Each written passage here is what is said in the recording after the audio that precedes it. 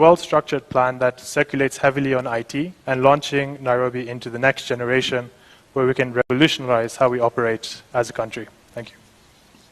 Thank you so much. All right, and we move to the next candidate, Nancy. Nancy Mwadime, you get the opportunity to tell Nairobians who you are and what your vision for the city is. You have 2 minutes.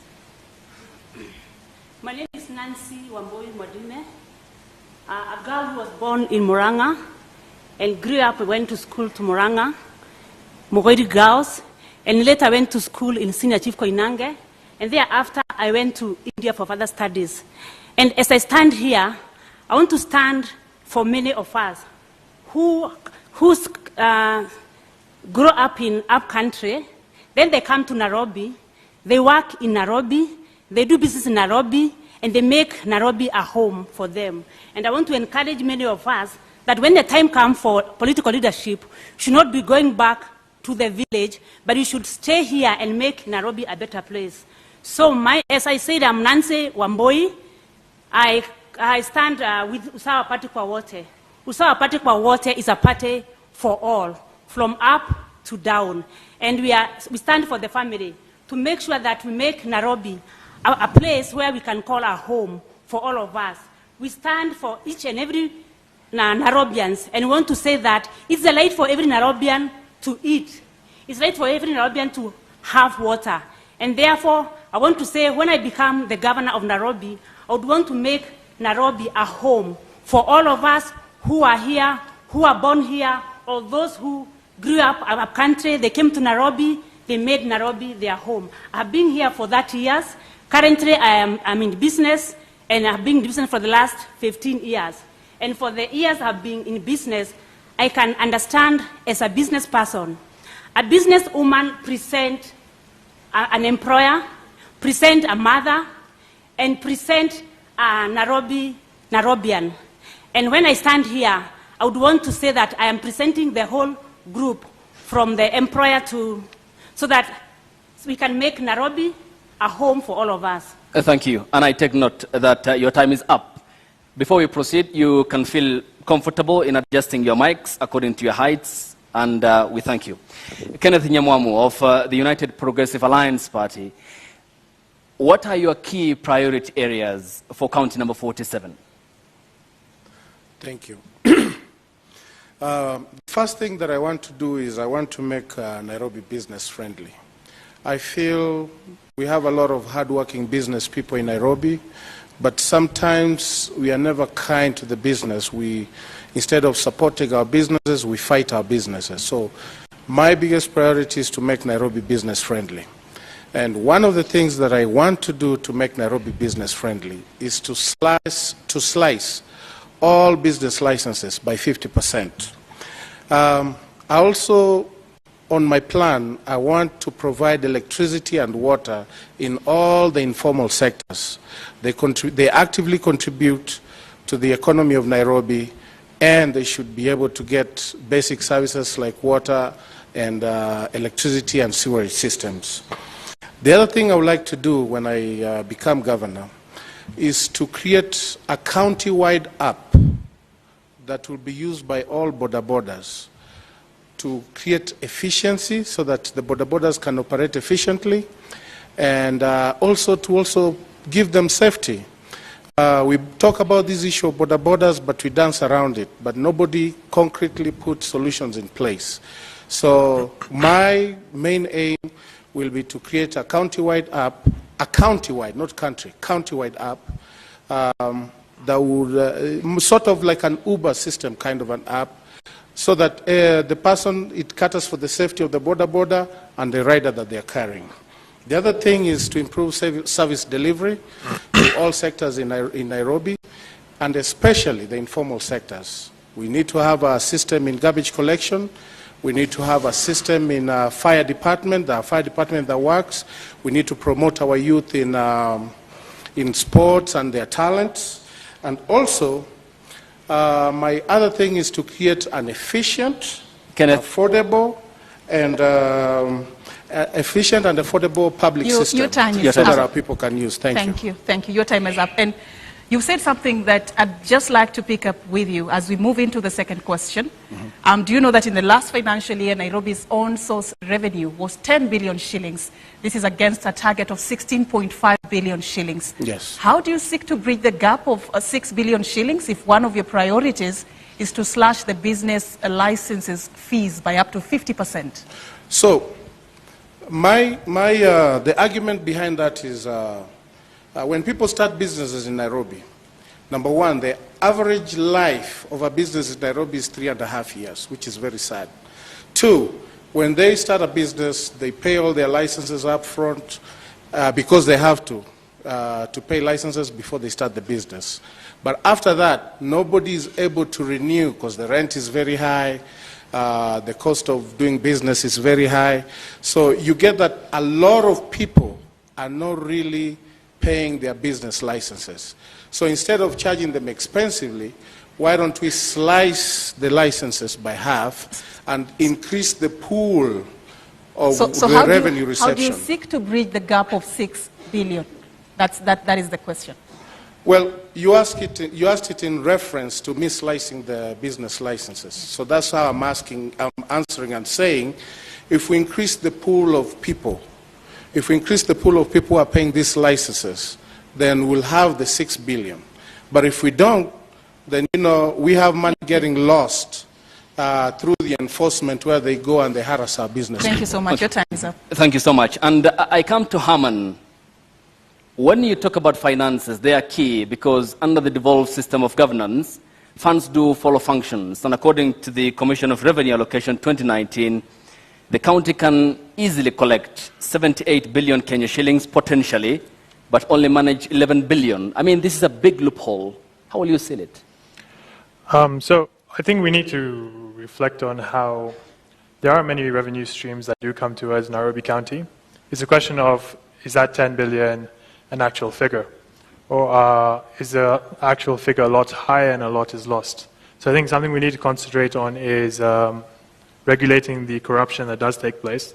And this is why a huge part of my manifesto dictates how we should digitize the payments coming to Nairobi County Council. There should be no point where we're receiving cash for any payments because it's very difficult to track cash payments. Also, I spoke on how we need to have better revenue generation streams for Nairobi County. Business permits aren't the only way we can generate money as a county. Something that has frustrated me is that if you look at Kenya's parastatals, a lot of them have struggled to raise revenue for the government operations. And I feel that also if we tap into parastatals and we create new parastatals in Kenya, we can generate revenue. Like something I pushed for was creating the biggest call center in Africa in Kenya. And that's something that we can also provide jobs for a lot of Kenyans because the minimum wage in that call center would be about 20,000 per month. So I feel like we should concentrate on reducing corruption and regulating the operation of parastatals and bringing in new parastatals into Nairobi. Thank you. Thank you. And we move to you, Nancy Mwadime. You spoke very passionately about making Nairobi a home, and that was part of what you wanted to do if elected governor on the 9th of August. I want to understand from you how you seek to bridge the gap of how much money Nairobi generates vis-a-vis what it potentially can generate. How to make Nairobi a better home. And the first thing we need to do is take care of the business people to make sure that they're able to do their business without any harassment. And especially, I'll give an example of the hawkers. The hawkers, they go in the evening to do the hawking business. So when I'm the governor, I'll make sure that the hawkers are not harassed. In the evening from 5 p.m., we'll have some roads closed and allow the hawkers to do their business without any harassment. On the other hand, we'll also take care of the business sector, like the industry. We shall have dialogue with the business owners, and we see how we can improve the business or how we can make their work easier. On the other hand, we'll also work together with the industry owners to see how we can engage or how we can put some of our unemployed people into work for those industries. And apart from that, I'm also going to make sure that there is water. Water distribution is taken care of. Because when we have water, we can encourage the Nairobi people even to do the family farming or the balcony farming. So with that, we are able to get some food available. Your time is up, but I'll add you 30 seconds just to come clear on something. You said you're going to work on making sure that hawkers are not harassed. And you know that some hawkers operate without the necessary requirements. Some dodge, the procedures that they ought to be going through to be able to operate a business lawfully within Nairobi. How are you seeking to make sure that they are not harassed, yet a big percentage of them operate without the licenses that are required, without paying any dues to the county? How are you planning to make this organized? I do believe with dialogue, everything is possible. I'll have dialogue with hawkers, and we see how we can stay together in the city of Nairobi, how they can do their businesses and they make money, they support their families, and how we can also charge a little fee which is affordable for them. Okay, thank you for your time. I come to you, Esther Waringa Thairo. On governance, it has underneath a lot of thematic areas, and the question of corruption comes up when you mention money in the city of Nairobi, and it seems endemic. What will be your approach? Well, with corruption, I know it's an issue that is big. I'm looking at, when I become a governor, I'll be in partnership with some bodies like DCI, EACC, where anybody who is employed, before they get the employment, they are vetted, and they should be people of integrity. I'm also looking at cutting down the loopholes of cartels. The cartels that are done that affect this city. One, we know that in the lands, Ministry of Land, land issue, it's an issue, especially when it comes to land that is allocated to the county. I would also look at the functions of what is happening, especially with the land in leasing, because most of the land's lease expires in 99 years, and we find that there are some places that they don't pay. They don't pay any lease because the leases were not renewed. So there are several things that I would look at in terms of closing those gaps of corruption and working towards making this city a city that is corruption-free. Okay, I add you 30 seconds before my colleague comes in with the next question to the next candidate. And you have mentioned cartels. Seems this is a cliche. Who are they by definition? Cartels are managed by people who are just those people we have elected, because they have mechanism of owning most of the businesses around. The local businesses are owned by people who are in power. So the cartels fall there. So if there is any tender or there is any garbage collection, you find that those companies are not owned by the local person. They are owned by people who are already in positions. Your time is up. I come to Kenneth Nyamamu, and this is very important because when we talk about finances, these are the taxes the Kenyan people pay, and they expect services, including not only Nairobi, but across the 47 devolved units in the country. Do you understand the regulations and the finance management in terms of managing the resources in Nairobi County? The answer is yes, I do.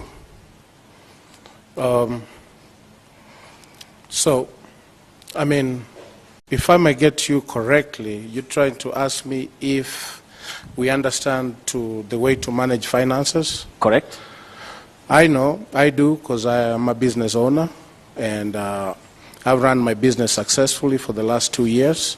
So I understand how to manage finances, how to pay people on time, which the city of Nairobi needs to learn how to pay people on time and not be holding salaries for 3-6 months until people go to the streets. The city of Nairobi also needs to learn how to pay their bills on time. The other day I passed City Hall, and the whole City Hall didn't have electricity. So We need to get there so that we can pay our bills on time, pay our people on time, and ensure that revenue is collected in an efficient manner, a manner that's free of harassment from the people. In my administration, I am going to eliminate any form of the City Hall askaris arresting people in terms of people who are trying to eke a living. I think it's wrong to criminalize somebody trying to eke a living, whether they are saying on the street corner or not. We just need to get a place for them to do their business. And your time is up. Thank you. Mm-hmm. Thank you so much for that. Now we move to the next topic that we wanted to interrogate you on. And at this particular point, we assume that now that you want to be the county top boss, you know what are the requirements under the Chapter 6 of the Constitution on Leadership and Integrity. Most of you, in your opening remarks, and even while responding to the questions we've asked you, have really talked very passionately about fighting corruption. I'd like to start with you, Esther. Just tell me a bit about the how you're going to approach the war against corruption in Nairobi County. Well, first of all, I'll look at distribution of resources. People have to give a budget on how they're going to spend the money. I'm also going to look at the tender awarding. It should be something that should be open and transparent, where you gazette every project that is going to be undertaken by the county government, and communicate even through the social media. Also give a feedback on who has been awarded, how much the project is going to be, and at what duration are they expected to finish the job. Because you find that most projects that are given out, we spend so much money and yet the projects are never finished. So that is a big loophole on curbing down the corruption. So that is what I would look at in terms of that. And your time is up. Thank you very much. Okay. Haman Sin Grewal, I come to you. As a FINA party member, the question of corruption has been a hallmark in this city. And when we look at the single, for example, business permits, the deficit is 912,362,049 shillings, nearly $1 billion Kenya shillings. What's your approach in terms of addressing this deficit, which is only 64% of the required 100%? Mm-hmm. Okay. So, in terms of corruption and also the business permits, I cannot stress the value of IT. Because IT allows us to track everything that we're required to. Whether it comes to movement of finance, whether it comes to business permits, we can use geo-mapping using Google Maps, and we can track businesses that are currently operating in different areas based on traction and M-Pesa movement. And we can understand that there's a business operating there. But that comes down to investigation. Also, another point I wanted to bring in is if I'm dealing with corruption, I've seen a lot of people are stressed out by KRA investigators. Mm-hmm. Why are KRA investigators not also the investigators for corruption in Kenya? So I feel that as Nairobi governor, I will digitize a lot of operation in terms of tracking, investigation, and further I will bring in the investigative abilities of KRA into my office. Thank you. Okay. How do you coordinate then with the Kenya Revenue Authority, which is the mandated national body, the taxman, yet you have a financial autonomy as a devolved unit in the event the people of Nairobi give you that mandate?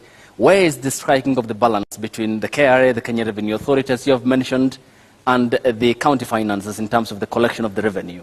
Okay. So the question is based on bringing in KRA investigators in, right? So as a country, we're collaborative. We're one unit. Granted, we have devolution that did take place where we separated the powers of operation. We can still collaborate with different organizations. What we can do is simply have a recruiting process where we can have employees also be transferred from KRA to the Nairobi County to investigate corruption and operation of the state. So that's one of the ideas I had in mind. Also, we don't have to entirely transfer them. Something we can also do is simply borrow them occasionally to conduct certain investigations, to also have proper auditing of operation.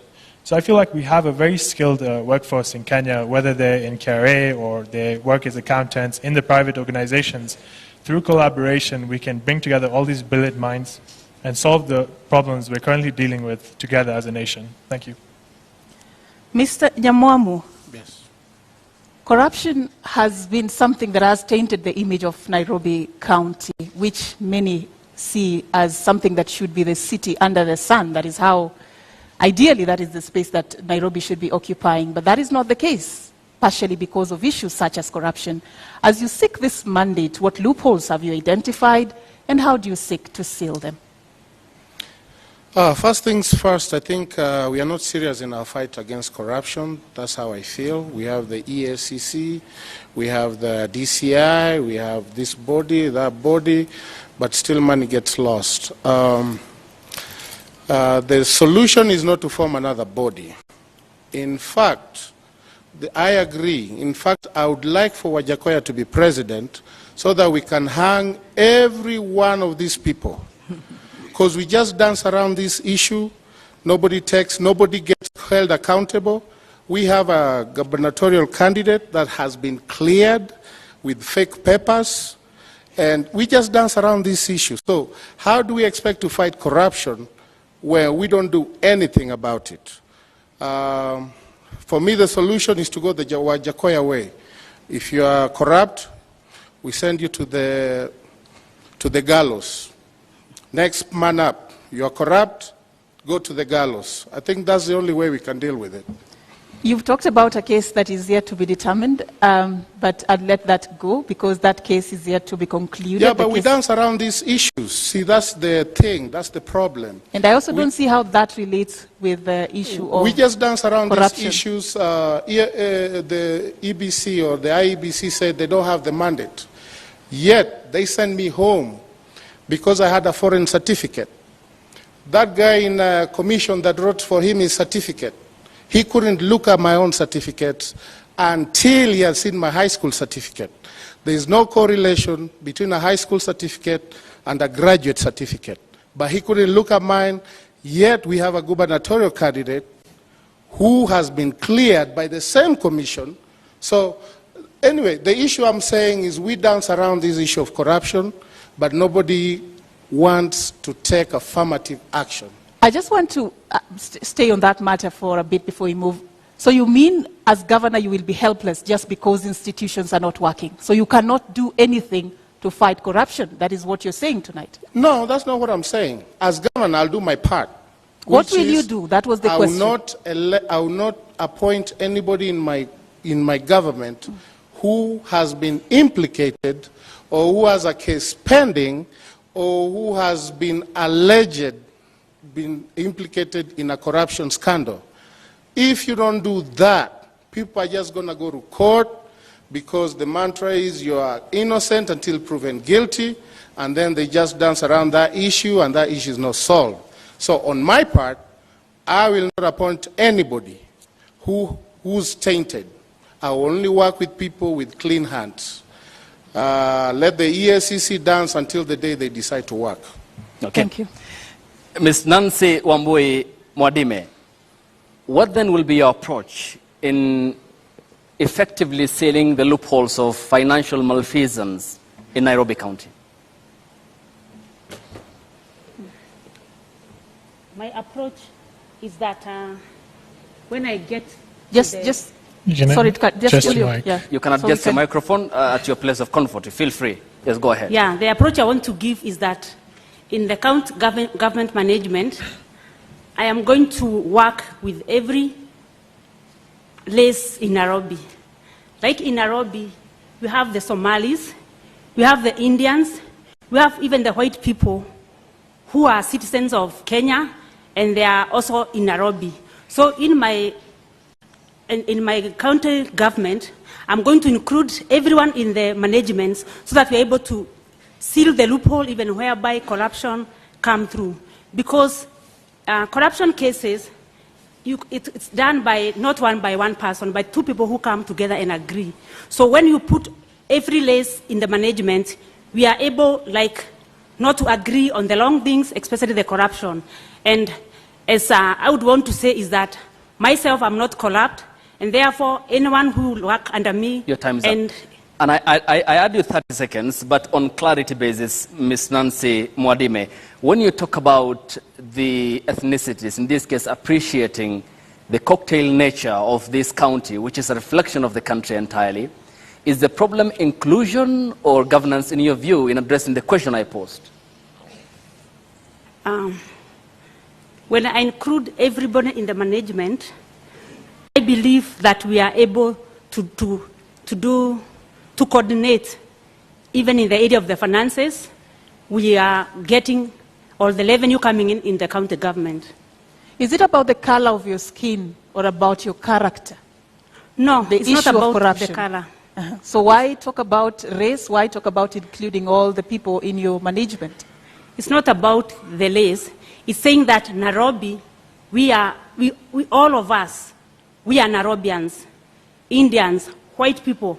Like, I think if I'm not wrong, I'm not seeing white people in the county government, and we have them as citizens. So that's what I'm trying to say, that in my government, I'll have a good number of white people, a good number of Indians, a good number of Somalis, and all of us together. Is their absence the reason why we have huge corruption cases at Kenya's capital? The absence of certain races in the management of the county, the reason why corruption still exists in Nairobi?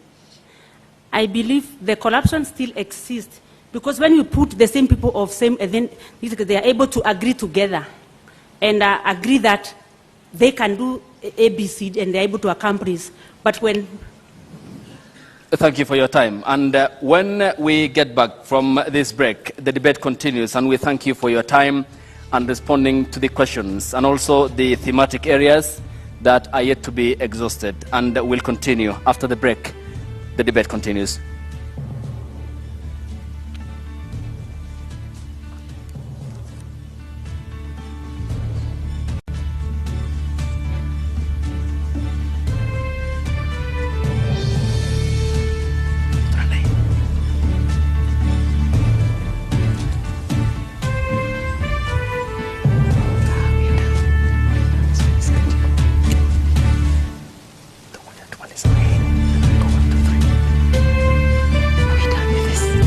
Start with one dream, one goal, one deposit, and one transaction. Pamoja, let's make it happen. So don't just bank with us, bank on us. Yes, Timo. Enroll at Catholic University of Eastern Africa for courses in nursing, law, business, economics, computer science, education, community health and development, actuarial science, international relations, counseling psychology, regional integration and theology. September intake ongoing at Langata and Eldoret campuses. Email admissions@quer.edu or visit quer.edu. Quer, for innovative, marketable graduates. I think the most important quality of a leader is wisdom, so that the decisions that are being made now, he knows how, it's like a chess player who sees 10 moves ahead. Unajua wakati ambapo mlipa ushuru analipa ushuru wake, anataka aone angalau kazi ya pesa yake ambayo anailipia. Pesa tunaamini kwa zinaishia kwa mifuko za watu binafsi. I think it's important that wealth is declared frequently, and if people have found ways to accumulate wealth very quickly, absolutely good for them, as long as, of course, that is done honestly and ethically. We need leaders who are well educated to understand the challenges that we face in the modern world. Kwa mfano, mtu mwenye amesomea ukandarasi wa barabara, mkiwa na kiongozi ambaye amesomea hiyo taaluma, una uhakika kwamba barabara za eneo lako zitakuwa zina usimamizi mzuri.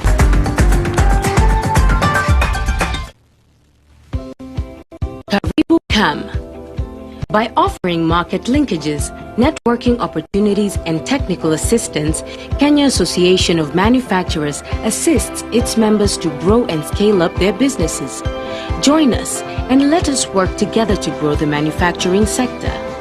Becoming a CAM member is as easy as 1, 2, 3.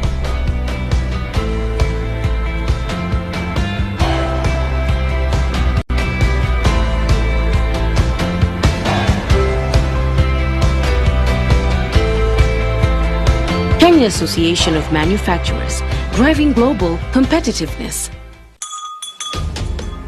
What is a secondary school in Kenya?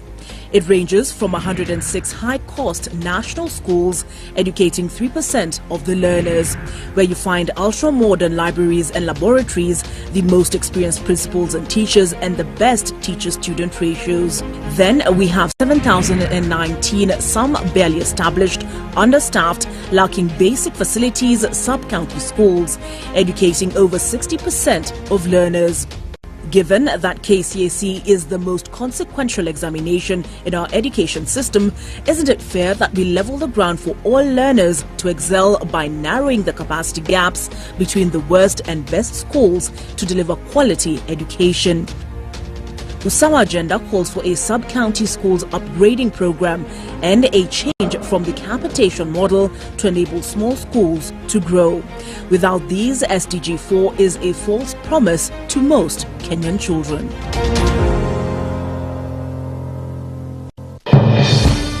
We shall legalize weed. Professor George Luchiri Wajakoya of the Roots Party. Raila Amolo Odinga of the Azimio la Umoja One Kenya Party. Unajua mimi sina pesa ya serikali ama ya kashfa. David Mwaure Wahiga of the Agano Party. And tunasema kazi ni nini? William Samoei Ruto of the Kenya Kwanza Alliance. Presidential Debate 2022.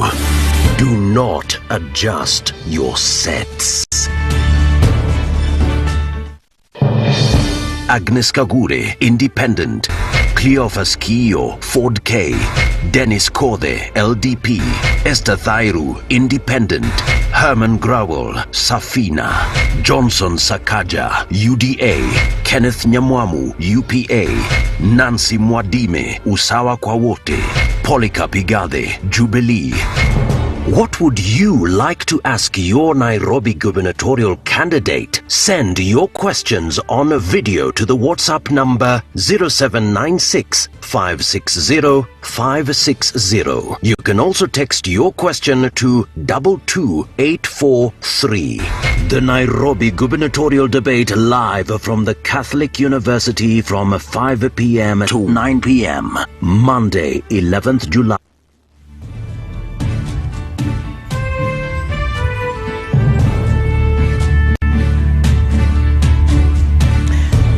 Welcome back. You're watching the Nairobi gubernatorial debate live, coming to you from the Catholic University of Eastern Africa in the county of Nairobi. And we are with Esther Waringa Thairu, who is an independent candidate seeking the top job in the county.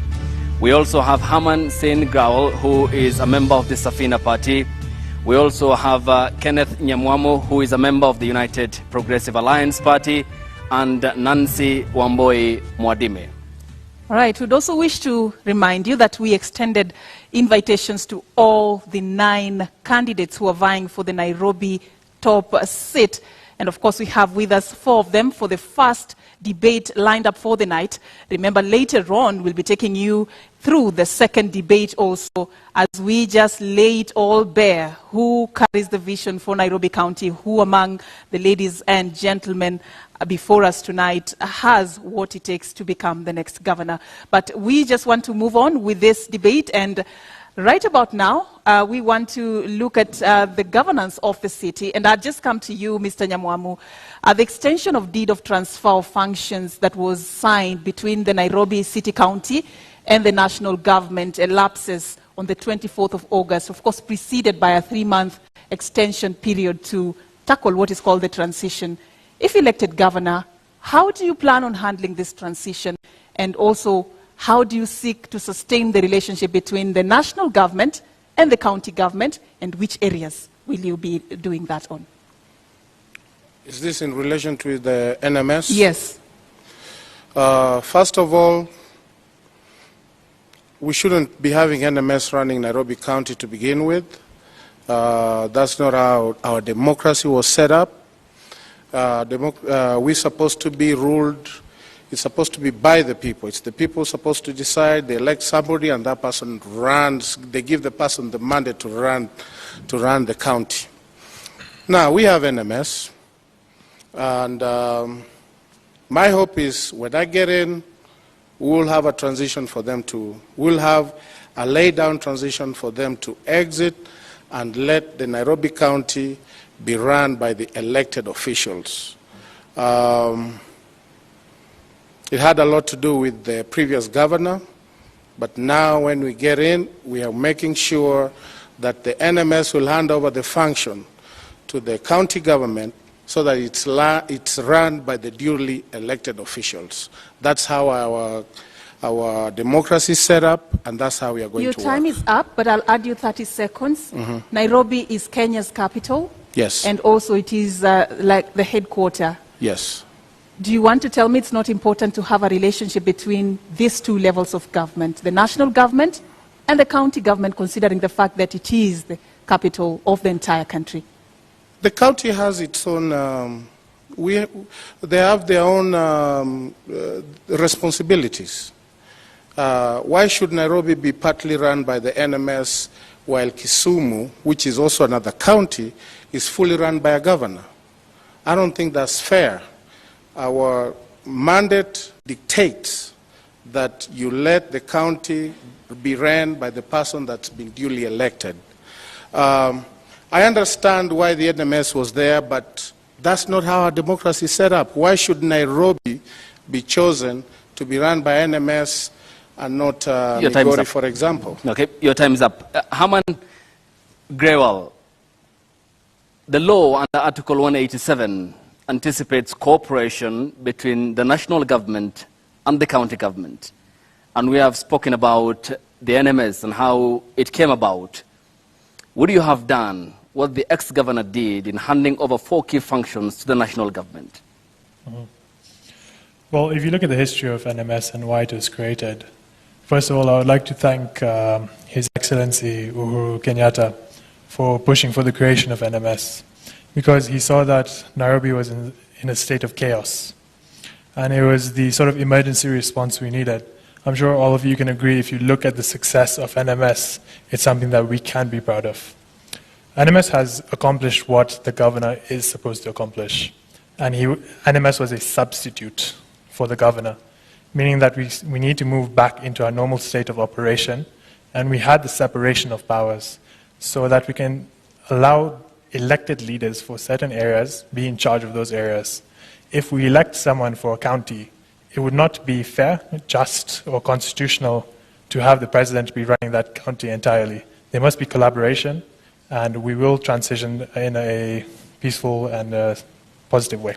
Okay, your time is up, but I add you 30 seconds for clarity. And there seems to be no response to my question, and I need clarity on this. If accorded the mandate by the people of Nairobi County, would you have done what the former governor did at State House in February 2020? I feel that given the situation we were in at the time, it did make sense, but it did happen because of the governor's actions. So I feel that if I'm responsible as a governor, I wouldn't allow us to reach that state. But if we are in that state, we must be responsible as leaders and say, I've made a mistake. I'm not delivering as a leader. And take a step back so that our country can prosper. Thank you. Thank you. All right, Ms. Nancy Mwadime, how do you plan on sustaining the relationship between the two levels of government, considering the fact that you're vying on an Usawa kwa wote party ticket, assuming the government is taken over by somebody a party that is not in your political camp? What will you do and how will you sustain this relationship? I'll be able to maintain the relationship because the two bodies, the national government and county government, we need one another, and each body has its own role to play. The national government, the county government, because even some of the assignments which are done by the county government work in relation with the national government. So what I would say is that I'll maintain the relationship, and where necessary, we shall work together. And at times, for example, with NMS, I would say that the county government, with a good leader, we have all what we need in the county government. We have workers from top, from the engineers to the accountant to the officers. So what I would say that with good leadership, the county government can be able to manage. Thank you. Your time is up. Okay.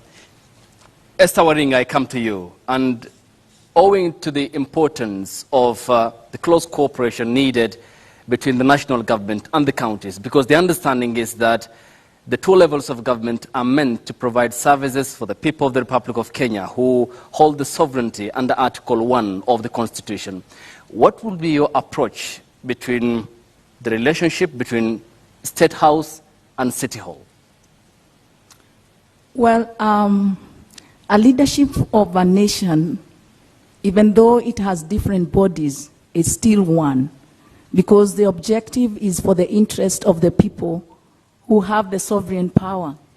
So I see that in partnership and consultation, we can really work, the county government and the State House, because everything that is done, the functions could be different because of devolution, but it is workable with partnership.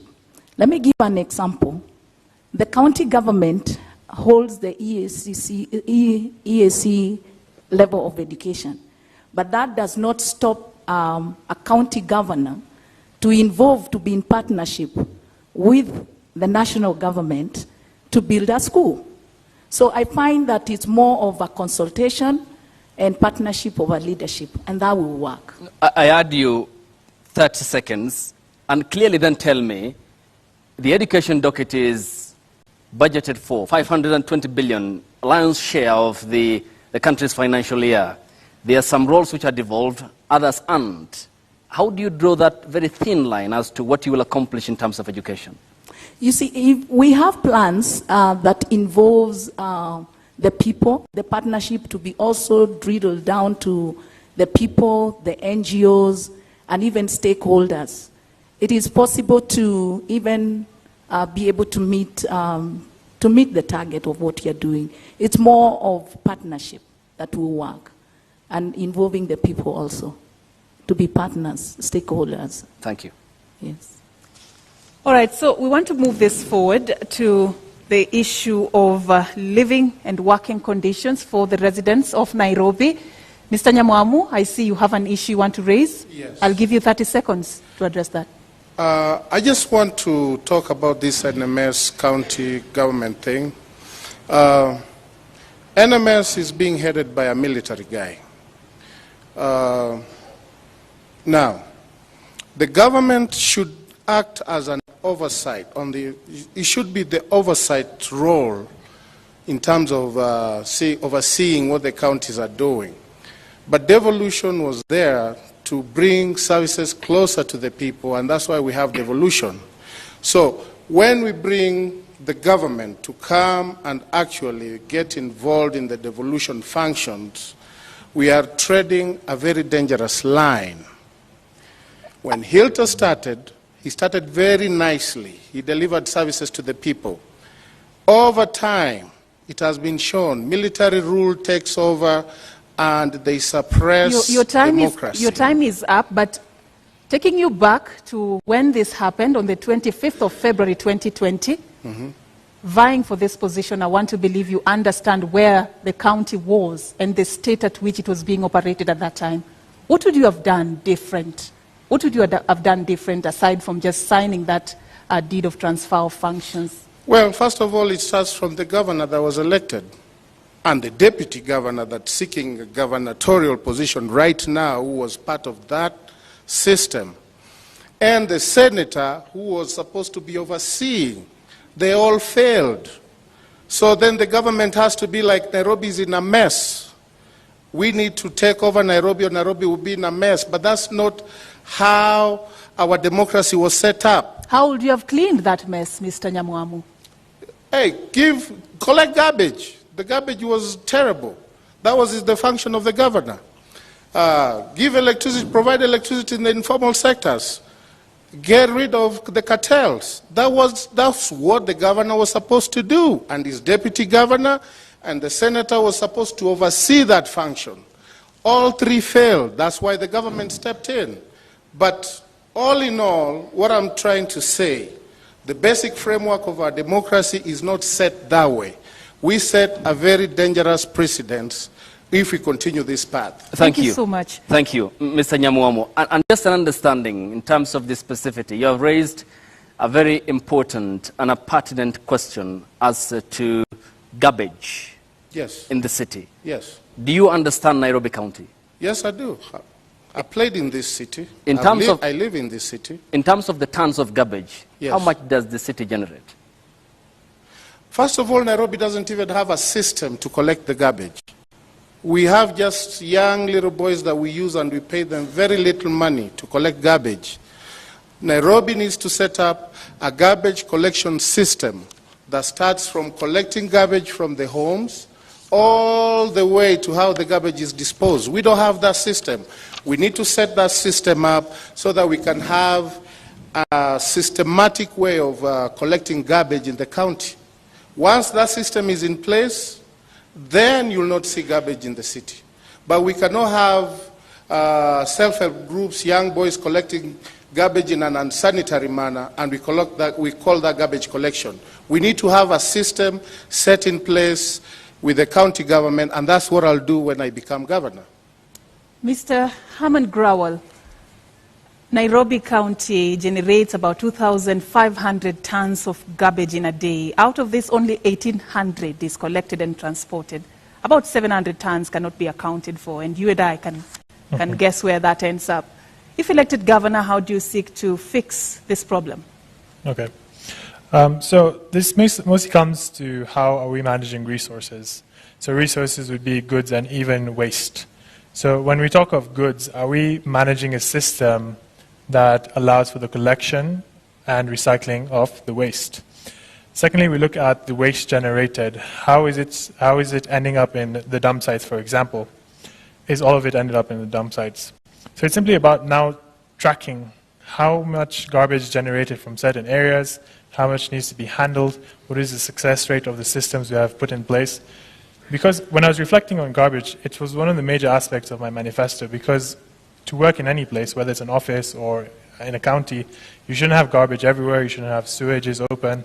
Because I've also walked through several slums in Nairobi, and I don't understand how we have the funding for something simple such as manual labor, which is minimum wage, which is all that's required to collect garbage in certain areas, and then now move it to a recycling plant. Thank you so much. That's why I spoke on how we need to partner. So even with recycling plants, we can export shredded plastic to other countries. Mr. Growell. Your time is up. Okay. All right. Thanks. Ms. Nancy Wambui Mwadime, the issue we have talked about is very important. What's your easy, immediate fix to garbage problem in the city? About the garbage issue, one thing I want to say that people have complained that at times leaders give manifesto and they're not able to fulfill what they have said. Especially the issue of the garbage. I would say this is something I need to get to that office and sit with the other parties and we see the way forward on how to handle the issue because it's a big problem at hand. Which is the way forward? As I've said, there are some issues one would need to get to that office and sit and look all around and see how to solve. And the garbage is one of the issue one would need to go and get to the office and sit with the bodies related and see the way forward. And how does that way forward formula look like? Because the people of Nairobi watching this debate want clarity to the questions that we are asking you. What's the approach? How? I start by saying that we need first to start by educating our people. Because the issue of garbage starts by dropping it everywhere. So we need first to have the feeling that you cannot go dropping a peel of a banana everywhere. Your time is up, Ms. Mwadime, but just 30 seconds for some clarity on something you said. You want to get to that house, sit down with some people to get solutions. The people of Nairobi want somebody, a leader who already has solutions. What level of assurance can you give residents who are watching you tonight that you have the solutions to the problems that they are facing in Kenya's capital? I have solution for many issues facing the Nairobians. Is garbage one of them? Garbage is one of them. So how do you sort to fix the challenges we are facing with the garbage issue in the city? We can go to the old, now we are calling it county government. Years back, we called it city council. By then, we had lorries, which used to go round collecting the garbage. And there was a planned area where the garbage used to be taken, and from there it was managed. So what I'm trying to say is that we can get back to the Nairobi, which was there some years back, and the county government provide those services to the citizen, correcting the garbage and knowing where the garbage should go and knowing how the garbage will be managed. Thank you. Esther Waringa, 30% of garbage in the city is disposed of by a private company. This is a lion's share, and it's clearly a private affair. Yet the county is supposed to be offering services to the people. It's public dominated. How will you turn this around? You see, garbage looked in a more positive way. It's money generating. If you look at it that way, then you'll have a solution on how you can tap from garbage collection into the recycling and generate some money. So what I would really do is to have the county government deal with the garbage disposals, where the garbage installation, collection bins are placed in every estate, in every slum area, on the streets, and then that garbage collection is done by the city government, and we build some collection dumping sites in ward level, and then after that we are able to partner with companies that do recycling. And then we'll ask them that since we have brought the garbage to you, to the dumping site, then we create employment. We ask them to employ people who will sort that garbage out. And then after that, whatever profit they make, time is up, Ms. then it's able to, we ask them to give us a 30%. Your time is up. But let me add you 30 seconds to be clear on that. Yes. When you say that you will procure companies, do you appreciate the importance of public participation under the current constitution, and what will be the way of bringing those companies on board since they are private? We have recycling companies. If we partner with them, and those are the things that they need, the recycling, the garbage stuff that they can recycle. So I find it's easier because when you partner with them, you have made it easier. You've brought the garbage to a dumping site that is available for them to be able to collect it. That's how I would look at it. Okay. Yes. And your time is up. Thank you. All right, we want to move to the next section, but before we do, Mr. Nyamwamu, earlier you had said that you play in this city, you've lived in this city. I just want to seek a clarification looking at what you've done and who you are. You left the country in 2001? Yes. To go to the United States? Yes. You're a certified nurse in the United States? Yes. You've attained 3 of your major degrees from abroad? Yes, I did. Earlier, in early basic education, you studied in a county outside Nairobi, Siaya. Yes. How are you assuring the residents of Nairobi that you're part and parcel of them, you understand their issues, you have solutions, you know what they're going through, you're going to fix it if they elect you governor? Well, I've been you have articulating 90 seconds. I've been articulating these issues. I've given a way forward in terms of garbage collection. I've given a way forward in terms of making Nairobi business friendly. I think the issue you're asking, you've been outside the country, how are you going to relate with Nairobians? And my answer is this: I'm still a Kenyan, and problems that face the cities are universal. If I'm correct, our president learnt abroad, incoming president Raila Odinga learnt abroad. A lot of people who are in leadership in this country learnt abroad, but they still actively participating in leadership roles in this country. So living abroad does not disqualify you from understanding and articulating the issues or solving problems. One of the things that has been put here that's successful is this expressway. This is a foreign concept that was borrowed from abroad, but it's here and it's working. So going abroad does not stop Thank me you so much. Thank you for from that articulating the Your issues. time is up.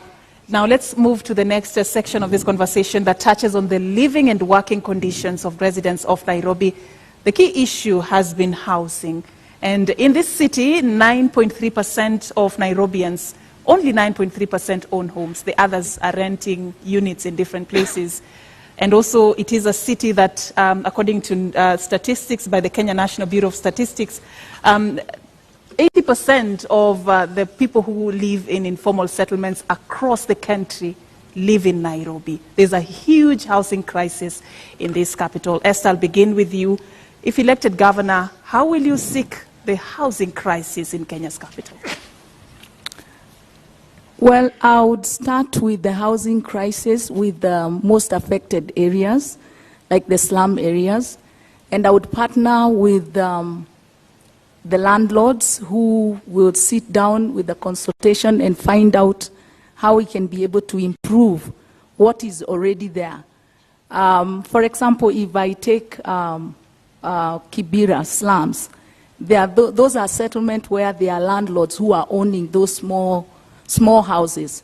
But if I came in as a governor and had a partnership with them where we improve the housing, we improve the condition that people live in there, and I'll come with support, like give money so that we can improve, and yet the people staying there will not pay a higher cost, but they'll still remain paying that because I've already chipped in some money to improve their living conditions. That's how I would tackle it. Then I would partner with the investors to build affordable housing. Thank you. Thank you so much. Your time is up. Allow me, Esther, to add you 30 seconds, because you have mentioned Kibera, which is a constituency in Nairobi County. And as per the Kenya National Bureau of Statistics in 2019 census, this is a region or part of Nairobi which has a population density of 712 times what ought to have been 68,000 people per square kilometer. That's a homework, isn't it? That's a steep slope for you. How will you operationalize decongestion of informal settlements, which account for 80% of Nairobi's population, and Kibera being an example that you have fronted? Well, I wouldn't look at moving these people. I know there is cheap housing, affordable housing that was built for them, high-rise being one of them, but they never moved in there. They still came back to their own settlement. So what I would look at is improving, not really moving them away, because they are used to that place, they are comfortable in that place, but how best can I improve their living standard? And your time is up. That's what I would focus on. Asante, thank you. Herman, yes. I come to you. Housing is a national government function, and therefore, again, another cooperation is needed between the county government and the national government. We already are falling short of the targeted 250,000 household units to be delivered. We are doing it at 50,000 at the moment. This rate needs to be speeded up by 3 times the current number. What's your cooperation with the national government, if elected governor, and how will you address the problem of housing congestion in the city? Okay. So the question is based on supply being too low and demand being too high. Every businessman knows that this is a huge opportunity, right? So if you look at the structure of the country, you've got your upper class, middle class, and lower income groups. And each needs a different solution for housing, because you wouldn't expect someone that's earning over 2 million shillings per month to be provided with the same solution as a lower class person. So what we do have is an opportunity for us to now use technology to even like 3D print cheap housing for people living in slums and have a payment structured plan where they can pay back. Because if you study the banking history of Kenya, you see that it's becoming difficult for people to now mortgage housing. So that's something we should reflect on. Further, for the middle class and upper class, we must encourage investment, because again, this is an opportunity. If I give you a loan to build apartments, I now have the opportunity to earn from interest, and we've succeeded in building apartments for Your people time is in up, Nairobi. but I add you 30 seconds. Proceed. Okay.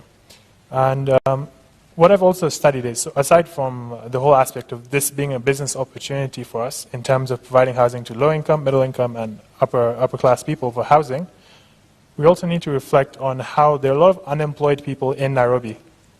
So I've studied all the manifestos for different candidates, and someone like Wajakoya has spoken of making Isiolo the capital of Kenya. I understood the logic, but this is also something that can be applied here. Because there's too much demand in Nairobi, what if we set up organizations in other counties where people can earn and also find housing? So I think that's something we should also encourage to decongest Thank you. Nairobi. Thank you so much, Mr. Grawal. Now we come to you, Mr. Nyamwamu. How do you seek to fix the housing crisis in the capital under your administration, if elected?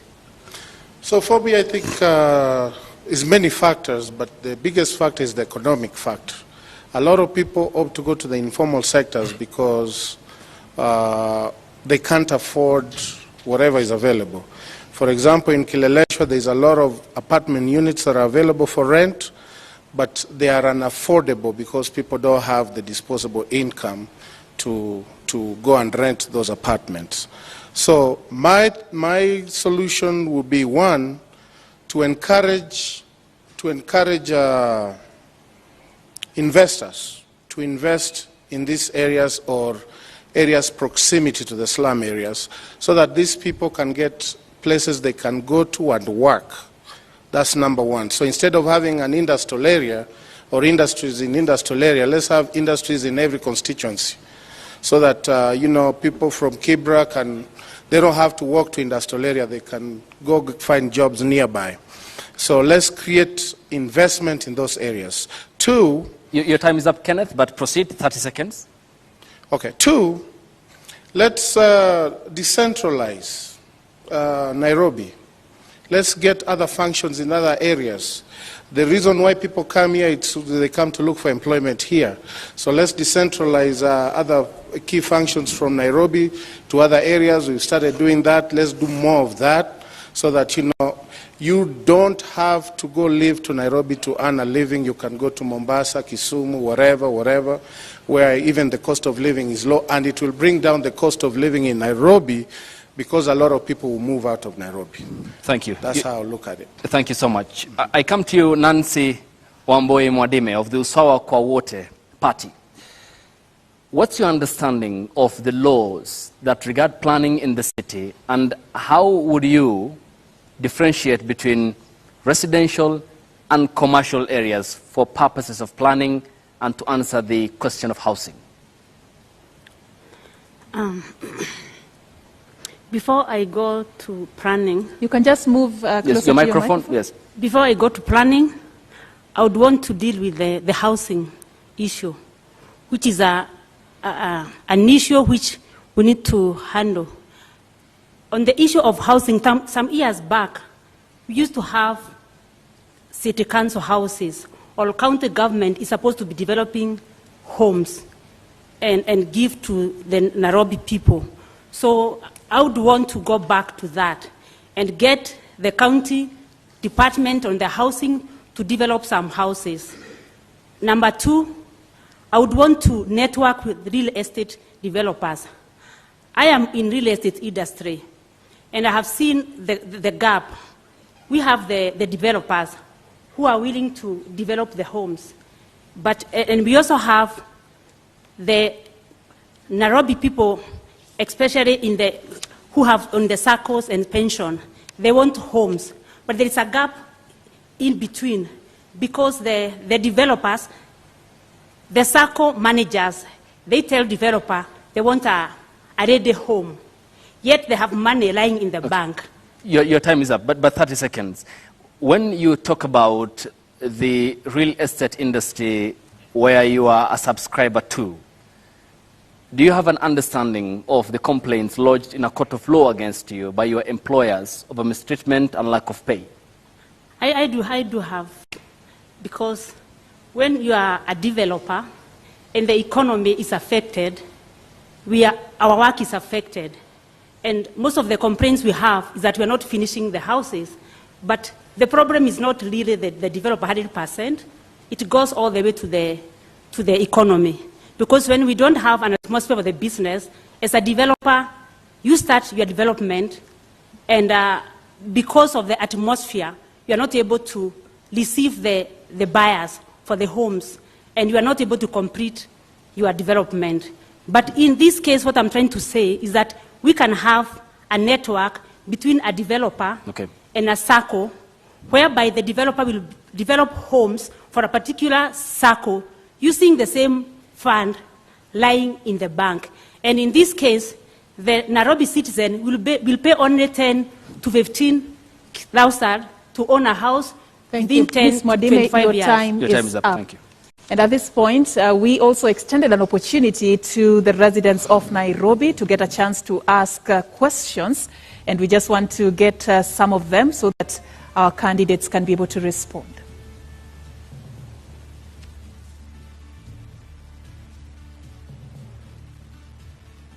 My name is Masi Masila Achola, an executive program leader with the Maxwell Leadership Team, and also serving in the Kenya Daima Steering Committee. My question to the Nairobi gubernatorial candidates is, if elected to office, could you share with the residents of Nairobi what can we expect from you in your first 100 days in office? Nairobi County collects billions in taxes. What mechanism are they going to put in place to ensure that Nairobi County's billions do not end up in the pockets of a few corrupt leaders? Nairobi's public transit system is a mess. How will your administration fix the issue of commuting through town and the traffic jams we experience on our roads daily? Majina ni Nicholas Paul. Swali langu kwa waheshimiwa wanaokusudia kuwa gavana wa Nairobi. Ni mpango ipi mlioweka kuhakikisha ya kwamba wafanyabiashara wadogo wadogo hawadhulumiwi na mabwenyenye humu mjini? My name is Samuel Matara. I work and stay in Nairobi. And I have a question to all the Nairobi gubernatorial aspirants. Now, if you walk along the streets of Nairobi, the marketplaces of Nairobi, and also the residential places, you will encounter mounds of garbage strewn all over. And this is despite the previous governors promising that they will make sure that this city becomes clean. How are you going to ensure that this city becomes clean like the way it used to be? Question number one. NMS inatoa stage from CBD, inapeleka outside CBD, and also they are banning border from CBD. Is it right on that way?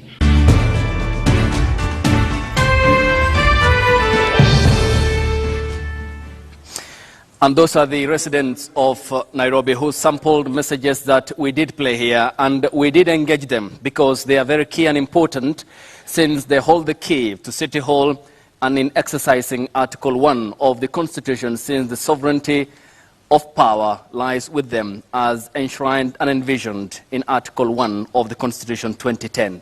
I begin with you, Esther Waringa. Vast array of topics from taxes, corruption, malfeasance, small businesses and the friendly environment they want, to planning. What's your response to what some of the sampled messages here had conveyed?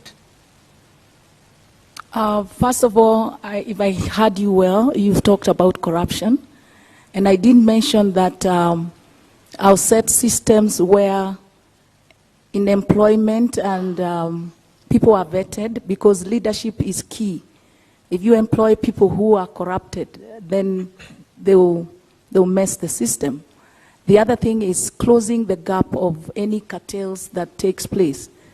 If I heard you well, again, you've talked about if you can say small businesses. Sorry?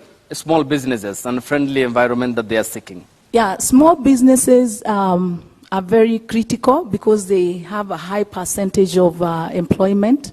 I would look at boosting them after COVID, post-COVID. The businesses were affected. So I would form SACCOs that I'll boost money in those SACCOs, and then they would get loans that they pay with minimum interest. And your time is up. They build up. Coming to you, Mr. Grawal Singh, we had tackled the issue of corruption, but I want you to also speak to some issues that have been raised there. What will you do within your first 100 days? And also, what is your plan to improve the welfare and status of those who are running small and medium enterprises within the capital? Okay. So I think the whole question of what are you going to do in your first 100 days is a very generic question. As a governor, it's not about just picking one goal and focusing on it. I feel it should be an expansive goal, and it's all outlined in my manifesto. What I want to do primarily in my first 100 days, if I must state in my first 100 days, is to clean up Nairobi. Because a lot of people in Nairobi are not happy, whether it's in terms of operation or the cleanliness. It does have an impact on the psychology of a lot of people. So I feel cleaning the area in Nairobi is something of paramount importance in my first 100 days. Moving on to SMEs. My running mate is named Michael Kimwele. He works for KCB Bank. He's in the department for SME loans. So there's actually a structured plan we have on how to help SMEs access funding. Because if you look at the history of a lot of countries, how do you stop, for example, the son of an Askari being an Askari? How do you help the son of a mechanic finally be able to buy a car? It's through providing them with funding. Mr. Grewal, but I add you 30 seconds to proceed. Okay, thank you. It's through providing people with funding to allow them to break out of their environment. If, for example, I've never received over 30,000 in my whole life, how am I going to escape the poverty cycle? It's through having a structured plan, and even we have a system where we'll guide a lot of people in Nairobi how to start a business, how to run a business, and if your plan makes sense, we'll help you get funding for your project. And we also have some sort of mentoring system. So as you're operating, as you're growing your business, you'll still be monitored, supervised, and we work as sort of a team, as a family, so we can help each and every person in Nairobi grow. Thank you. All right, the same set of questions will apply to you, Ms. Nancy Mwadime. Within 100 days, in case you're elected, what will you prioritize? And also, as you do that, you also talk on what you plan to do to improve the status and welfare of those running small businesses within Nairobi. You have 1 minute. So the first 100 days, I'll deal with the employment. We have kept on talking about employment on youth, but around this time we have unemployment, even from age gap between 30 and 40 and even 50. And with this group, I would provide training, free training, and when they are done with the training, we provide them with tools. For example, if you are trained as a mechanic, we release you with tools for being a mechanic. If you train as a trailer, we release you with a trailing machine. For the youth, I would encourage a good number of the youth to further their studies. When they go, the county government and my management will pay their school fees abroad. When they go out there, they'll get visa to further their education. And we'll take care of the fees and their accommodation. Okay. But while they're there, they'll be able to work. But why abroad? Why not within the borders of this country? Don't we have what it takes to do that? I was to come to that. Mm-hmm. But I'm saying I'll encourage a number. Because when I encourage a number of them, I'll kill two birds. One, they'll get employment. The second, they'll be able to work for a few hours. And those who are wise, they'll work and send money back home and they support their parent. And for the local youth, I'll also get them to workshop and training. And I'll do the same as for the age gap between 30 and 40. I'll give them tools to start small businesses. Okay, Ms. Nancy Mwadime, your time is up of the Usawa kwa Wote Party. Mr. Kenneth Nyamwamu, how would you respond to the sample questions from the people of Nairobi County? So first things first, let's make Nairobi business friendly. Let's invite international investors. Let's promote local investors. Let's not criminalize people who are making a living. If we bring international investors and have them in every constituency, people will have jobs, and that will improve our lives of living. Let's reduce our business licenses by 50%, so that whatever businesses we have, they are not, the cost of doing business is a little lower, and they are able to do business effectively in Nairobi.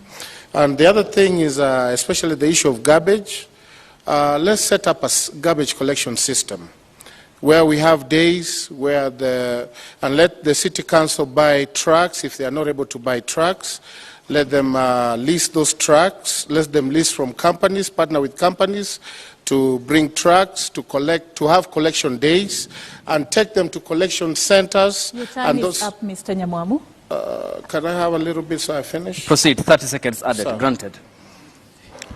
So let's get these people these young boys who are picking up garbage. Let's train them, empower them, show them the sanitary way to collect garbage, so that when the system is there, these boys can be incorporated in the county, and then the garbage can be taken to the collection centers. The other thing is when I'm governor, I'm going to fight with KEMSA. KEMSA is diverting medication from county hospitals. Your time is up, Mr. Kenneth Nyamwamu. That is another government agency which is national. We appreciate is the source point of pharmaceuticals to the counties, and that is a topic we can discuss another day. All right, so there's a question that was also asked. I deliberately left it because this is what actually ushers us into the next section. And we're going to be looking into your vision for the transport sector in Nairobi County. One of the residents of Nairobi County is concerned, actually, about the traffic jams that we witness each and every day if you live in the capital. Esther, what is your plan to end the perennial traffic jam menace, if elected? Thank you so much. About transport, I would say that if we have proper and efficient transport system that will work, it's good. If I'm elected, I would think of having to refurbish trains, have rails, trains bringing people to town. That would decongest the traffic. I'd also have to have a consultation with the Matatu people and see how best we can have the public transport organized. I would also look at having designated lanes on the road where any buses or a car that has more than 3 people can use that lane so that it's more faster to have them.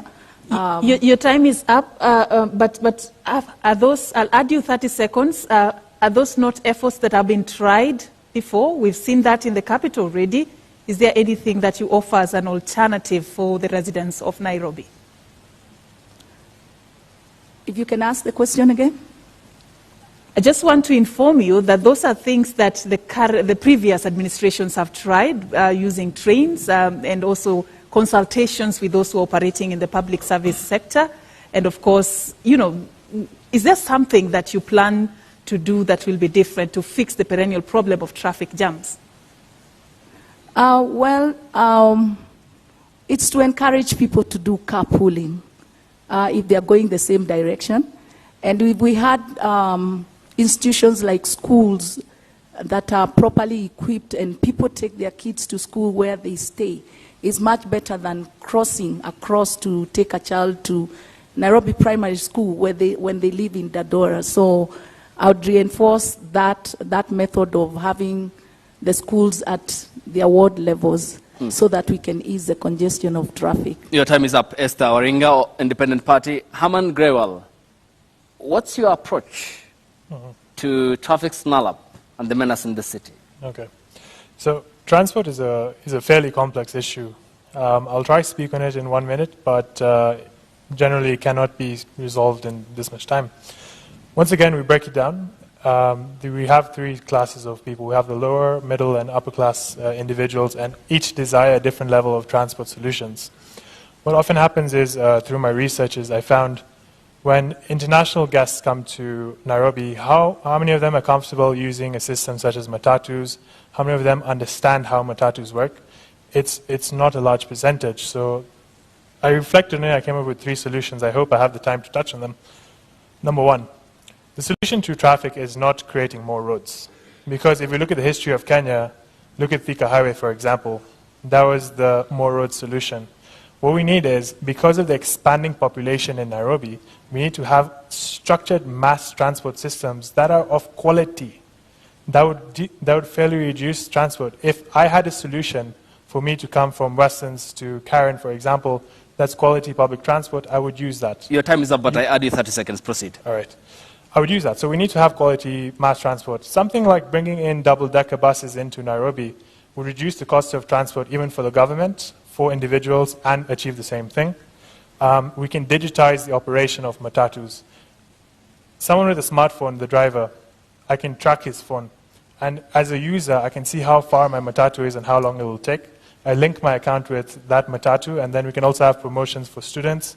And lastly, we can also have a digital carpooling system where if I have a saloon car, for example, other people coming to Karen can simply share the cost of transport with me. And now this touches on the different classes we have, that's lower, middle, and upper class. Your time is up. All right, we move to you, Nancy Mwadime. Just your strategy of solving the traffic jams in Nairobi County.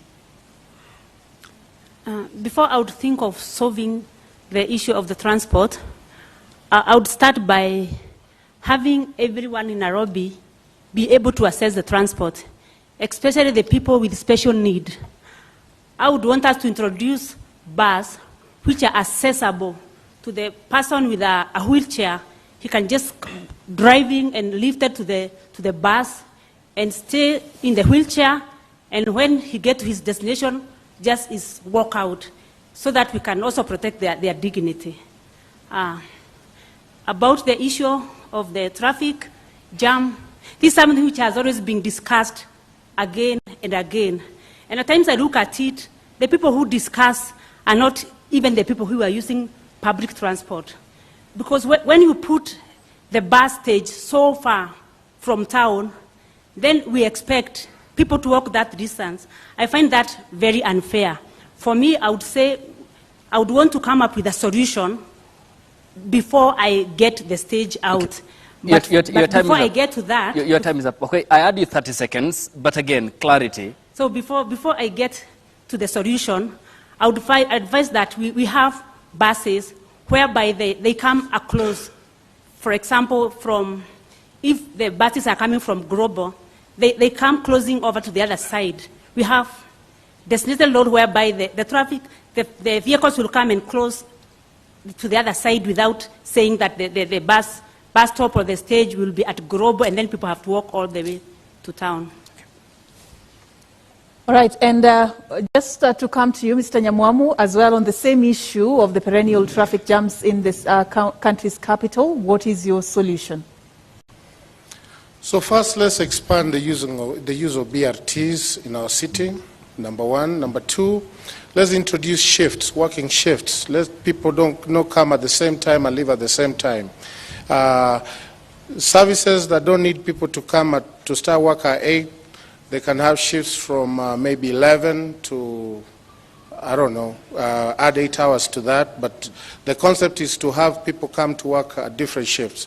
In essence, there was something that was talked about in 2013 about introducing Nairobi into a 24-hour economy. Let's introduce that 24-hour economy where we can have shifts and people come at this time, or that time.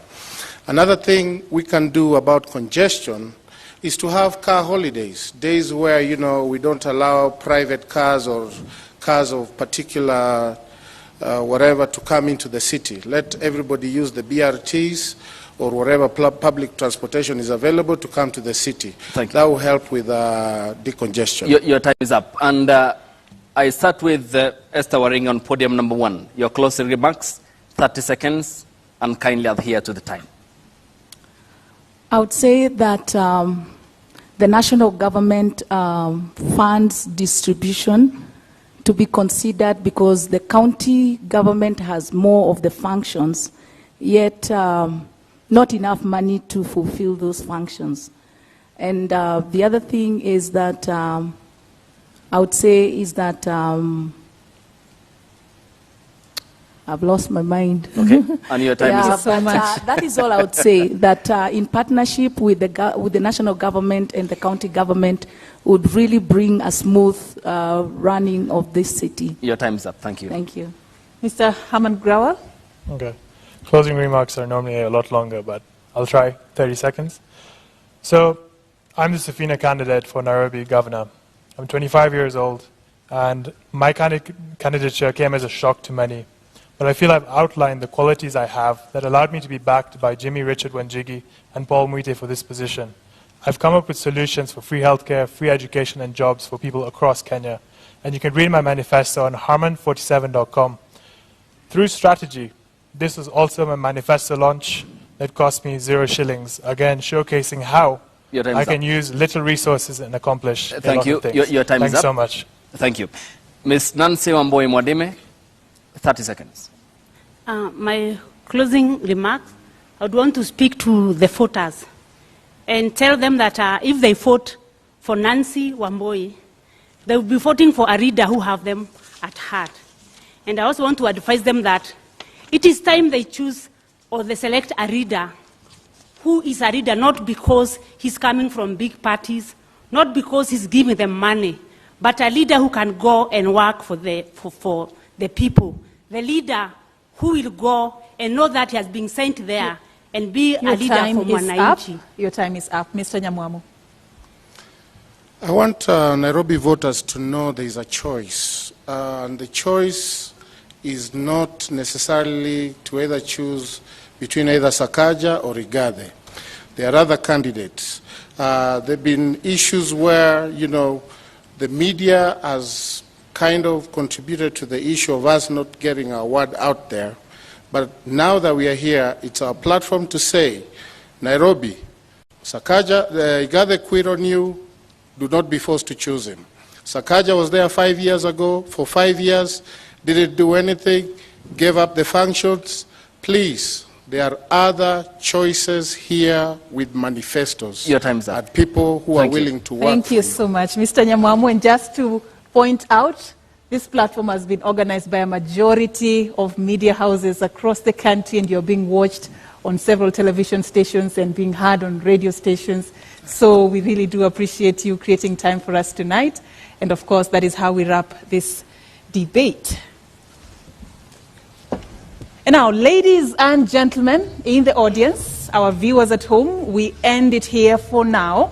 Our appreciation to the candidates and their respective campaigns for honoring voters with this duty to debate. And we thank you for watching. Our second debate involves Senator Johnson Sakaja of the United Democratic Alliance Party and Polycarp Igathe of the ruling Jubilee Party and the Azimio la Umoja One Kenya Coalition political party, and comes to you live at exactly 8 p.m. My name is Ayub Abdikadir Abdi.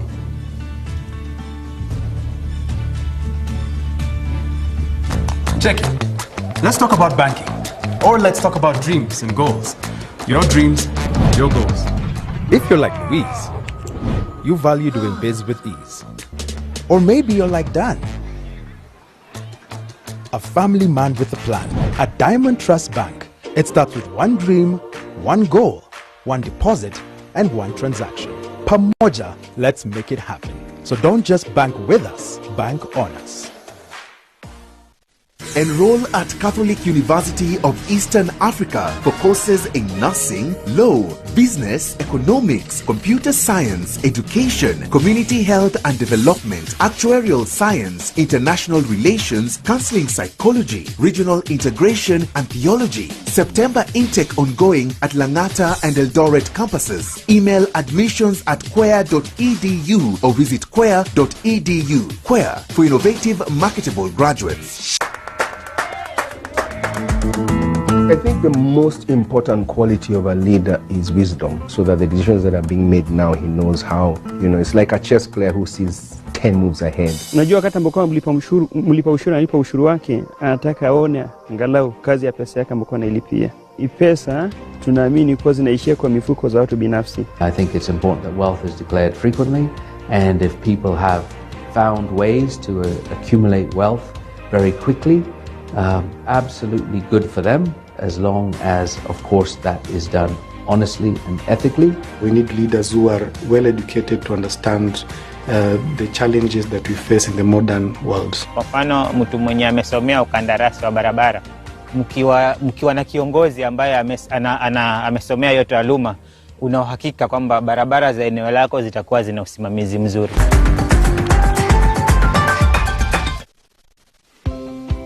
Karibu Pam. By offering market linkages, networking opportunities, and technical assistance, Kenya Association of Manufacturers assists its members to grow and scale up their businesses. Join us and let us work together to grow the manufacturing sector. Becoming a CAM member is as easy as 1, 2, 3.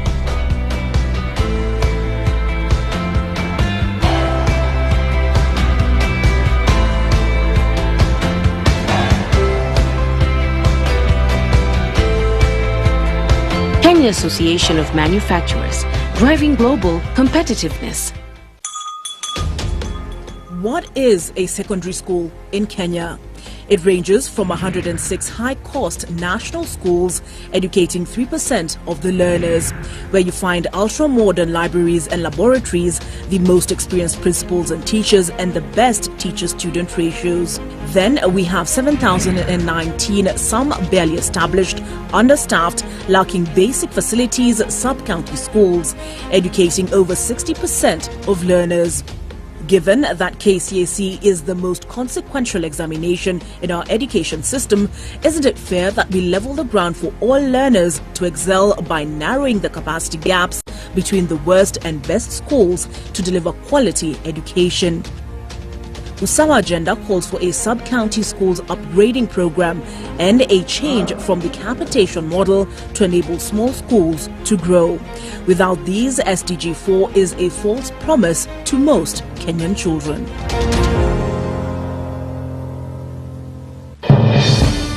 We shall legalize weed. Professor George Luchiri Wajakoya of the Roots Party.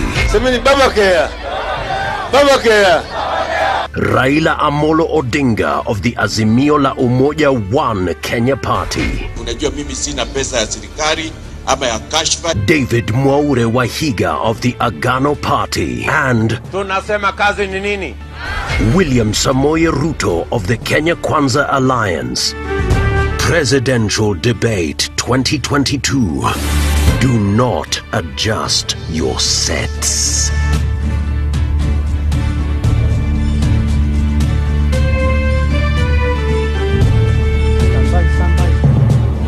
Well, a data analyst, an IT practitioner, and two real estate CEOs or experts in their particular field. Those are the four candidates that showed up for the first debate that ran from about 5:30 p.m. and concluded a couple of minutes ago here at the Catholic University of Eastern Africa. We are live with the first ever inaugural Nairobi gubernatorial debate, this coming just before the Deputy President's debate that will happen next week, and the presidential debate that will happen the week after. Many thanks for staying with us. We are live across all TV platforms and radio platforms as well. My name is Wahiga Mwaura from Citizen TV at our Studio B, where my guests are on standby to analyze what has been a very interesting last hour and a half or so. Who showed up here and who did not show up? I'll tell you who didn't show up. Dennis Kotha didn't show up.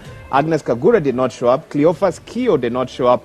But the other four of the seven that had been, of course, cleared by the IEBC and had met the threshold 5% and below in popularity rankings in the last opinion polls were there.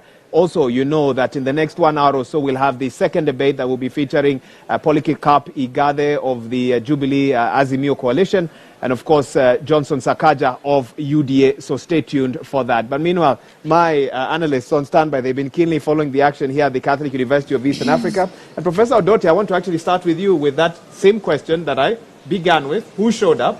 And in your view, who should have stayed at home this evening?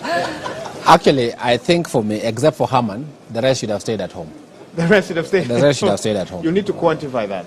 I think if I said at the start that if you are a fringe candidate, you need to leave an impression on people, and you need to be very clear about what you say.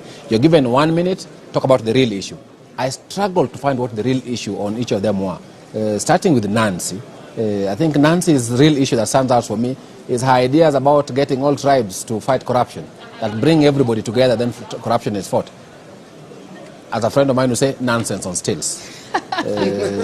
Prof, let me cut you there because I'm told one of the candidates for the next debate is actually expected here any minute now, Polycarp Igathe. And so let's hear from Leila Mohammed now, who's on standby with that update.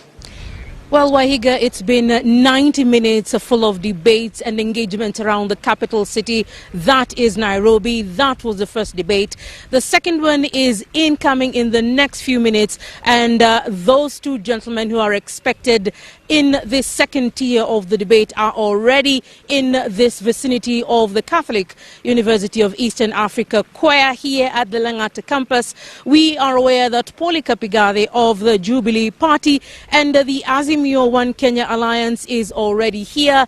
He is expected to drive into this red carpet area any moment. Now, as you can see, this is an entire team of the media representation awaiting this arrival.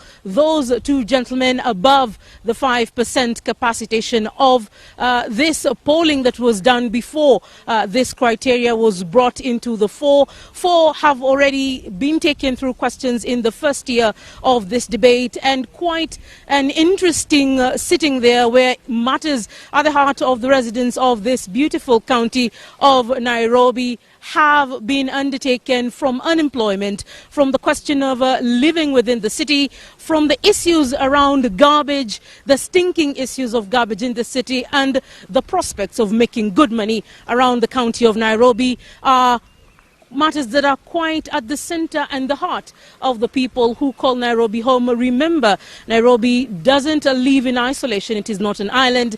It is supported by 4 other counties and towns. Across those other counties are also considered the bedroom states of Nairobi County, and in totality, about 9 million people live, work and do business around the capital city. That is County 047. So we are keeping an eye on the lights. This is where the introductory session will be, and the gentleman of the moment will be driving down any moment now. Wahiga and your panel, you've been discussing around what are some of the expectations of the voters who are expected to come here and listen to the people who want to replace Anne Kananu as the 4th governor of the county of Nairobi. This gentleman who is driving in any time now is no stranger to City Hall, having served for 6 months in 2017 as the deputy governor of the county of Nairobi. This under the Sonko administration, having to leave office. Those are some of the questions that were undertaken in this first debate, and as I'm being told by my director, the team is walking down into the red carpet area where we'll be receiving them. Myself and Francis Gashuri from Citizen Television will be taking them through the initial questions. How do they feel? Looking at how they have adorned themselves. Are they ready for this debate? This debate will be undertaken by NTV's Mark Masai as well as KTN News' Zubeida Kananu. It will be a double language interview, and they will have 90 minutes to explain to the people of Nairobi County and indeed the 47 counties that depend on Nairobi in interconnectivity in one way or the other, on why they are considered the best candidate for this beautiful city of Nairobi. Francis, it's been an emotional afternoon this evening. The expectations are quite high. The gentlemen at the back of our hands really going through the paces. They are the people who call the shots for the media houses. They are the think tank behind this special broadcast that is coming to you live online, on radio, on television. Wow. Anywhere you're looking at us, you're seeing this special debate. What are their expectations as the people behind this initiative? Absolutely, Leila. Breaking the newsroom boundaries today. No particular station, no competition, no nothing. Just bringing Kenyans an opportunity, giving Kenyans an opportunity to hear, see, engage the guys who want to be governors of Nairobi. And there you can see, as you rightly put it, Leila, you can see Polycarp Igathe, and the his Jubilee team. candidate, and his team. I can see from afar Rachel Shebesh, the Senate candidate of the Azimio team, Edwin Sifuna. And let them come over. Here is the red carpet. Good evening, sir. Welcome to Choir. Welcome. How does it feel to be here? It feels very good. It's a cool Nairobi evening, and thank you very much for having us. You look quite sharp. You're smartly dressed. Are you having any goosebumps today? Absolutely not, especially when I'm flanked by Edwin Sifuna here, our incoming senator, and our leader here, Rachel Shebesh. We're very, very proud to be here. And good evening, Nairobi. The transition from running mate in 2017 to gubernatorial candidate in 2022, how does it feel for you? It feels exciting, and I really thank our party, Azimio la Umoja, for earning me the ticket, and for the people of Nairobi for the confidence they have shown, the excitement to our ticket, and we want to assure them we shall not let them down, and we are here to tell them what we are going to do for them, and how we are going to do it, and how we are going to do it together. Without preempting what my colleagues Mark Masai and Zubeida will do, what are your expectations in this debate? I just expect that we shall show the maturity of the Republic of Kenya, especially in Nairobi. This is Kenya's sitting room, and people behave very well in the living room. So we are going to show maturity. We are going to demonstrate that we are truly ready to serve. Shebesh, why would your company gather here? Why not allow him to be here and watch on TV? Well, I am leading the campaign for Azimio in Nairobi under the Azimio umbrella, and therefore I am here to not only lend my support, but to just assure Nairobians that Azimio is the team.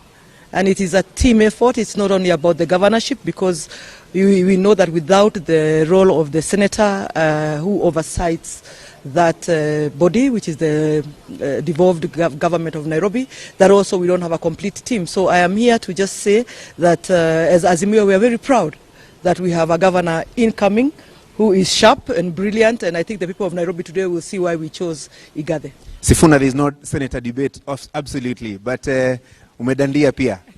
Sijadandia, you know that in the event the people of Nairobi are gracious enough to give me the position of senator, I am going to be oversighting this gentleman who would be elected governor.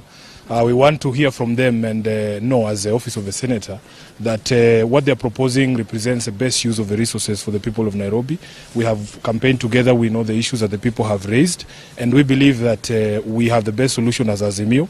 I am actually very proud to work with my governor candidate, because he's a credible candidate. He's somebody who starts off with credibility, and we're hoping that he will demonstrate to the rest of the county that in fact our ticket represents the best ticket for the governorship. Asante sana, we allow you to proceed. Asante, karibuni sana. And feel free, that has been quite an initial discussion, Francis. The Azimio One Kenya Alliance team just being introduced to the media team here as they take on the red carpet. Waihiga, let me take it back to you with your panel. You've seen how the Azimio One Kenya Alliance team has come full throttle, and they are hoping that this will be the debate that will turn the 25% of undecided voters towards their side as we await the UDA candidate Johnson Sakaja. Indeed, Leila, I believe the term political entourage was exemplified there with the team that has flanked Polycarp Igade, Azimio One Kenya candidate for the Nairobi gubernatorial seat. He had some interesting things to say about the kind of politics he's hoping for, mature, and we'll be discussing some of the statements that he made there together with his team, with my panel. But first things first, we've had another debate that's just ended. What are the immediate reactions from some of the candidates that had to face those moderators there for the last 90 minutes or so? Let's hear from Beatrice Gatonye on the other side. Beatrice. Asante sana Wahiga Mwaura pamoja na wachanganuzi hapo, na bila shaka wenzetu upande ule mwingine. Kama jinsi ambavyo umesikia, Polycarp Igade tayari amewasili katika eneo hili akijiandaa kwenye awamu ya pili ya mjadala huu wa jioni ya leo. Lakini nisiseme mengi, kwenye mjadala wa kwanza wa wawaniaji ugavana katika kaunti ya Nairobi, mengi ya masuala yameweza kujitokeza katika mjadala huo, huku masuala ya maji, masuala ya ufisadi, masuala ya nyumba, masuala ya msongamano wa magari ni baadhi ya masuala ambayo yameweza kujitokeza, huku hawa wawaniaji wakiwaelezea wakazi wa Nairobi jinsi wataweza kukabiliana na changamoto hizi ambazo zinawakumba wakazi hawa. Na ningependa kuungana naye Kenneth Nyamwamu ambaye alikuwa hapo jioni ya leo, ambaye pia anawania kiti cha ugavana tarehe 9 mwezi Agosti. Bwana Nyamamu, unadhani kwamba umeweza kuwahimiza wapiga kura takriban milioni 2.4 wa kaunti ya Nairobi kukupigia kura, na hasa kuhusiana na swala la ufisadi? Unadhani ulifanya vipi katika swala hilo ukilinganisha na wenzako ambao mlikuwa mkikabiliana nao katika swala hili? Asante sana. I think tumeuza sera zetu kwa hii platform, tumeonyesha manifesto zetu, and I feel confident, nimeconvince watu wa Nairobi kuwa I'm the right man for the job. Jambo la pili kwa ufisadi, nitairudia kile nilisema, until tuache kuyumba kwa mambo ya ufisadi, hatutarekebisha anything, hatutadeal na makatel, hatutadeal na watu wanaiba pesa kutoka kwa county. Ile kitu imebaki saa hii ni kunyonga watu wanaiba pesa. Asante sana, na kutakia kila laheri. Natumai wakazi wa Nairobi ambao wanatazama jioni ya leo wataweza kuamua iwapo basi wewe ndiwe utakaye kuwa ukiongoza kaunti hii kwa miaka 5 ijayo. Asante sana kwa muda wako. Ningependa kuungana naye pia wa chama cha Safina ambaye anawania kiti cha ugavana kaunti ya Nairobi, Herman Gerwal. Asante sana kwa kujumuika nasi jioni ya leo. Wakazi wa Nairobi wamekuwa wakikutazama jioni ya leo, na wafanyi biashara ndogo ndogo wamekuwa wakisikiza sera zako na jinsi ambavyo utaweza kuwasaidia na kuinua maisha yao. Unadhani kwamba umeweza kuwahimiza wakazi hawa? So nimesema running mate yangu anafanya kazi na KCB kwa SME department.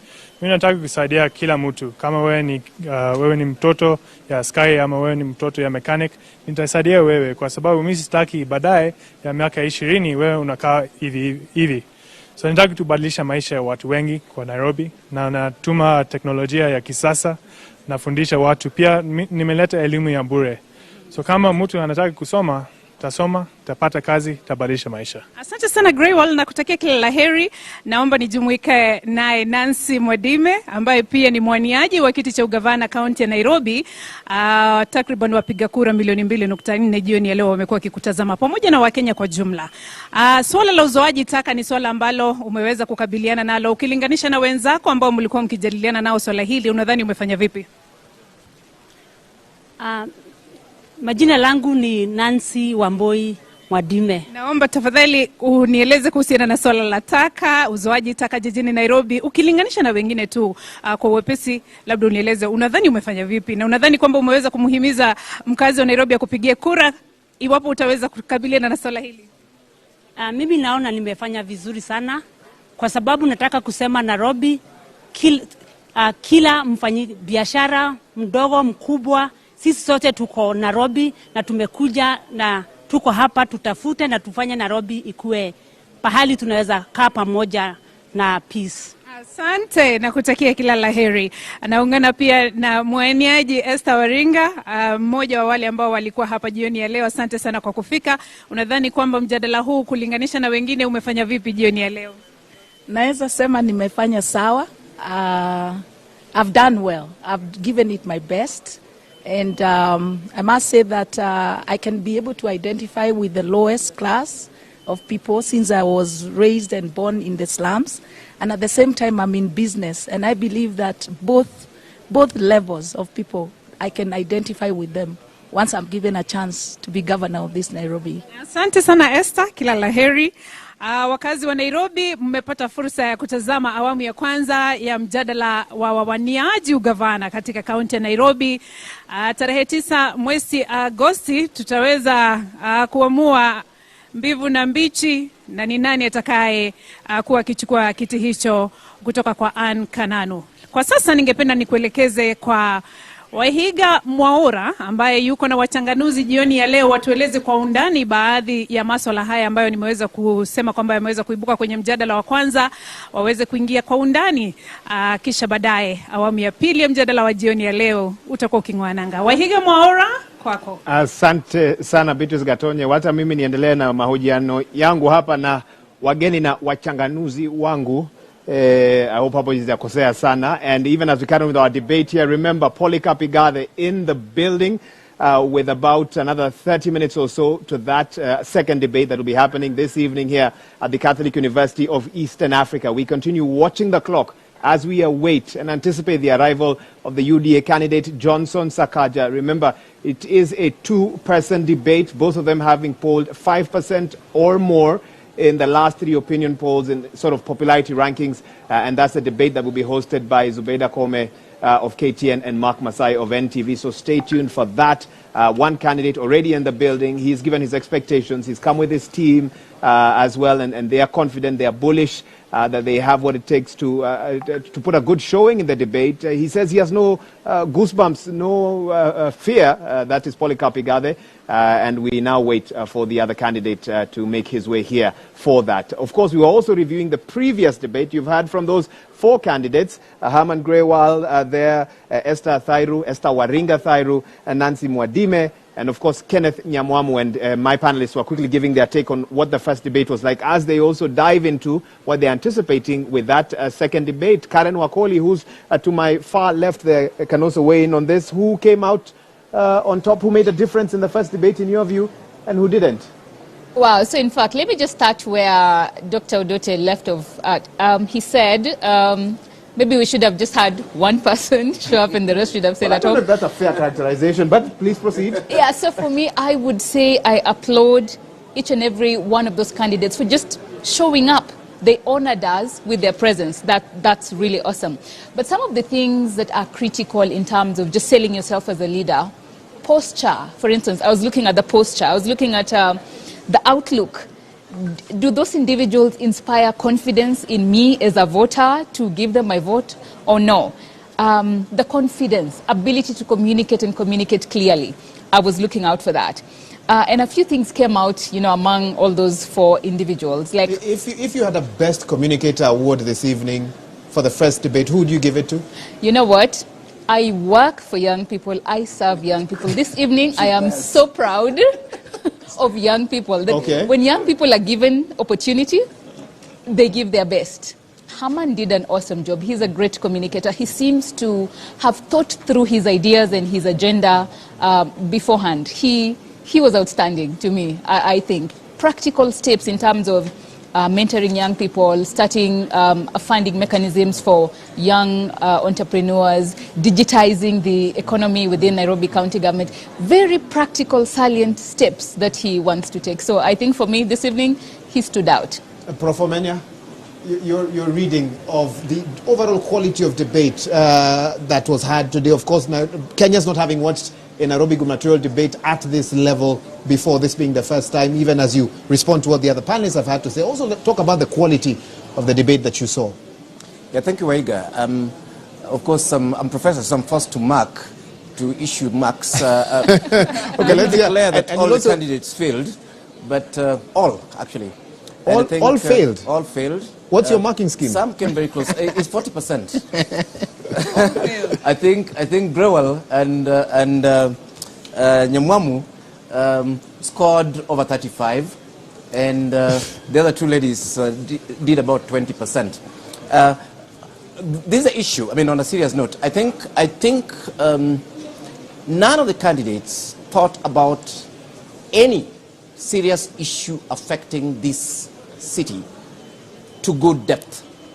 Whether you're looking at transport, whether you're looking at housing, whether you're looking at small business, it was all very shallow, all very, very trivial. When it came to governance issues and even the politics of the city, relationship between national and county government, again, you could not see any candidate understand how government runs, how the politics of the cities worked, and how they'll weave their way around it.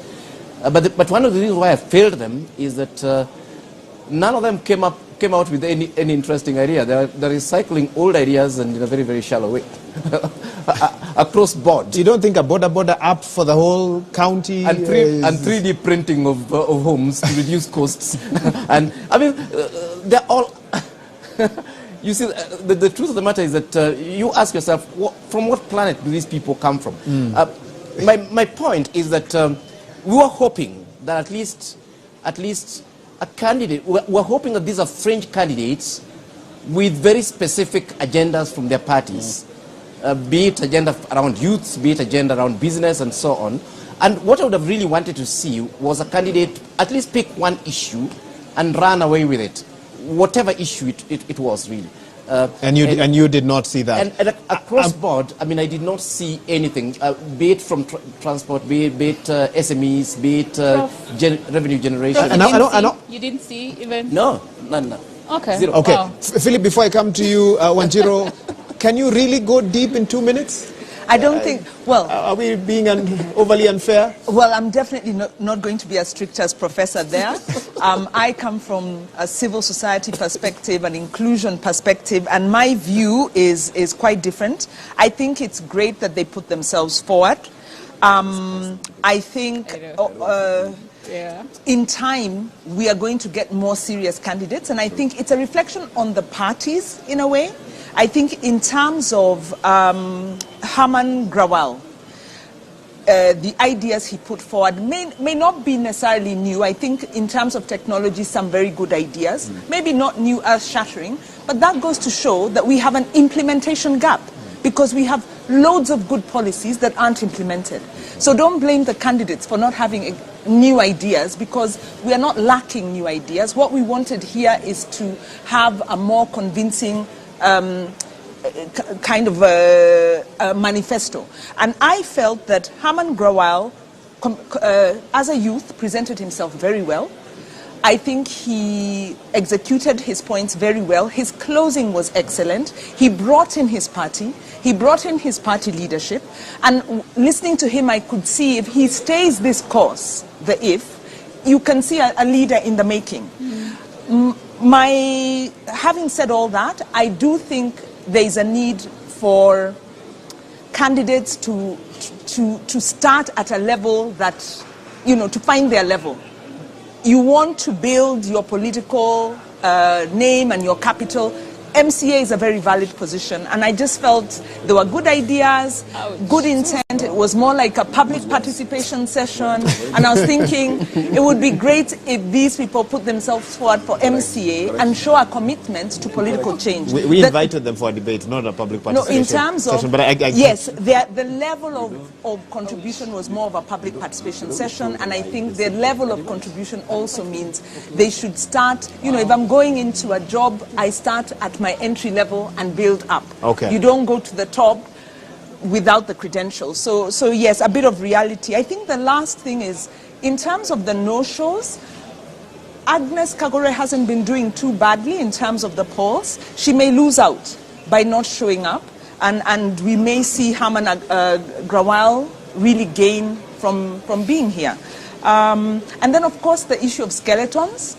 When you put yourself forward for political office, your skeletons will come out, and you could lose very badly, and it could affect even your private and personal life. So, yes, do your homework on all fronts. Okay, yeah. Philip, let me allow you to win, but I'm told we'll also be hearing from Francis Gashuri shortly as well. But Bonakisia, was there any highlight for you this evening? Well, I think, first of all, let me join my colleagues in congratulating those who turned up for the debate. So that's your first I think highlight. it's only fair, yes, because you must be brave to present yourself in such a high-level debate. But if you ask me, if I were to mark, I'm not a professor, but I mark exams. I would mark them 3.5 out of 10. Okay? All of them? All of them. 3.5 out of 10, some would get even 1. Apart from, I think it was Kenneth and Herman, they probably score about 3.5. All right? And just as Wanjiro said, I think you need to know where your place is. Okay. At a point, Philip, I may need to interrupt you for a developing event here at the Catholic University of Eastern Africa. I'm told Johnson Sakaja is in the premises. And there we go. Francis Gashuri has that update for us. We've been waiting for this, Gashuri. Absolutely, Wahiga, and good afternoon to you once again. Johnson Sakaja, the UDA candidate, is within the premises, just like Polycarp Igathe was a short while ago. He should be walking down this route shortly. so that we can also get an opportunity. So Gashuri, we are expecting the Senator of Nairobi County, the current senator who is expecting to become Nairobi's fourth governor, Johnson Sakaja of UDA, who we are aware is already in the vicinity. Less than 5 minutes ago, Polika Pigade arriving here with an entire entourage of people and personalities who believe in his wisdom. We are just hoping that Sakaja has already been accredited and will be working in a similar fashion to how his competitor and co-debater will be received. This turning out to be quite an interesting evening. We were expecting that this debate was going to happen at 7:30. Now we're hoping for it to begin at 8 p.m. For another 90-minute round of questions and answers. Some of the questions being undertaken in the first debate, inclusive of insecurity, unemployment, the cost of unga, traveling around the city. How does this city look like? Why is it important to this country that is Kenya? The gentleman expected to walk into this red carpeted area is no stranger to politics of Nairobi, having served as a senator for the last 5 years. Absolutely. Why is it important for him to be here today to try and convince Nairobians as the best candidate for governor? Absolutely, Leila. And just a short while ago, Professor Philip Kaloki, he's a running mate to Polika Pigade, just walked in. We're waiting to see Sakaja. As soon as we are able to do that, we'll be able to inform our viewers that Sakaja is around. But the wait and see continues for now. Remember, he's been a nominated member of the National Assembly and senator for 5 years, representing Nairobi County in the Senate, the bicameral parliament, the National Assembly and the Senate. So he has been a representative of Nairobi County in the Senate, county number 047. So Wahiga, let me hand it back to you. As soon as we spot Sakaja, definitely we'll be able to tell our viewers and just get to hear what he has to say insofar as this debate is concerned. Back to you, Wahiga. Thanks so much, Gashuri and Leila. I must warn you, it's getting a bit chilly here in our Studio B, but that debate coming up in the next 30 minutes is expected to heat things up. Already in the building, Polika Pigade, the Azimio candidate with his team and his running mate, Professor Philip Kaloki. We are expecting Johnson Sakaja, the UDA candidate, with his hopefully also with his running mate, James Mushiri, also to make their way here shortly. So in case I have to interrupt my guest to take you to that, I will do so that you don't miss any of this action on this live coverage across all stations, both TV and radio as well. Wanakisia, you are giving us your marking scheme, and also feel free now to begin to wade into the next debate. Everyone focused on those two. Yeah, okay. Now, of course, my colleagues have said a lot about the debate which has just ended. But I think the candidates who are here were very casual. They didn't seem to understand the issues. They didn't provide any solutions. They kept on repeating what we've heard before. There were no new ideas. And if you ask me, I think they should receive a bill. They should receive an invoice for consuming prime time. And here you are saying I was harsh. For consuming prime time. And not giving us value. But not giving us value. They took their time, they may have engaged researchers. It's not easy. No, we must be brutal. We must be brutal. So they knew they were coming for debate. What are your expectations They then? knew they were coming for debate.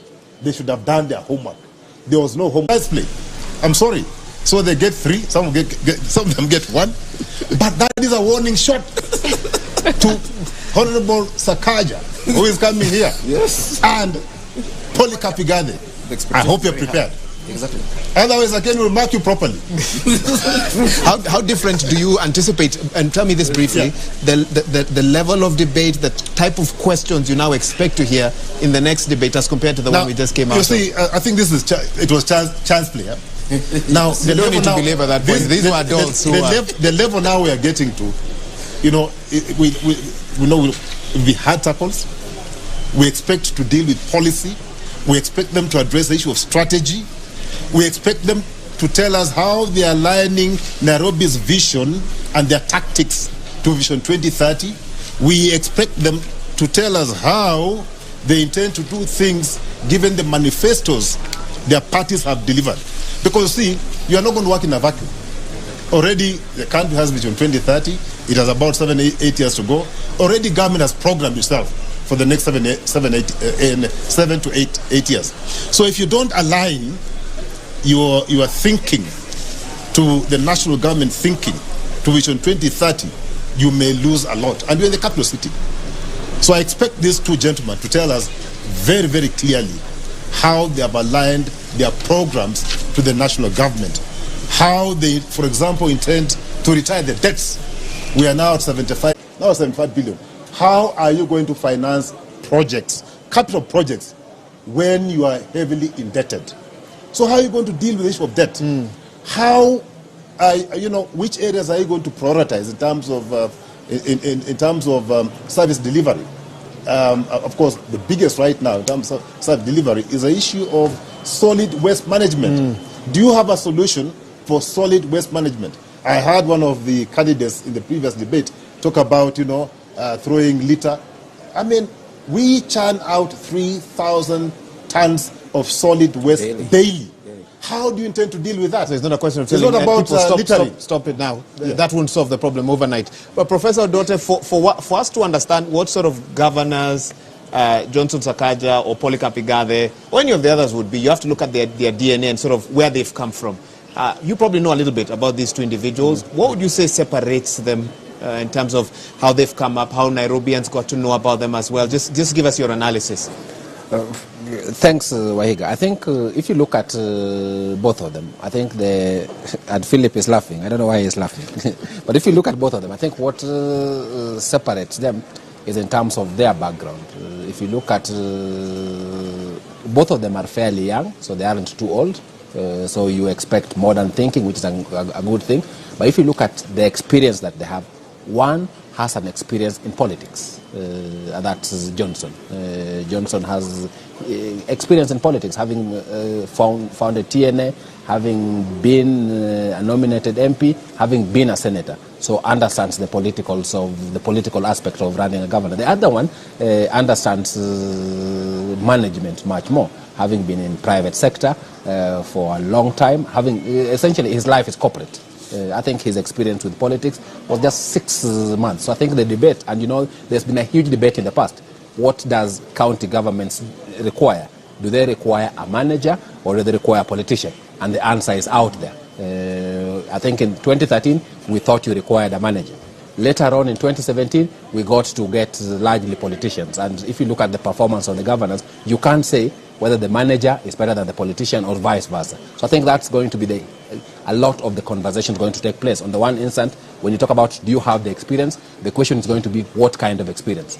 Is it management experience or is it a political experience? That's going to be the critical issue that's going to stand up between the two of them, in my view. And the very important point that you've raised, I want to hear more from Karen on. Karen, when you look at where Nairobi is right now, with NMS still very much involved in Nairobi affairs, with the challenges that Nairobi faces, rapidly increasing population, under pressure from other capitals around the region who are seemingly shining as well, garbage and transport and housing and so forth. Does Nairobi or would Nairobi fare better in the hands of a career politician or a career professional? Is one of the debates I've been hearing out there, and I'd be keen to hear from you on where you think sort of is the best way forward. Nairobi would fare well in the hands of a leader, in the hands of a true leader, not a politician and not whatever else you're talking about. But even if it's a politician, are they leaders? Do they have the ability to tap into the power of the resource of the people they have? Do they have a track record to be able to actually transform one thing to the other? Do they have a vision? Are they committed to that? Are they committed to listening to people and implementing policies to the latter? So it's about leadership. It's not about politics or management. They both have a track record. They have led, Igathe has led a business and a number of businesses, been in several businesses, actually. Several businesses. Sakaja has been in the political space from student leadership at SONU at the University of Nairobi. So they both have a track record. But the question is, do they have the leadership ability to transform the county? That is the question. That's the big question for you this evening. Professor Omenya, I'm going to put you in the shoes of the moderators this evening, and they have their own questions which they'll pose. But if you had a chance to pose a question to each candidate this evening, Johnson Sakaja on one end, Polycarp Igathe on the other, only one, which question, one for each, would you pose? I think I would pose 2 questions You've added more than... No, there are two guys. One for each. So you can decide which one you take, who takes what. I think one key question is really about what the position Nairobi occupies in the nation, in the region, and in the globe.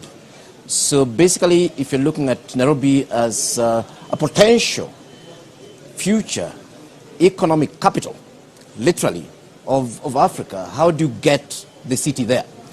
The other question would be the other way, would be the reverse. Cities are for people. Cities are fundamentally for people. And currently, Nairobi is serving less than actually 10% of the citizens, largely corporates.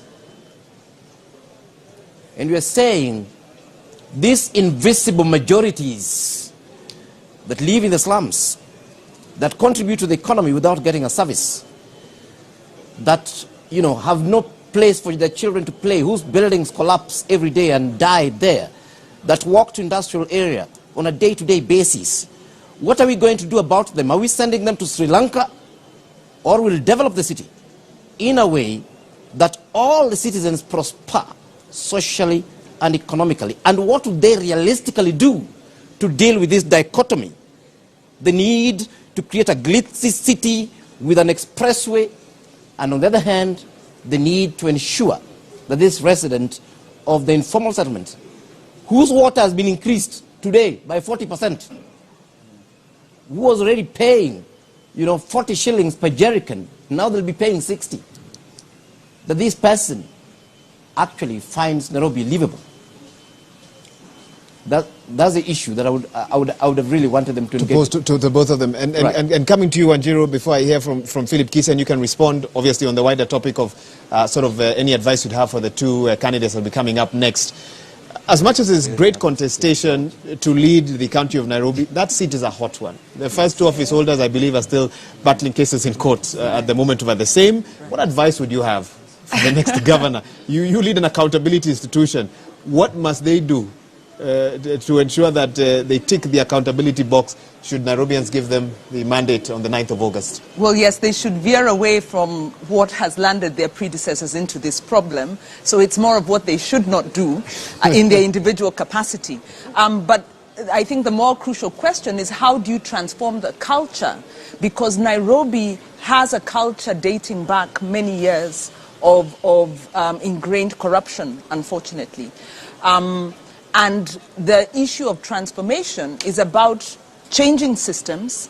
It's also about changing perspectives. It's about changing how we work and how we interact with each other. So beyond the ideas, because Nairobi has good policies. We were talking during the break. We have the master plan, the Nairobi land use master plan that was developed in 2015. We've got an integrated solid waste management plan that was developed for us by JICA and was, I think, enacted maybe in 2015 again. So we've got a public participation law. We have the laws. We don't have the culture. So how do we change from a county that is rooted in, violation of rule of law, breaking rules? You talk about politicians, you talk about public officers. How do you transform that culture? I think is the bigger thing. Because until we close the implementation gap, I sit on the County Budget Economic Forum, or I used to. It kind of fizzled out. This is a statutory body that allows citizens to engage in the public finance management system. Now, this body was set up by Evans Kidero and kind of began working, but was always tokenistic, as we were saying earlier. How do you move from that tokenism to real implementation? Because the things we saw as the forum were very disturbing. we could see revenue falling, especially around elections. It would begin to decline. And we'd ask, if you are collecting licensing fee and the economy is improving, it wasn't due to low economic performance. Why are the revenues going? It means that money is being pocketed. And the county assembly would allow this to go on. AGPO, talking about inclusion in preferential procurement.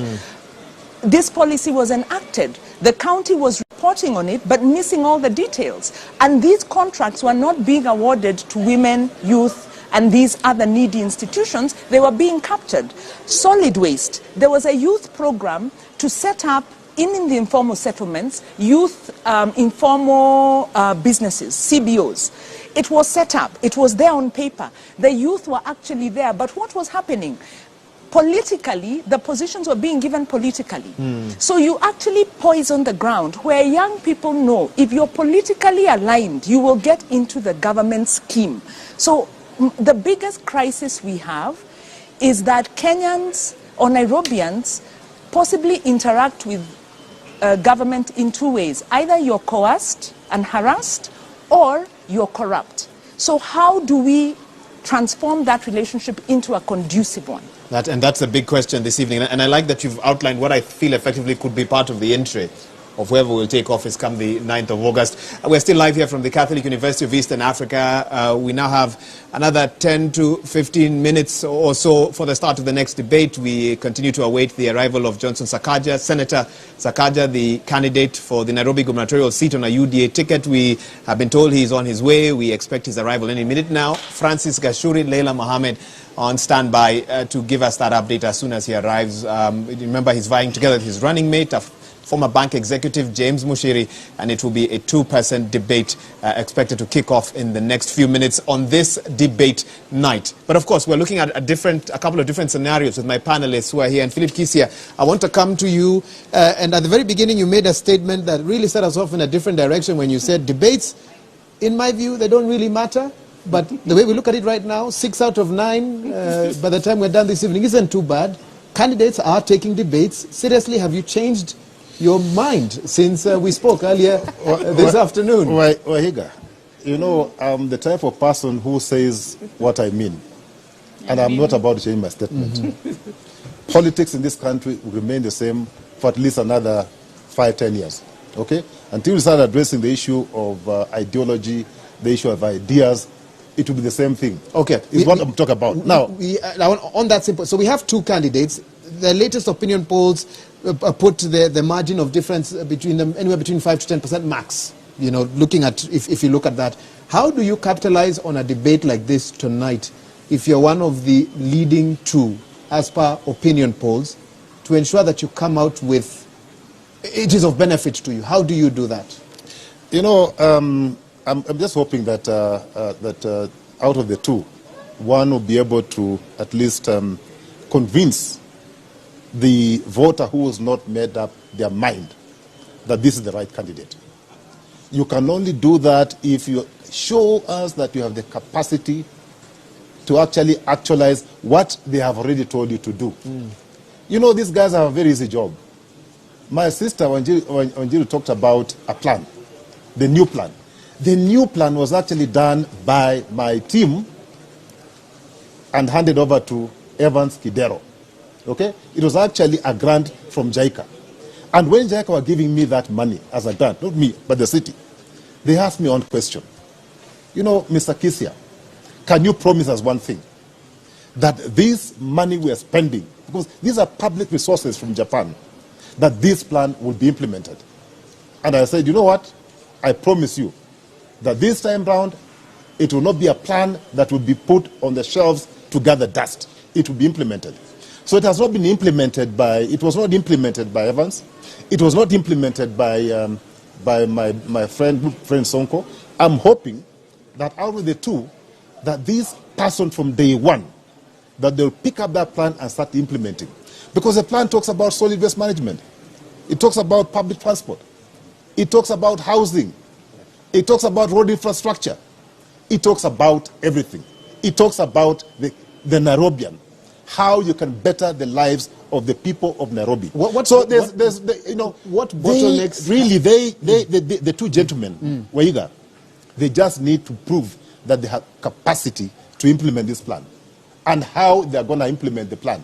Because if they don't demonstrate, if they don't show us how they intend to implement this plan, I don't think they'll do better than the ones who have been there before. So what am I expecting them to do when they get into office? Just to add on what my colleagues have said.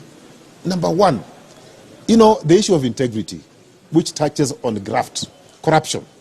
That is number one. Are you going to deal with it?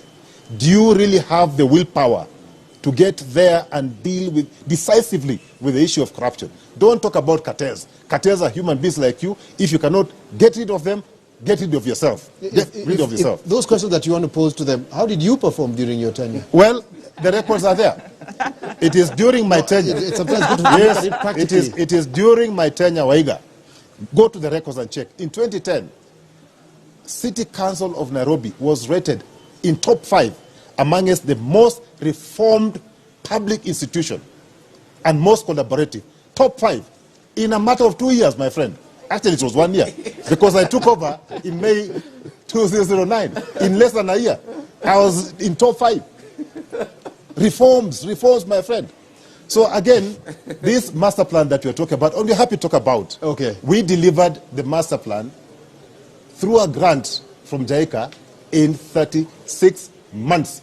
We started the process of automating City Hall. You are basically telling us that we automated City Hall. Can make a difference. Yes, it can make a difference. Plan, implement it. Take the plan and implement. But I want to dig deeper, Prof. Omenya, and I'm coming to you, Prof. Dote, as well.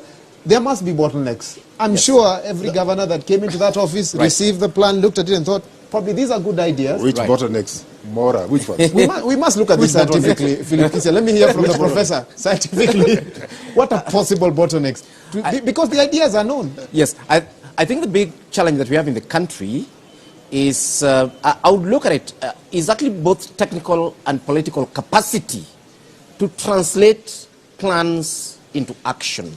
Because plans may seem to be neutral, but they're not. In fact, they're arrived at through a consultative and a broadly a political process.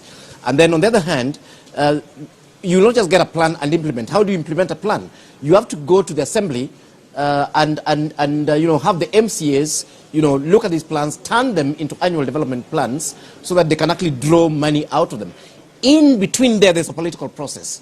It's not a technical process.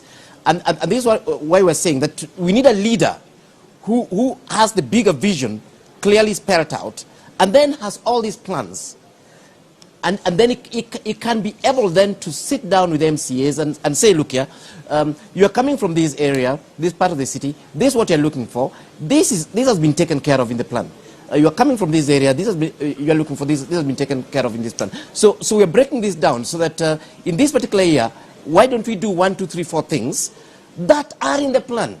Because if you don't do that, then you end up doing what's happening in the country. Is planning by MCAs or planning by cartels or assuming that disparate projects will result into some coherent future whole.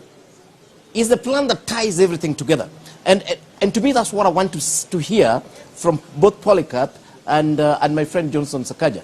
That how will they be able to get these technical, very good documents that have been done, and nobody disputes that they're actually good documents, and be able to go through this political quagmire that is packed with all sorts of crocodiles called MCAs, and then be able to still deliver on these processes. Another thing, we need a leader who understands both management and planning processes, but at the same time is suave politically, so that then they're able to get these things done. Okay, I need to interrupt you there because I need to take a break right now. Remember, the hashtag is Nairobi Gov Debate 2022. We are live across all TV and radio networks. We're also using the hashtag Presidential Debates KE 2022 as well. We await within the next few minutes the start of the next debate. Already in the building, Polycarp Igathe, the Azimio candidate for the Nairobi gubernatorial seat, and any minute now we expect the arrival of Johnson Sakaja, the UDA candidate, of course in the Kenya Kwanza team as well. But for now, Let's take that break. We are live from the Catholic University of Eastern Africa, and we're here from our Studio B, where we continue to analyze everything that happens around this debate today, this being the first one in a set of 3, with the other 2 coming up over the next 2 weeks or so. Stay with us.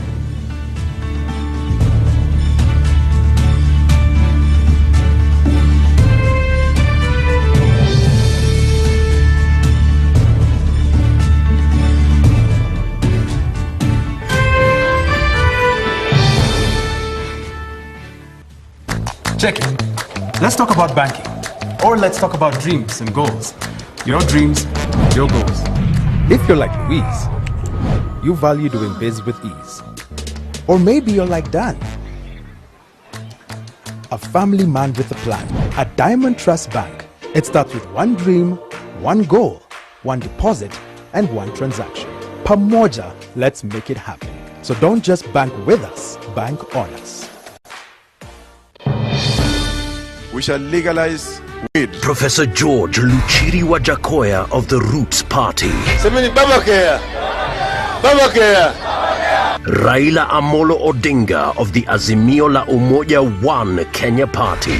Unajua mimi sina pesa ya serikali ama ya cashback. David Mwaure Wahiga of the Agano Party. And tunasema kazi ni nini? William Samoei Ruto of the Kenya Kwanza Alliance. Presidential Debate 2022. Do not adjust your sets.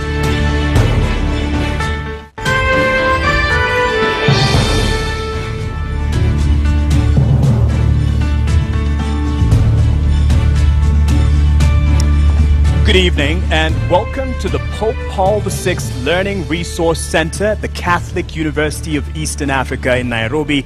My name is Mark Masai of NTV. Na jina langu ni Zubeida Kome kutoka runinga ya KTN News. Kutoka popote pale ulipo na kukaribisha katika mdahalo huu unaowahusisha wagombea wa ugavana katika kaunti ya Nairobi. This is the final of 2 debates involving the 9 candidates cleared to run for governor.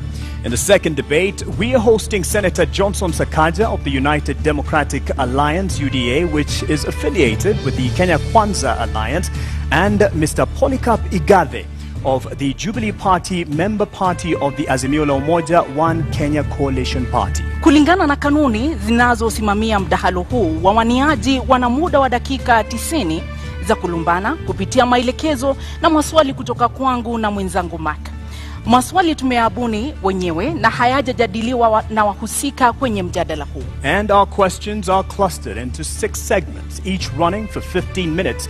As per our debate rules, each candidate has 2 minutes to make an opening statement, 1.5 minutes to answer a question, and 60 seconds for a rebuttal. The topics have been carefully selected after a thorough assessment of sentiments of the regular residents and voters in the city of Nairobi. Na maelekezo yetu pia yanahitaji wagombea wanaoshiriki mjadala huu kuzingatia tasfida wakati wa mjadala, kumaanisha kwamba wasitumie lugha chafu ya matusi au kudhalilisha wenzao, waendesha mjadala na watazamaji wanaofuatilia mjadala huu mbashara.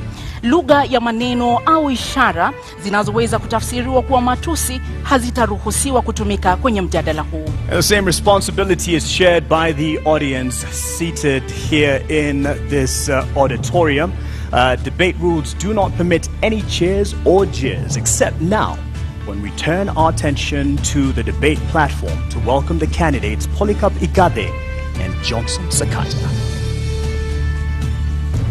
Na mtazamaji, kuingia katika ukumbi huu kwenye mdahalo huu, kwa sababu Sakaja kufikia sasa hajawasili, inamaanisha kwamba Polycarp Igathe wa Jubilee ndiye atakuwa ukumbini kwa hivi sasa.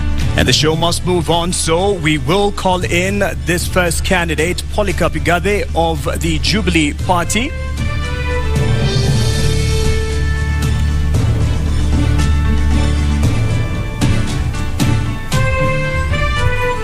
Polycarp Igathe, uwanjani wako. Tumkaribisha anapoingia.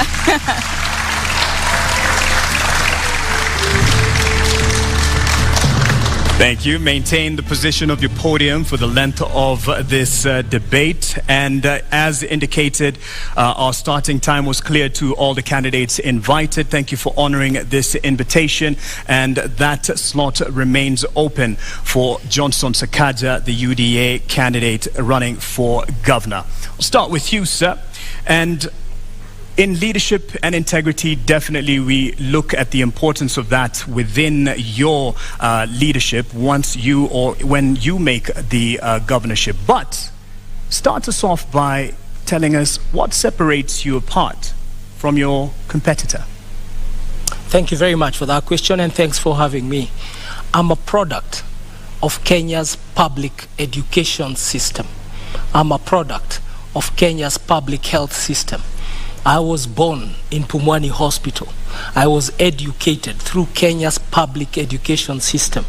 I went to a public university, the University of Nairobi. And that sets me apart because in all those three levels, I came out through my upbringing by my dad and mom. My mom, who was a primary school teacher, Mrs. Kamau, and my dad, Mr. Kamau, who was an accountant.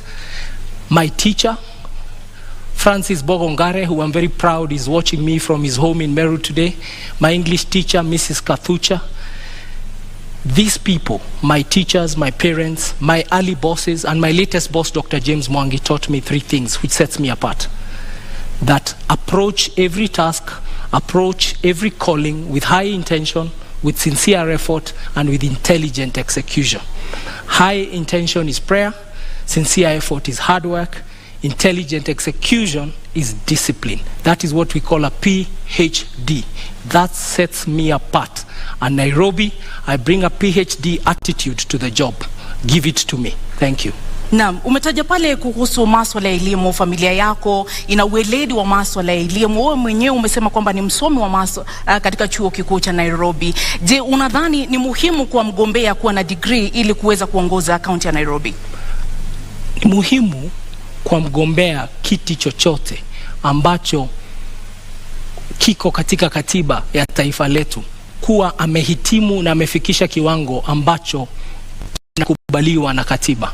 Kwa hivyo huo umuhimu sio mimi kusema, ni katiba imesema. Ni lazima uhitimu uwe mwalimu, lazima uhitimu uwe daktari, lazima uhitimu uwe mechanic. Hata kuosha gari inahitaji uwe umehitimu au kuwa waiter.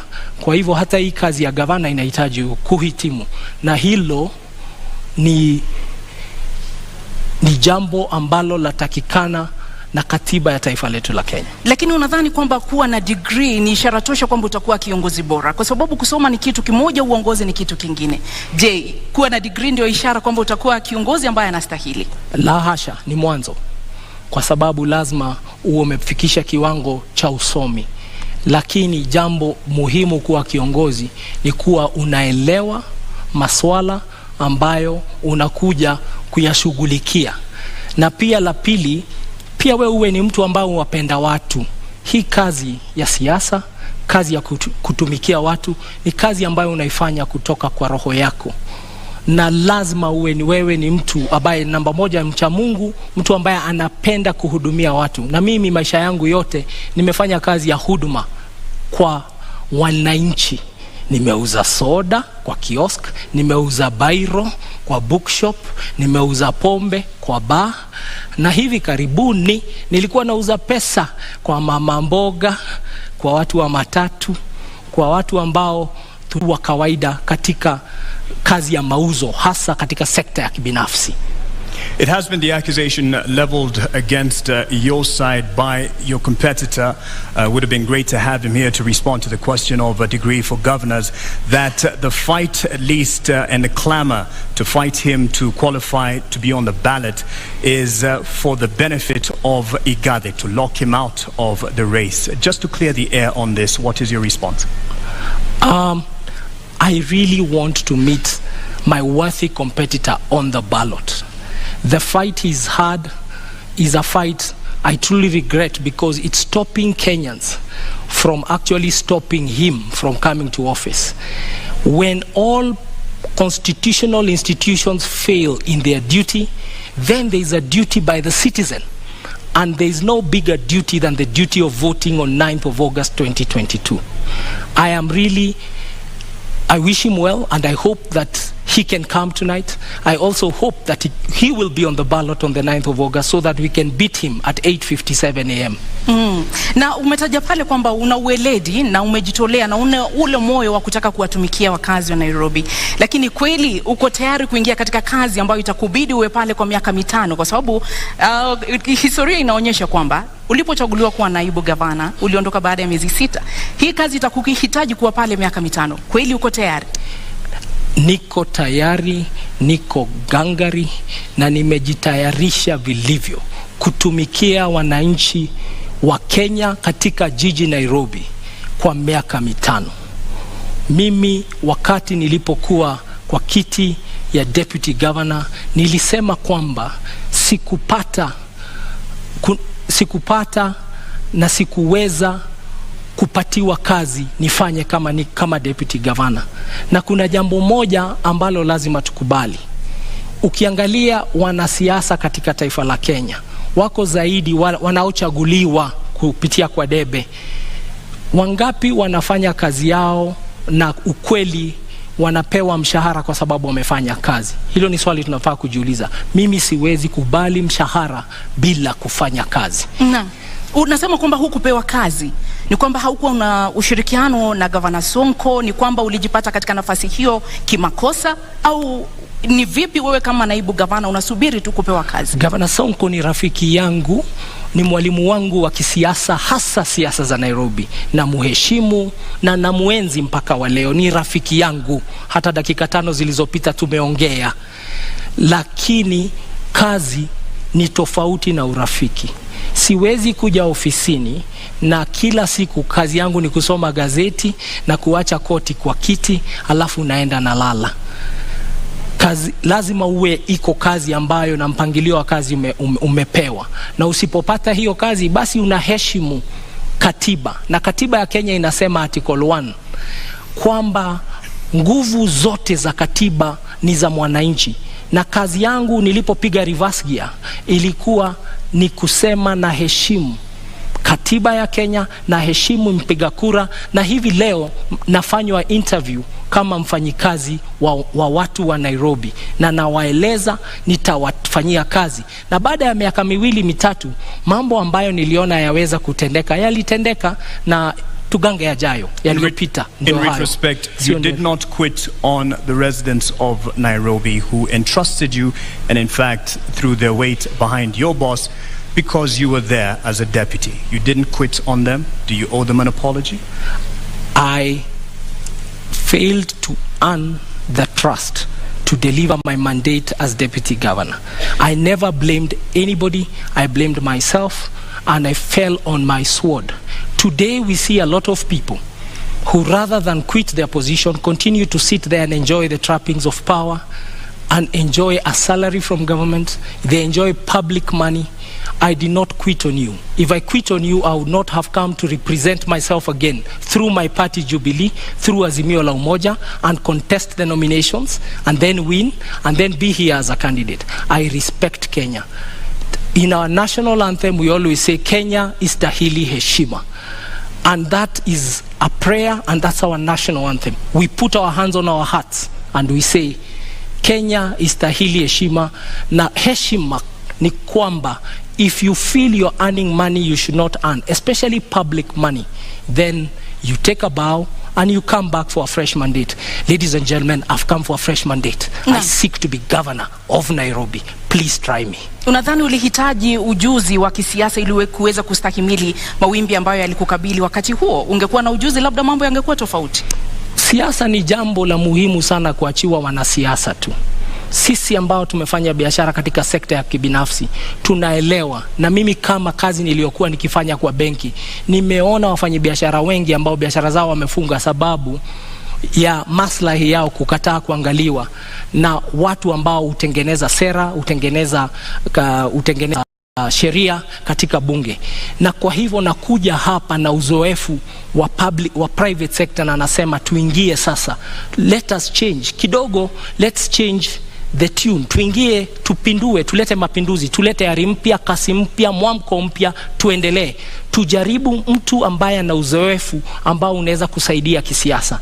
Na siasa ni nini? Siasa ni ile mambo ya kuleta watu pamoja ili mtimize maslahi ya watu na jamii. Mtengeneze uchumi, tutengeneze mazingira, tutengeneze jamii na tuendelee pamoja. Hiyo ndio siasa. Hata katika sekta ya kibinafsi, kazi ndio hiyo ya kufanya kazi na wenzetu.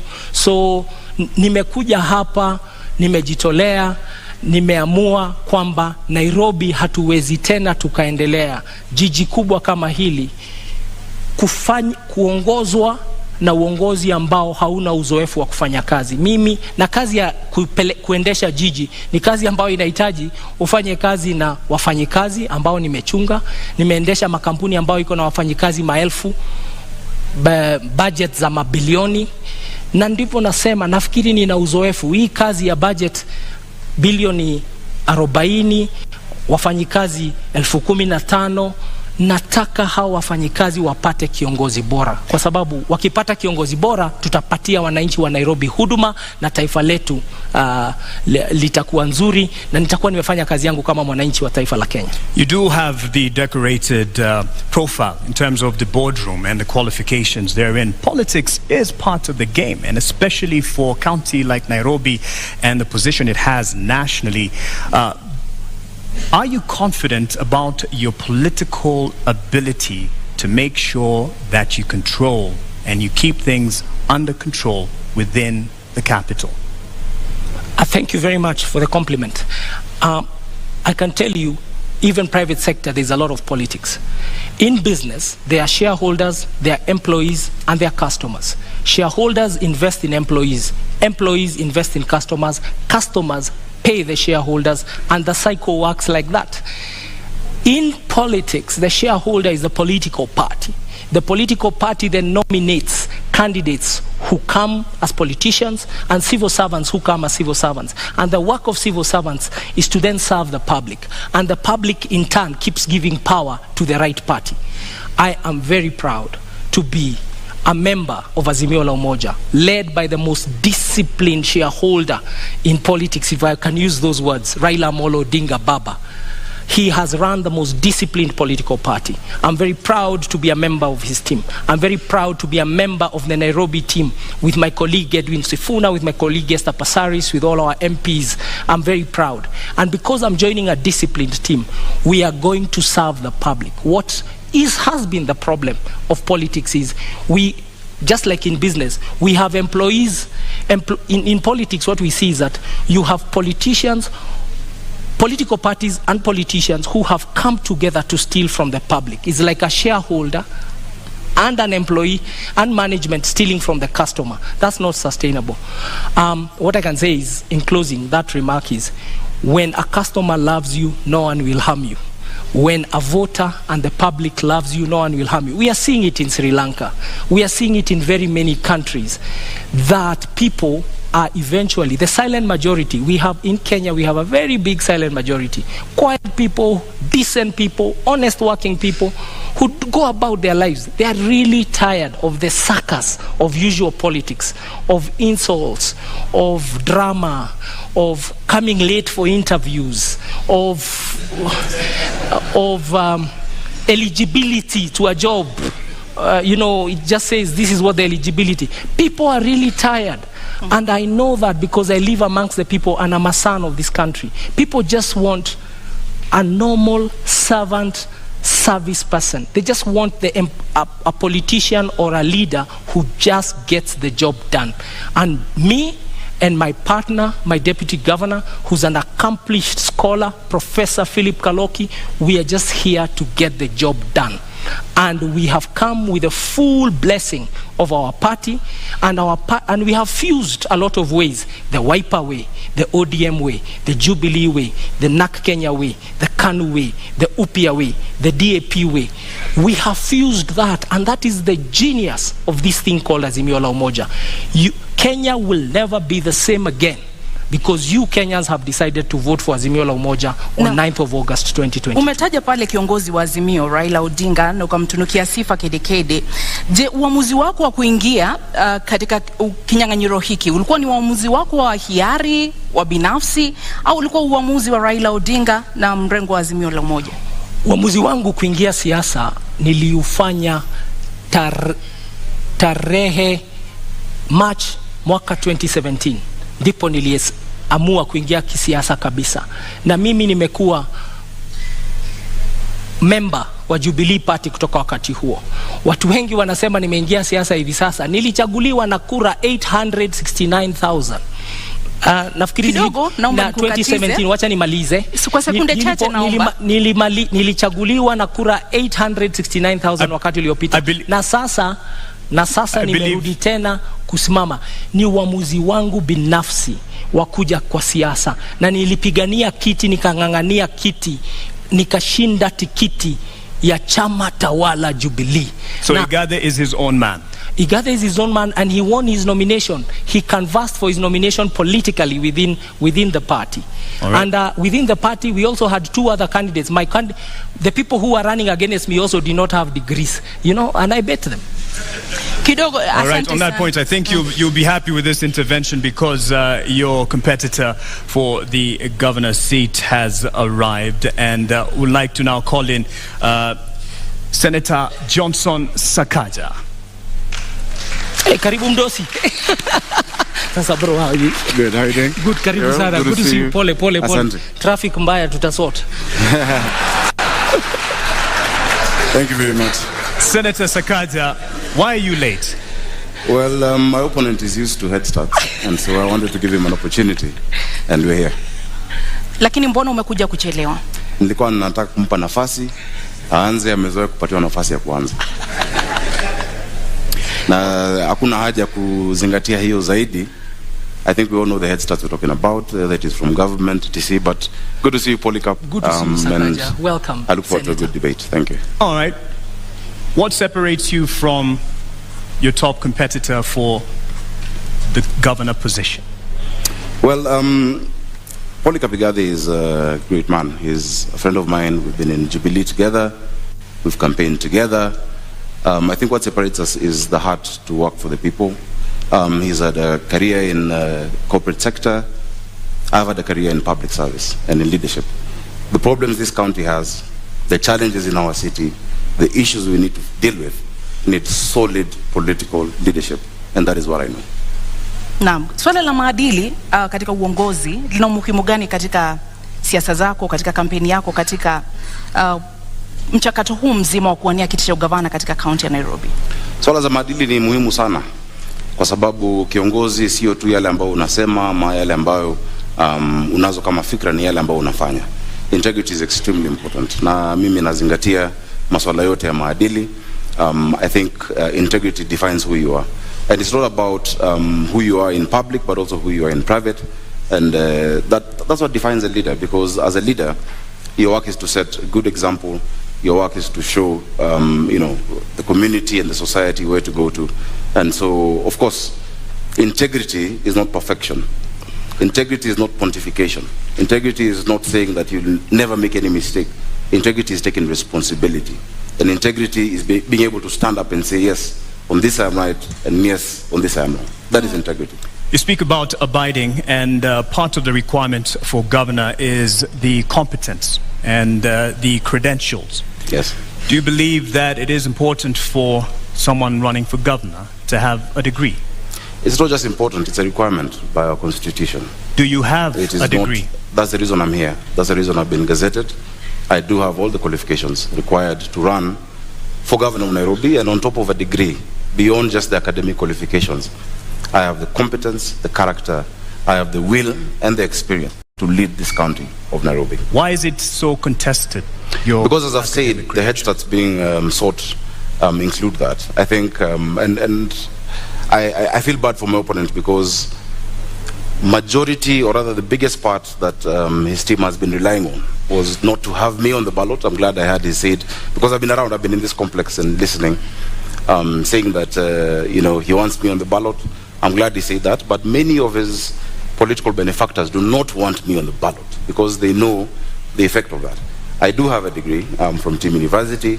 I presented it on the 6th of last month to the competent authority, which is the Commission for University Education. After that, it was presented to the counterpart commission in the in our neighboring country. They verified it. Many people have said that I'm trying hard to prove that I have one. Actually, it's my detractors trying hard to prove that I don't have one.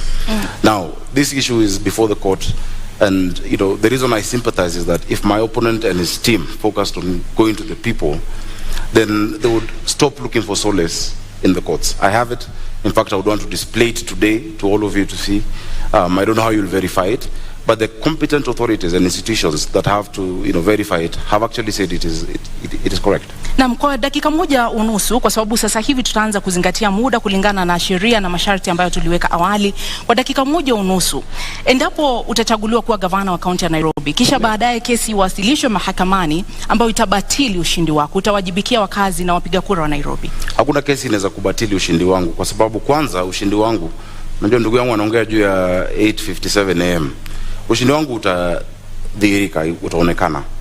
Nafikiri vile mmetutawanyisha kutoka wale wengine ilikuwa kwa sababu ya utafiti ambao umefanywa, na utafiti umeonyesha kwamba niko mbele zaidi. Mambo ambayo yako kotini yataisha kwa sababu tunajua ukweli ambao uko. Hakuna tashwishi hapo. Na zaidi ya hiyo, kwa sababu kumekuwa na hiyo unajua kizungumkuti ambayo imeongozwa na serikali, and I have said it previously, who has been driving this and how it's been driven. I think by the time we're going for re-election, we'll make sure that there's even more to be able to show on that. So that is not an issue of concern. What is of concern to us, and what is of concern to anybody worth his salt as a leader in the city, is the plight of the millions of Nairobians who are suffering the lack of dignity and the lack of order in our city. And that is where our focus must be. So I do not expect any challenges beyond that which, because what is out there is political propaganda. If you look at the lengths that the state has gone to try and stop my candidature, if you look at the resources deployed, including diplomats and the ambassador, etc., intimidation of institutions, revoking and revoking, etc., then you know that there's something there. And I think nothing of that source will stand the test of time. Are you saying that those who are backing this fight for your contestation for the position of governor are behind your competitor? Yes. What do you say about that? You have an opportunity to respond. Our worthy competitors have pitched themselves as victims, and their entire platform is victimhood. That they are victims of the weather, they are victims of the law, they are victims of what they call the system. But facts are facts, and the truth is the truth. I have said I really would love to meet Senator Sakaja. I think out of abundance of the heart, I would like to meet Senator. I would like to meet. I would like to meet Senator Sakaja on the ballot, because on the ballot, so that we can beat him, and so that the people who are the last line of defense when all other institutions fail, prove to him that they know better. That wajinga waliisha Kenya, na waliisha Nairobi. If any other institutions fail, the people should never fail on the ballot. Na muda umekwisha. Senator Sakaja, je, uamuzi wako kuingia kinyang'anyironi, ama niweke hivi, uamuzi wa kuingia kinyang'anyironi ulikuwa wako binafsi au ulikuwa wa chama na kiongozi wa chama? Nimefurahi kwanza tumemaliza hicho kipindi kwa sababu I'm able to prove and to show that I have the qualifications, and that is going on. I'm looking forward to it. And I know millions of Nairobians everywhere I've gone to tell me every day that they're praying, and because they can see that big hand of the state, and we shall be vindicated in due course. When there's time after this, I'm available to speak to that. Of course, my intention to run for governor of Nairobi has been my intention. I've grown up in this city. I was born in Ngara. I've seen this city when it had some semblance of a working city, and I've also seen the lack of dignity and order in our people. The lack of dignity when Mama Mwende in Kayole had to watch her daughter die at Mama Lucy because of an ambulance. I've seen that, and I've committed myself to lead the charge of providing order and dignity in the city. So it was my decision, it is my decision, and beyond that, it is a resolve of the millions of Nairobians to rescue this city from state capture. Your decision, you say, but it is on a ticket UDA under Kenya Kwanza. Yes. If you are elected as governor, how much of a burden will the patrons of your particular alliance have or be to your leadership as governor? I think I've distinguished myself over the years as an objective leader, as a leader who stands his ground, as a leader who stands on principle.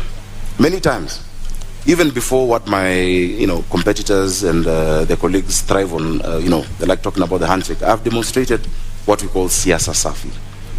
When the Honorable Prime Minister, former Prime Minister's retirement benefits were being rejected in Parliament because his now partner and brother said he must retire from politics, I'm the only person from Jubilee who stood up to defend.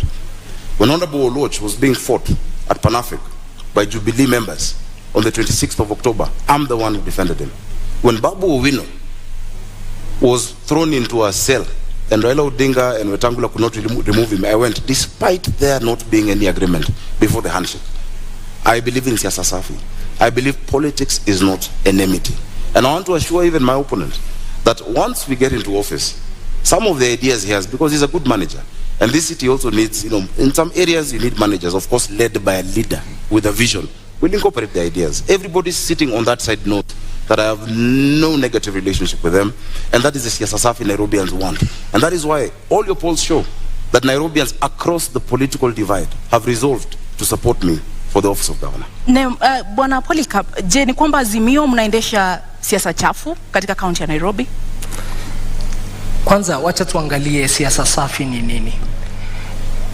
Mwaka uliopita taifa la Kenya, the amount of money, pesa ambazo walituma kwa serikali gatuzi kutoka kwa serikali ya kitaifa was 370 billion shillings.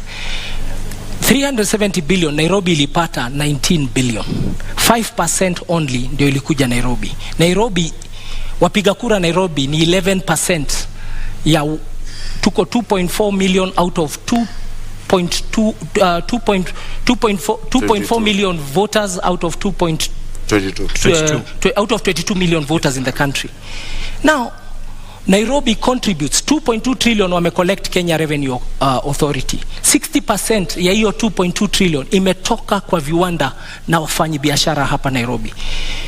How does somebody contribute 60% of revenue and you only share 5% back?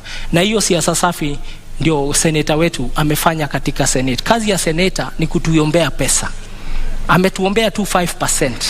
Alienda huko kufanya kazi ya county zingine. Hapa ndio sababu Nairobi hamna mashule. Tuna nasari pengine 211. Tuko na health centers kidogo sana, da dispensary. Na ndipo njaa na umaskini umekithiri hapa kwa sababu watu hawajui Nairobi is unaffected and a very poor country. Muda wako umekwisha. A very poor county. Muda wako umekwisha. That is not siasa safi. Bwana Sekaja ameuliza umetetea vipi county ya Nairobi ulipokuwa seneta katika kipindi hiki cha takriban miaka 5. Je, kweli umewajibika kama seneta wa county ya Nairobi? Zaidi. Na zaidi ya wote wengine ambao walichaguliwa kama maseneta. Ukiangalia utafiti ambao umefanywa kwa miaka 3 ambayo imepita, for the last 3 years running, I've been rated the best performing senator in the Republic of Kenya. I brought more bills, more motions, more questions about the county administration of Nairobi than any other senator, and you can check. I can see you have laptops. You can check that. On top of that, the work of the senator is to bring resources to the county. When I became senator for Nairobi, Nairobi was receiving 15 billion. I'm living with it 3.3 billion higher at 19 billion. That is actually understanding your assignment and prosecuting it the way you need to. So I brought that money.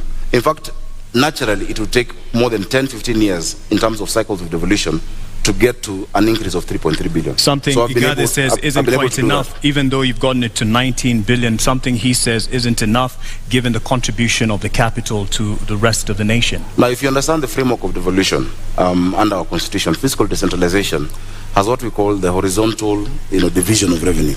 In that horizontal division of revenue, you have a county allocation of revenue bill where you divide the amount that is given amongst the counties. So of course there is a ceiling of what has been given to all counties. What I have fought for is the fair share for Nairobi City County, which remains to be the highest, and over and above what any other county gets. Igade, you have a response on that? I don't know how much is enough.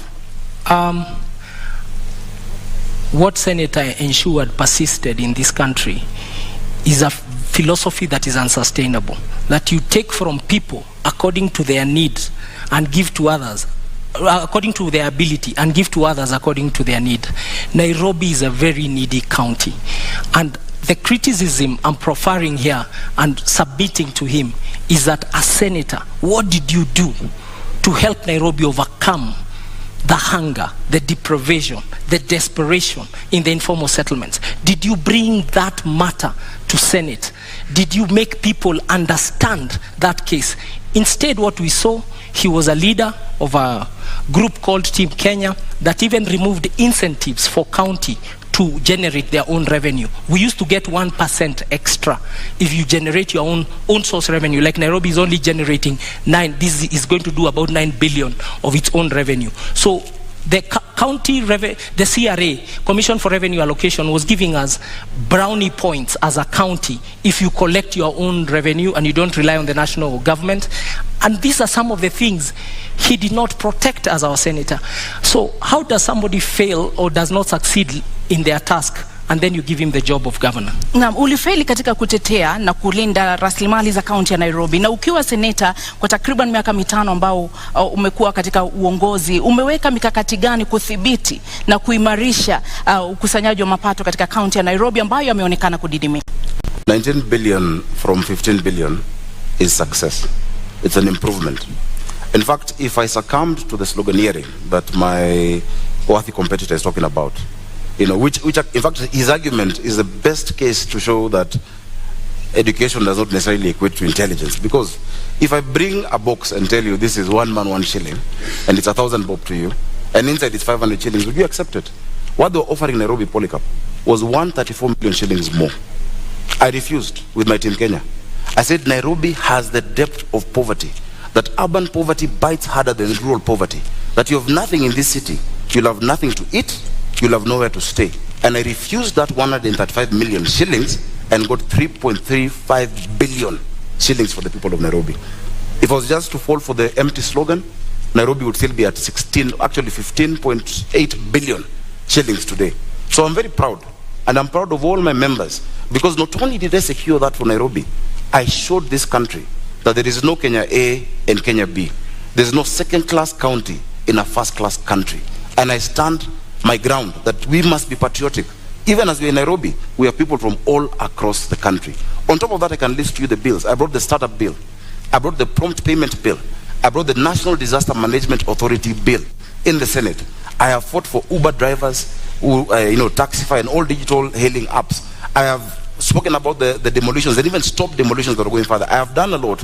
In fact, if you gave me maybe an hour or so to just list the things I've done in the Senate, and I hope the next Senator of Nairobi will be able to fill in those big shoes, that response, because it is work that we've done. Let's push on with that aspect then on. You talk about not having enough funds allocated to Nairobi given its place in the nation. However, there is the issue of not being able to actually get the potential revenue that it can get owing to the cartels in the city, which have been a thorn in the flesh of the administration, but it can be argued also fostered by the leadership. What would you do to get rid or deal with the cartels? Igade, you have First a minute of all, and a half. Thank you very much for that question. Nairobi collects, for sure, way above 200 million shillings every day.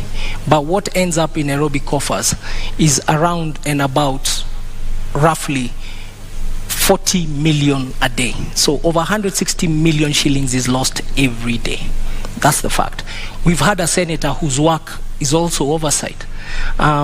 And Senator Sakaja, you had a chance to be seen in this country oversighting the county of Nairobi. When push came to shove and the impeachment question came to the floor of Senate, it's up to Kenyans to see how you voted. Not only did you did not even take a decision, you abstained. You walked away from the conversation. We have not seen you. Nairobi County employees, in fact, we have to apologize to them, They do unbelievable. Their salaries are delayed, their remittances are delayed. The Auditor General's report about Nairobi City County is that Nairobi City County has a debt of over 80 billion now. That is what it has been given an adverse opinion. But have we ever heard once our senator speak about it? And that's why I'm saying the oversight role he did not do very well, and he actually did not succeed in that oversight role. But the cartels we will deal with, because we have the numbers and we know who they are, and you have seen them even in the campaign season trying to fight and hide behind muda wako umekwisha. Bwana Sakaja, una muda wa dakika moja unusu kujibu. I'm actually quite tickled that Polycarp Igathe can talk about push coming to shove and me not making a decision. Before even push came to shove, in like 4 or 5 months, Polycarp Igathe quit on the people of Nairobi. In fact, that should have come in the question of integrity. Because when you talk about public trust, chapter 6, at the expense of private convenience, that is the question that we must answer. It did come up before you, right? The question on impeachment. Governor Sonko will not be facing an impeachment if you're stuck in office. In fact, if you're stuck in office, you probably would have been the incumbent governor. If you're stuck in office, there'd be no NMS in Nairobi. The reason we have NMS in Nairobi is after Polycarp Igathe could not wait or stand the heat in the kitchen, he ran away in less than 6 months. This city needs resilience. You need to be tough. You cannot say that you have betrayed 800 and I think, how many votes did you guys get? 40 or something thousand votes, 840,000 votes, because you could not get the trust of one individual, yet 1 million Nairobians have given you the public trust. When push has come to shove, look at the Senate answered. I have spoken more times than any senator. I have raised more questions in the Senate than any other senator. In fact, I have taken the former Governor Sonko to court on the action he took on matatus. The record is clear. This county needs a political manager who understands how to deal with the leaders and how to deal with the issues of the people, but has a thick skin. In fact, if half of the tribulations I'm facing right now in my bid were on Polycarp, Azimio would have no candidate. But I have stood. Your time is out. You've stood. You ran off. He'd have quit. Integrity. I define integrity as what you do in private. If it ever became public, you'll never be ashamed. I'll tell you what is not integrity. Is uttering false documents and then standing here and saying I have integrity. Go to the website of the East African of EACC. Go to the website of IBC. Check the university governors, Sakaja, Senator Sakaja. No, let me go. Go and check what Senator Sakaja cited as his degree in 2017. It's a public document. And then look at the degree he's saying it is today. We don't even know who he is. Is your name really Sakaja? Nairobi. Careful. All of us, careful. We can no longer entertain charlatans in positions of high national responsibility. And charlatan is not an insult. It's people of questionable integrity.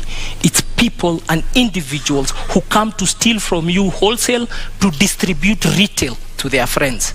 And I submit to you, the man to my left will do exactly that. Careful. I think the man to my right did exactly that by running away from the mandate given to him by Nairobians. Actually, the entire mess we have in this city. Because when he ran away from office, and I think he said somewhere because he got a bigger salary somewhere, I don't know. This city went into a spiral. I assure you, even the drafting of the articles of transfer, I had to be involved because we had to rescue Nairobians. And he ran away from that public office. Now, if you cannot withstand the heat of a deputy governor, you can't run Nairobi City County. You have 85 MCAs, possibly 40 nominated, 125 MCAs. You have 17 constituencies. If just one Mike Sonko made you run, tomorrow matatus will strike. The next day, hawkers will be on the street. The next day, and you're trying to run this county by being popular, it will not work. Again, as I've said, it is really unfortunate that the only card they had was to try and stop me from being on the ballot. I want to tell you to wake up, smell the coffee. On the 9th of August, I'll be on the ballot for governor of Nairobi City County. And on the 25th, we shall be sworn in. Because Nairobians can see through the game. And the documents he's talking about, for instance, in fact, they're part, and I don't want to wade into subjudice, but they're forged documents. They're actually forged documents in court by them. They've tried to... Lakini huwezi kuthibitisha hilo, sio? Of course I Huwezi can, because the kuthibitisha. signature there is not my signature. Lakini sisi kwa sababu hatuna hizo stakabadhi hata kuruhusu kuzitumia. Tuachie hapo, lakini wacha nijieleze, naona dakika zinaenda. Utanipa nafasi nzuri nijieleze. Mimi nimehitimu na nimesoma na nimesimamia watu Nairobi. Jina lako ni Sakaja? Not just in fair weather. Sakaja ni jina lako halisi? Nafikiri mlialika Sakaja. Jina lako ni Zubeida. Niko hapa kuuliza maswali, uko hapa kujibu, naomba. Ukiuliza swali ambao kama watu Nairobi wanasema itoshi. Mwenzako amekuuliza swali. Kwa sababu uko hapa kujibu, ndio sababu tunakupa nafasi kujibu. Jina lako ni Sakaja. Out to the issues Nairobians are facing instead of trivializing this debate as to what my name is, honestly. My name is Arthur Johnson Sakaja. Naam. I'm the senator of Nairobi and the incoming governor, God willing, on the 9th of August. Asante kwa kujibu. And I want us to talk about water. Let's talk about the poverty our people are facing. Let's talk about sorting out mobility and transport. Let's talk about sorting out our children in school. Let's talk about the issues of the people. And the rest of the games being played by the state and our opponents can then have their way. Because Kenyans have seen. In fact, I want to give you full reassurance. Just yesterday, a few of the government administration officers have called me saying that they've been coerced into supporting the candidature of my opponent, and they've refused. Chiefs have refused. Well, we can't DCs have refused. We can't quite verify that. That's I can verify your that, word. but you should also be able to verify the questions he has. I have 16 seconds. That's your word on that. But he said, and you didn't quite respond directly to it. To what At the moment, I'm quite clear, Senator Sakaja. Thanks, Mark. At the moment of reckoning, when there was questions over the leadership of former governor, at the moment of impeachment, let me explain how you Senate walked works. away. Let me explain how Senate works. It's my question. Sure, go ahead. When you go to the Senate, I've seen one of the candidates here. There are 3 buttons to press when you have to vote. You either press yes, you press no, or you press abstain. For you to run away from the vote in the Senate, you actually walk out. You don't press any. Meaning to abstain is actually a vote, and it's a statement that you make. But the tradition, because Parliament is ruled by the standing orders, by traditions and by precedents, and the past jurisprudence that has been set in the Senate. When a matter comes regarding your county, you're supposed to prosecute your position on the floor and then let others make the decision. Because if you vote yes to impeach a governor, of course it shows your conflict of interest, because you want also to be governor. Then it shows that you're putting a man down. And let me tell you, Kenyans have grace. No matter the ills of Governor Mike Sonko or whoever else would have been there, you never kick a man when he's down. So when you press yes, you've displayed your conflict of interest. If you press no, it means that you're actually abetting and agreeing with what he has done. And so the tradition from 2013, when an impeachment has been brought to the Senate, is the Senate of that area actually abstains on that vote. I'd have had the luxury of walking out and not being there for that vote. It's a decision I would take again if it came to me. And I'm proud of the decision I made. You had a point to raise on that earlier. I want to come in and say, yeah, it's true. Don't kick a man when he's down, but I have a better statement. Don't kick a dead dog. No, it's not the former governor. It's you I'm talking about. Lakini naomba Igathe. I don't want to kick you. That's why I'm asking. Igathe, and you had me. Naomba bwana Igathe. You had me earlier. Naomba unisikize dakika moja, sekunde moja. Tafadhali tusitumie lugha ya matusi wakati na kudhalilishana katika mjadala. Wacha niseme hivi. Let me say this. Not kicking a dead dog is actually an English phrase, is not an insult. It's to say, don't go for somebody when he's down. And I already said, I want to meet him on the ballot. I want to meet my competitor. I want to meet my competitor. I truly want to meet my competitor on the ballot. But I want to remind him that uttering a false document is one of the laws in this country that does not. It is one of the things in this country that you're not fined for. You are taken straight if you are found guilty. And that is for the investigative capacity. We didn't come to do that here. All I'm telling Kenyans... That is an allegation. Can I finish? What the Constitution wants is a competent governor, a capable governor, a governor with a character. Ask yourselves, who amongst two of us can you trust? It also wants a governor who will stay in office for 5 years.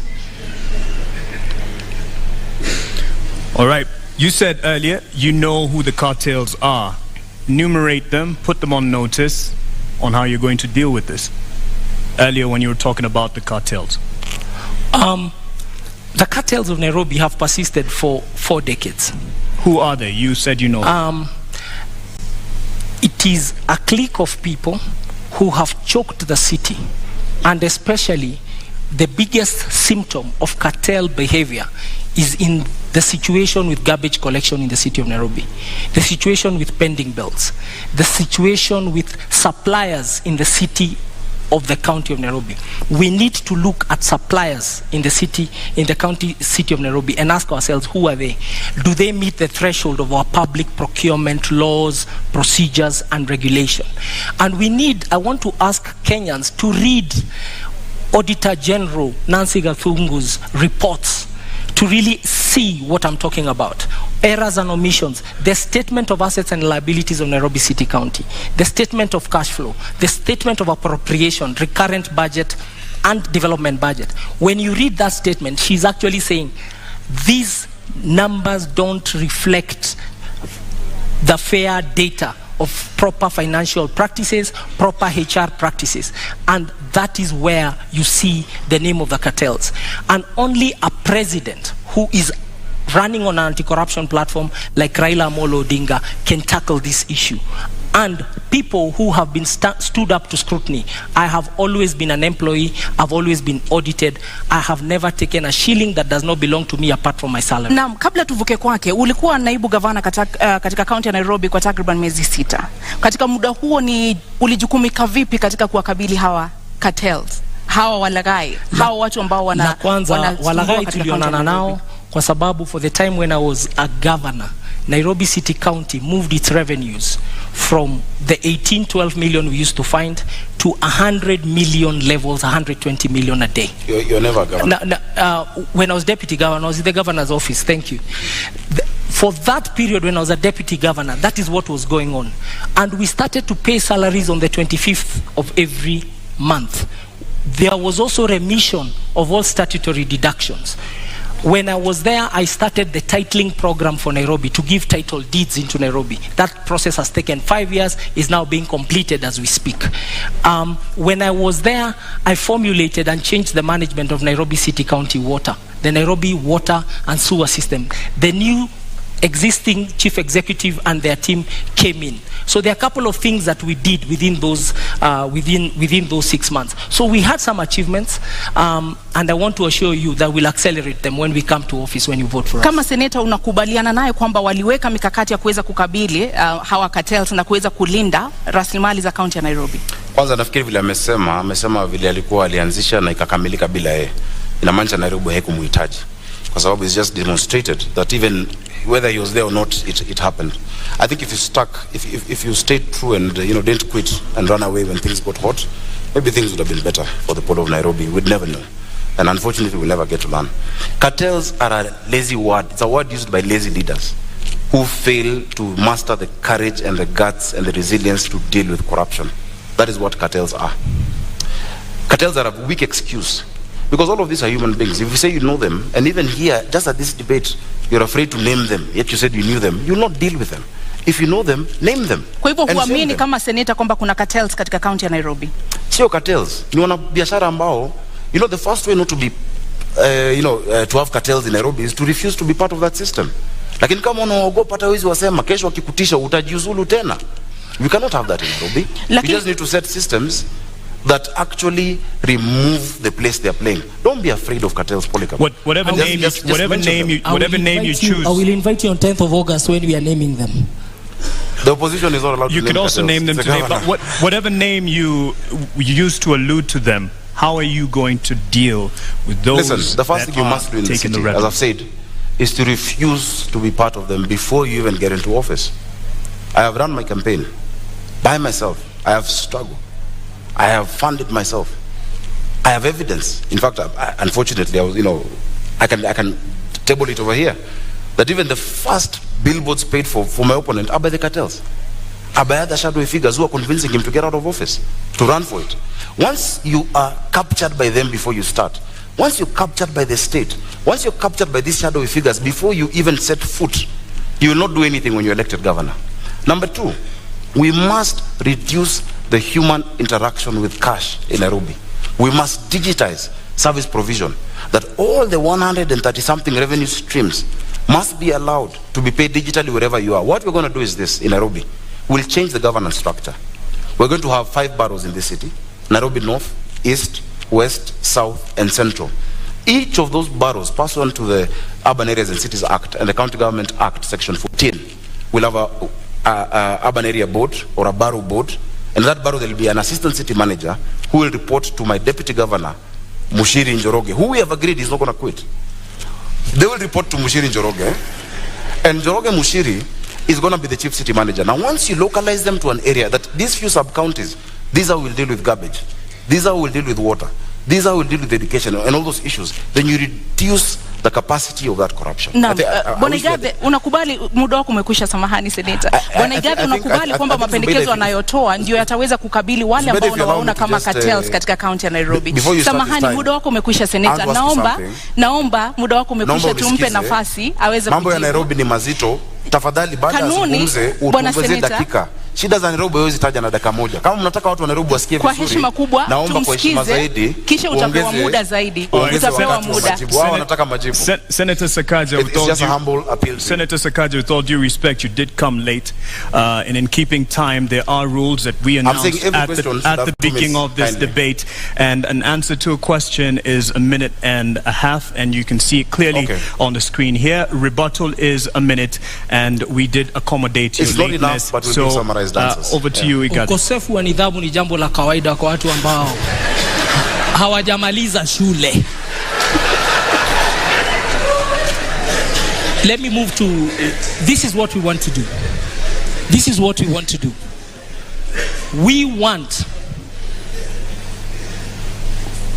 to improve the society in Nairobi by ensuring we tackle the issue of hunger and depravity in the city, by tackling the issue of poor access to education in the city and poor quality access to healthcare. We want to fix the economy in Nairobi by ensuring decent jobs, proper mobility and transport. We are going to form what I'm calling the Nairobi Go portal. It's really e-government, making sure we have time and attendance for every employee. We make a fit for purpose government to serve. And lastly, to really fix the environment, kuimarisha mazingira yetu, maji na mambo hayo. Your time is up on that, but there was something he brought up, and he said even he claims to be funding his own campaigns, and says you're under state capture and you have a right to respond to this. 1 minute for that in terms of those who are funding your campaign. My campaign is funded by myself and my friends, and I would like him, because he has said so, to provide that evidence before the morning. That is a liar. Those are lies told by a lying liar. I'll be glad to do that. Please, you say you have some evidence to this effect. Of course, we have receipts of billboards and of, different meetings of chiefs, meetings of DCCs, them being casual. You cannot force individuals, DCCs, assistant chiefs, and many of them, they're represented here, no. The meetings at St. George's Primary School, where they're being asked to support those candidates, we know all of that. It is obvious. But if you'd like me to table that, I'll be glad to table it before the country. I will in equal measure table all the false documents Senator Sakaja has cited to the Republic of Kenya and to constitutional institutions tomorrow morning on my Twitter. All right, tomorrow morning there's a lot of news to look forward to, and do you agree? And then you will know what we are facing, because the contest on 9th of August is a simple contest. It's a contest in this country. It's a census, actually. It's not an election. How many Kenyans believe in competence, character, capability, honesty, unity moving forward? And how many believe in lies and all the other bad things we don't want and don't value as a society? That's the contest. We've moved into the governorship domain of this conversation, and we just like to cover more issues here. And there was a mention of Nairobi Metropolitan Services, NMS. First of all, do you agree with it having been brought in as an intervention?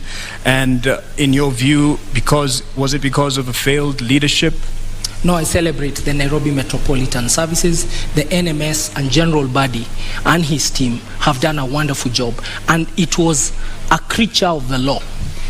We saw how it was formed, and because it's a creature of the law, it extinguishes naturally by law in November of this year. Look at what they have done. They have sunk 193 boreholes in the metropolitan area. 144 of those boreholes has been in our informal settlement. That has truly helped us fight COVID-19. The Metropolitan Authority has further worked on pedestrianizing the central business district, which is something we must do in this city. Make sure that non-motorized transport, we democratize transport, that the most important transporter is not the private car, but the pedestrian, the cyclist. They have done it, and we are now walking better. They've really tried to improve the environment, and they are it is part of the military to do civilian duty, and they came and answered the call of duty, and we truly celebrate what they have been able to achieve. And we are reverting back to a civil authority. As we speak, I believe General Badi is in transition, waiting for the election and then for the next people to take over office. He should not be vilified. And he really worked, and he's been able to deliver.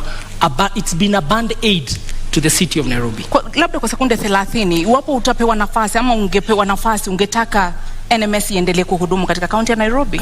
NMS siwezi pata hiyo nafasi kwa sababu sheria inasema NMS muda wao utakuisha Novemba mwaka huu. But it was extended and there's an opportunity to extend it. I will give better service as governor of Nairobi than NMS. Bwana Sakaja, on the issue of governorship and how Nairobi Metropolitan Services, beg your pardon, came in to rescue the day. Do you agree with this? And under governorship of Sakaja, would this continue? It is very interesting to hear a man praising his ex-wife's husband. The reason NMS came about is because he got the quit. It's as simple as that. If the deputy governor of Nairobi, Polycarp did not quit, there'd be no need to have NMS. Those boreholes you're naming, you should have done them. Those interventions you're talking about, you had a chance to do them. Devolution cannot be trivialized in this country. Devolution is the greatest gift we've given to our people. That every Kenyan, wherever they are, has a right to self-determine. I wrote about this in 2010 with the International Commission of Jurists. Fiscal decentralization and devolution in this country. That lady in Mutwini deserves a county government and a governor she can hold to account, and who can listen to and who she can vote for.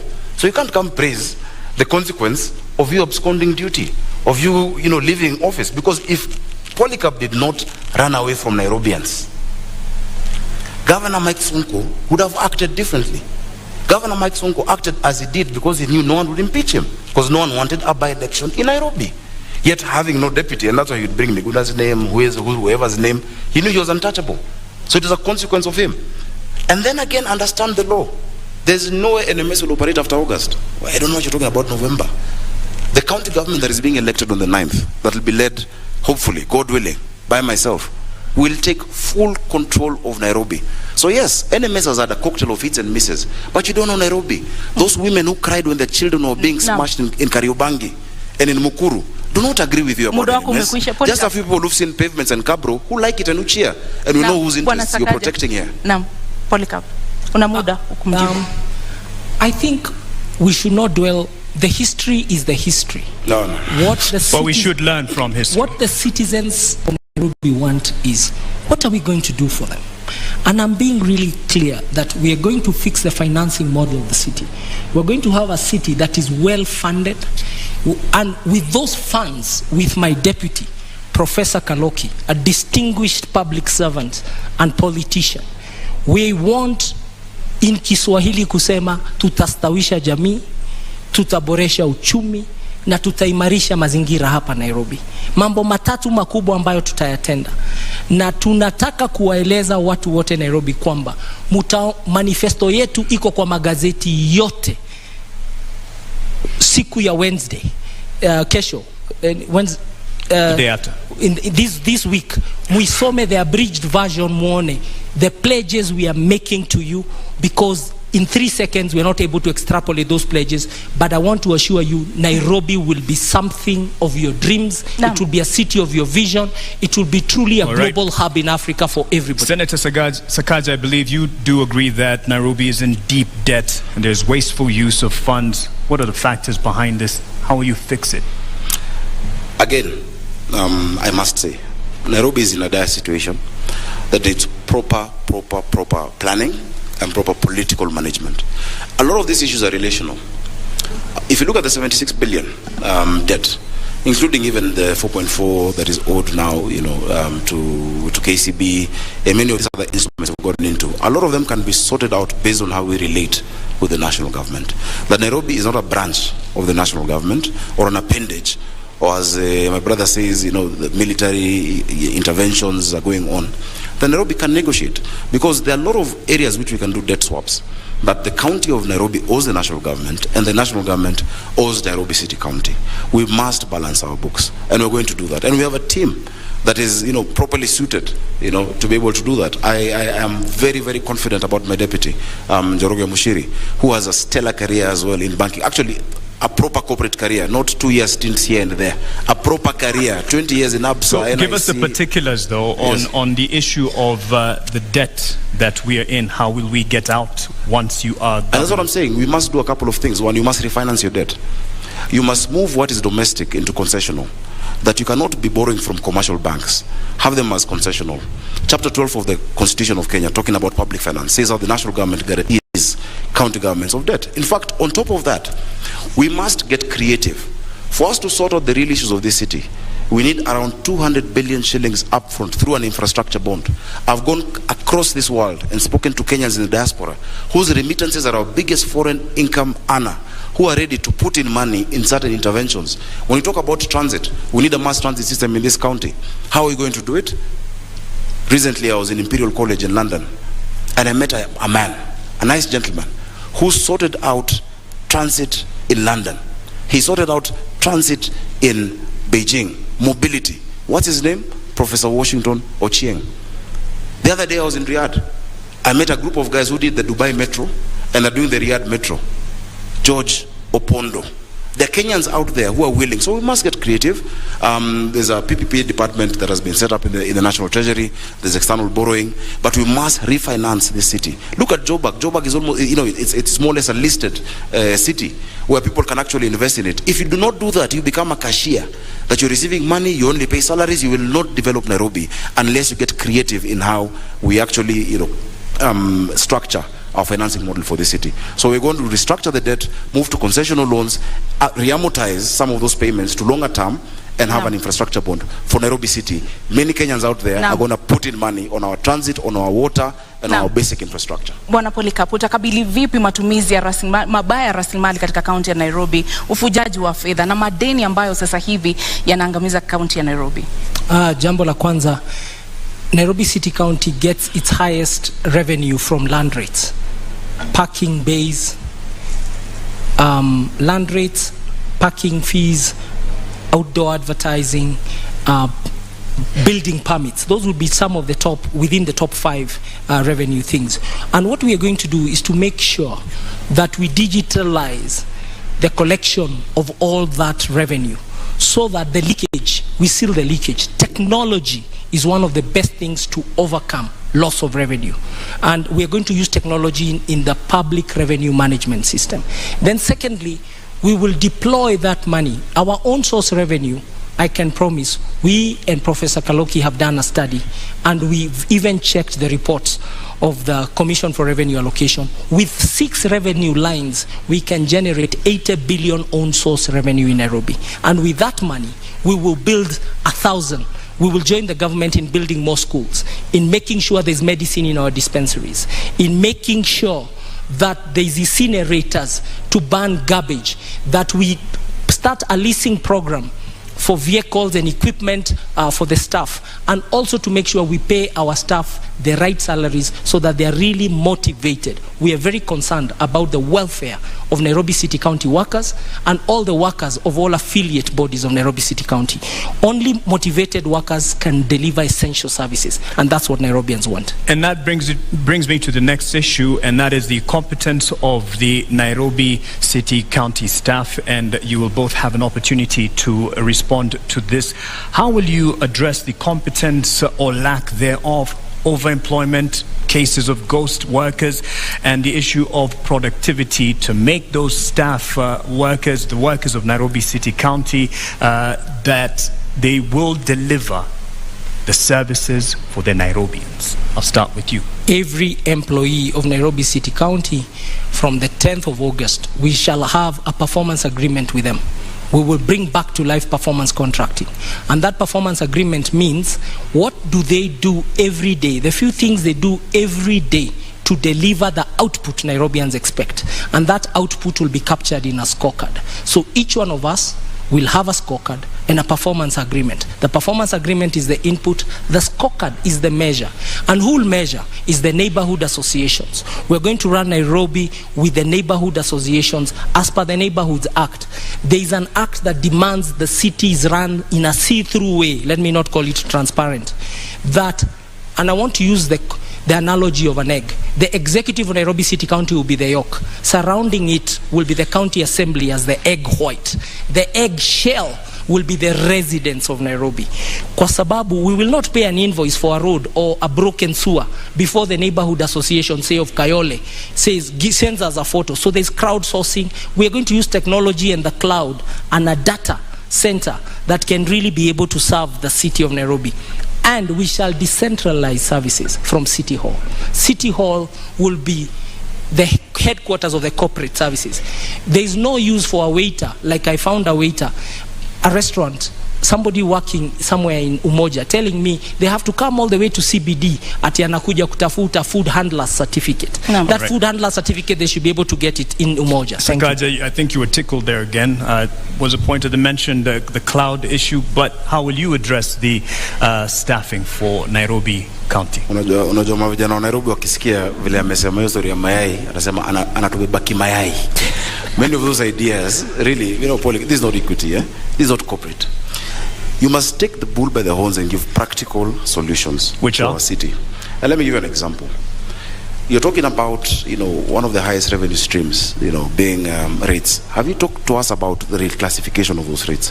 Why is it that people in Githogoro are paying the same rate as people in Runda, which is just, you know, a doorstep away, yet they have Mabati structures and these ones have 5-star houses? You know, let's be practical, because that is what Nairobians want to be able to hear. Now, the sectional properties bill that was passed in Parliament recently prevents an opportunity. I've heard him saying he's done a study with Professor Kaloki.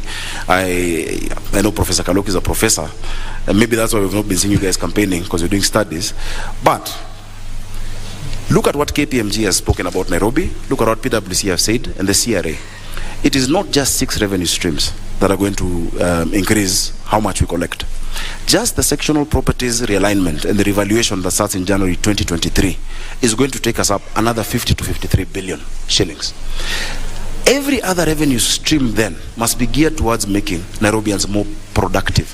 The NMS that you praise has been going around this city with GSU, harassing our traders and our hawkers, throwing them into, you know, those pickups, tetanus field pickups and roadworthy. By the way, on the 9th, if you're listening and you're a scrap metal dealer, come to City Hall. Revenue has gone down to 7 billion. Why is that? Because you're not explaining to the people of Nairobi the services you're offering with the money you collect from them. We will have a people-centered leadership. Cloud is a tool. Na muda umekwisha. Your focus must be on the people you're serving. You can't be. Muda umekwisha bwana seneta, lakini umekuwa seneta wa kaunti ya Nairobi. Umewajibika vipi katika kuona kwamba pesa za kaunti ya Nairobi zinatumika namna inavyostahili, hakuna wizi, hakuna watu wasiofanya kazi ambao wanalipwa? Umekuwa seneta, wewe ndiye macho ya kaunti ya Nairobi. Zubeda, nadhani kabla kuja hapa mlifanya utafiti. Umewajibika vipi seneta katika kuhakikisha kwamba pesa za kaunti ya Nairobi zimetumika vyema? My time is counting while you're talking. Kama mlifanya utafiti, ungeona zile report ambazo nimewasilisha, zile miswada na hoja ambazo nimezileta kwa bunge. Hapo kati ya hizo miswada na hoja, kuna ile ambayo inaitwa prompt payment bill ambao pia wale wengine walijaribu kuweka katika mswada wa BBI walikuwa wanaleta, ilikuwa nimeshapitisha kwa bunge.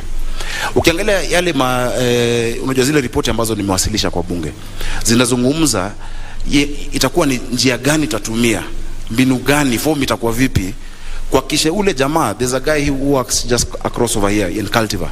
He's called Fred. He's one of the procurement people. Akona wines and spirits Buruburu.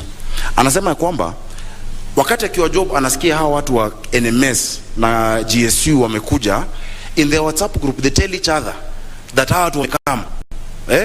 Kuna wimbo wanasemanga walikam na kinini, vijana wa Nairobi wanajua. Wamekam na Subaru. Na wakikuja hapo they tell each other in the WhatsApp group, they close all the shops. That's why this military you're praising has not collected 7 billion this year. Let's take power back to the people. And he tried to define this election. It's not about liars and who don't lie. It's about a state project and a people's governor. Speaking about people's governor, power to the people, let's give some power to the people who weighed in on this debate. We had asked some questions from Nairobians, and I believe we're ready to sample them right now.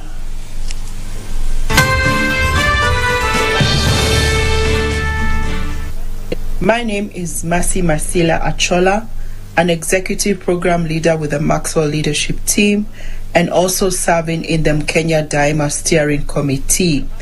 My question to the Nairobi gubernatorial candidates is, if elected to office, could you share with the residents of Nairobi what can we expect from you in your first 100 days in office?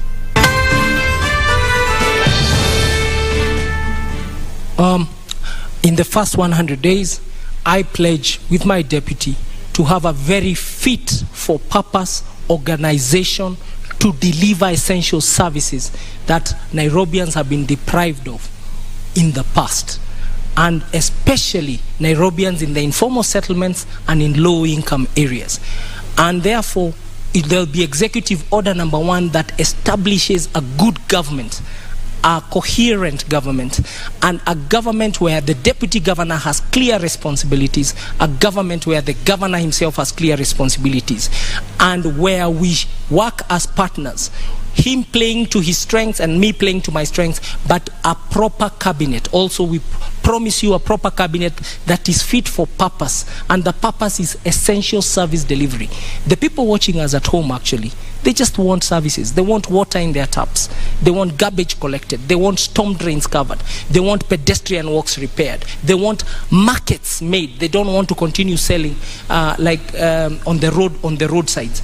They want their bills on time, and they want to be treated with honor, and they want to be treated like citizens of Kenya, and they want to be enabled to do their businesses. So the first 100 days is about reconstructing the organization called Nairobi City County, because it does not exist, and we have a lot of demotivated employees. Make sure that we convince them, they start to see their salaries are paid, they are well taken care of, career development is sorted. Thank you. Thank you. I want to thank the lady from Maxwell for that question. Maxwell Leadership Institute on Valley Road is an extremely important, pillar in mentoring many of our young people. I've actually taught many programs of leadership there, and I've been a participant in that.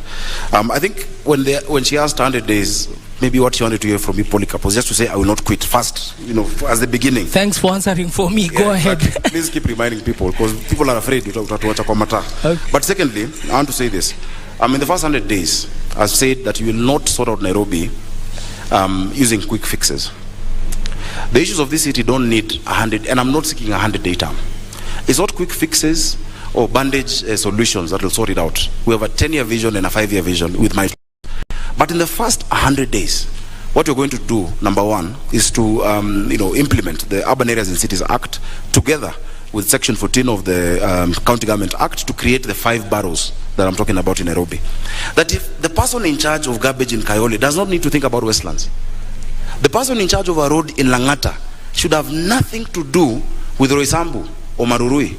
Because that lack of accountability, when you ask them, okay, mbona hapa kuna takataka, pole boss kulikuwa na sijui crisis in Mukuru.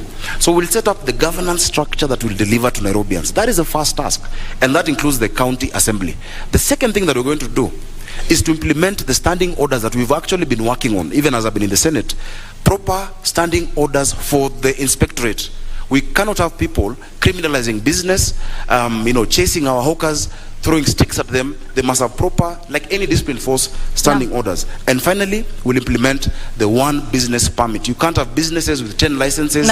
Today there is fire, tomorrow there is water. It will be one license. And I will pay every other entity that needs to be paid from that one license that you pay in Nairobi. Bwana Polycarp, mmekuwa mkizungumza kuhusu tatizo la maji taka katika kaunti ya Nairobi. Awali ulitaja kuhusu cartels. Je, unaamini kwamba ubinafsishaji wa huduma hizi katika kaunti ya Nairobi utasaidia katika kusuluhisha baadhi ya matatizo ambayo yamekuwepo kuhusu usimamizi wa huduma hizi?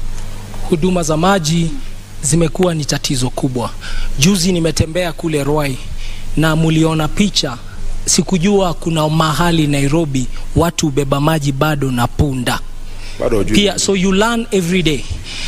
Now, if you go to Ruai, the problem is a problem of way leaves, which the senator perhaps was even ignored in Senate. There is a way leave issue between Kiambu and Nairobi, because today we are consuming 500,000 cubic meters of water every day in Nairobi. But that's really the level of production of water from our water sources, Ndakaine, Roiro Dam. But the Roiro Dam and the Northern Collector Tunnel, we need to connect it. Na hiyo shida ya way leave ni shida ya kisiasa, lazima tutatue. Na hiyo ikitatuliwa, there'll be an extra almost close to 100,000 cubic, so we'll go to 600,000 immediately, and people watu wataanza kusikia relief. But in 5 years we have to build new water sources and work with the national government to build new water sources. But you've got the government that builds new water sources has to be a government that does not believe dams are for eating and stealing, because dams have to be done in places like the Nyandarua ecosystem, Maragua Dam in Murang'a, and that's why Nairobi has to be secured by being assisted by the neighboring countries to the metropole that is Nairobi City County. Senator Sakaja, the taps in many homes and other businesses are running dry, but their water bowsers full to the brim and coming at a premium. How will you sort this? First, again, it's really nice that we're at a university, because I need to school my friend about water. There are many things you've said that are completely false. Number one, the quantity that we consume is not that 525,000 that you're speaking about. Nairobi has 4 water sources. The first water source is Kikuyu Springs, just after Kikuyu campus. That was set up in 1907. After that, we developed Ruiru Dam in 1936. It provides 4%. Kikuyu Springs provides only 1%, which is 4,000 cubic meters of water. The third one is Sasumwa in Njambini. Sasumwa produces 11% of our water requirement in Nairobi, comes through Kabete treatment plant, then comes down this way. And the fourth one, the biggest, of course, is Ndakaine, which gives us 84% of our water.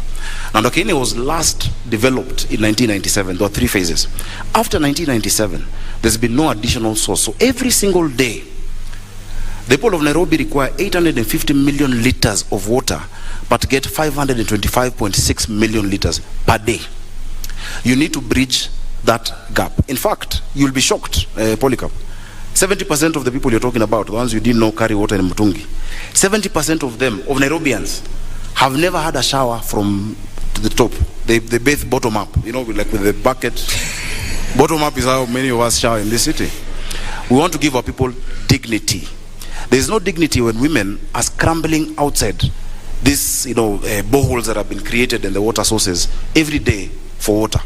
The issue of distribution then is the next thing that must be. I asked about this time thing because I've just spoken about the quantity. So when we finish Northern Collector, December 2023, under our administration, I don't like saying our administration, we'll move into Northern Collector 2. One will sort out 85% of the water need, and then 65%, and then Northern Collector 2 will give us 85%. Now the second most important issue, if you allow me on quickly, your time, let's give him an opportunity. Let's give him an opportunity. Just keep time. The challenge of water. The debate in Nairobi is not about what needs to be done and how. There is consensus that we are short of sources of water. It is who will do it, because you need to be trustworthy and you need to be capable to get it done. That issue of who is the most important issue in this election. And on the issue of water, for sure, the supply and demand, there's too little supply for very high demand, and the numbers are what it is. The metropolitan area, because Nairobi even supplies Machakos, the EPZ area, with water, the biggest challenge is new sources of water for the city county of Nairobi, and that is a task between ourselves and the national government. And thank God we have Martha Karua, the original champion of water as Minister of Water during Kibaki's time, and she understands the task, and we are ready to work with her in Nairobi. For Nairobi, it will be a responsibility. On to housing, a majority of Nairobians live in informal settlement. I just want to cover as much as we can, and a majority of the populace here live in informal settlements. And how are we going to change this housing demand and give quality housing and other services for Nairobians? I'll start with you. Thank you. I'll just take the same time to finish on water. I've heard him mentioning Martha, earlier he mentioned Raila. These are people we all, we know and we've worked with many years. Don't run away and hide behind them when you don't have the point. Just say the point as it is. Because Nairobians are electing you to be governor of Nairobi, not Martha Karua, not Raila Odinga. They're electing you. If they elect you, if they make that decision, which I know they will not make, you must sort out the distribution issue of water, because water goes hand in hand with housing. So I've spoken about the quantity. And it's not about waiting for an angel from national government to do it. Already we're at 90% with the Northern Collector 1. The piping has been, or rather the tunneling has been done. The piping is at 34%. This side from Apro Isambu, coming from Kiambu Institute of Technology to USIU, moving down, is already going on. We have so many areas that do not have piping. I've never had piping in Nairobi. There are people who actually build houses across what were the physical levers. They shut it down, they collect water, and then you see these bowsers moving around the city labeled clean water or NMS. That will come to an end using SCADA technology, where as governor, I'll be able to see on my phone, Mali wamekata maji. Now, urban housing is a huge challenge in this city, and it's also something that the built environment has made people lack dignity in this city.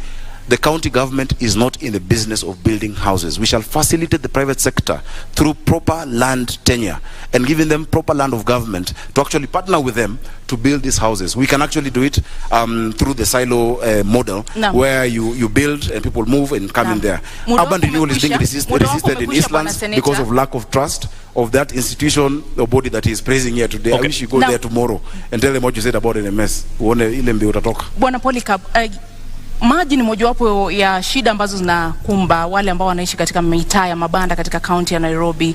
Hasa ni mpango upi ambao uko nao wa kuinua na kuimarisha hadhi ya watu ambao wanaishi katika mitaa ya mabanda katika kaunti ya Nairobi na changamoto ambazo wanakumbana nazo? So first of all, the county of Nairobi in its own books owns close to 532 hectares of land. On it sits 12,000 single dwelling units.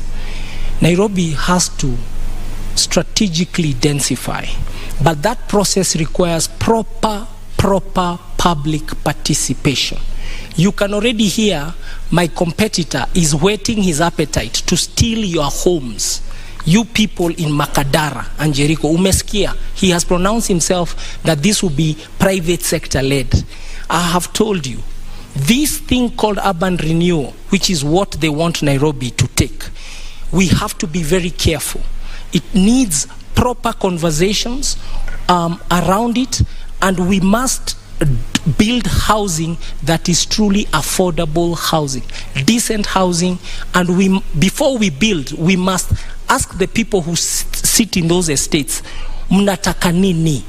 How will this work? And how will you be compensated? Before that is done, we are rushing. And you've seen a big rush towards that work, and we are saying put it on hold. The Constitution demands proper public participation, proper understanding, and I want to believe that conversation has already not been held. So the housing question in the informal settlements is to continue the work that has started. Roads, water, sewer, boreholes. These informal settlements require a lot of investment, and that investment requires allocation of improving our revenue, and also making sure Senate allocates us the money we require to attend to high density areas. Okay, a rebuttal in terms of what he said on your housing urban development plan there, an opportunity. There are people waiting in the wings to come and steal your houses, and you've had the private sector. He has the opportunity. You're in his time. You have an opportunity. I don't know who represents the private sector here on this stage. if you look clearly. But what I'll say is this. While you are away, when you ran away from Nairobians, Polycarp, I represented the people of Majengo in Kamkunji in court to fight what you're talking about. You were somewhere in your Bentley, living the life, never spoken about an issue of Nairobians. But now you're saying we want to steal. That they were moved from slums in Majengo. The slums were put down and put in 11,000 bob houses while they're paying 5,000 shillings, 4,000 shillings. Today, the amount of money owed that they need to pay 60 million shillings. That's what someone wants to steal the houses. When I talk about urban renewal, the entity you're praising is rushing. Just this week, there have been more than 3-4 advertisements on the newspaper for them to engage contractors on urban renewal, and they have 28 days to go. They must stop that, and I'm putting them on notice. In fact, it's against the law.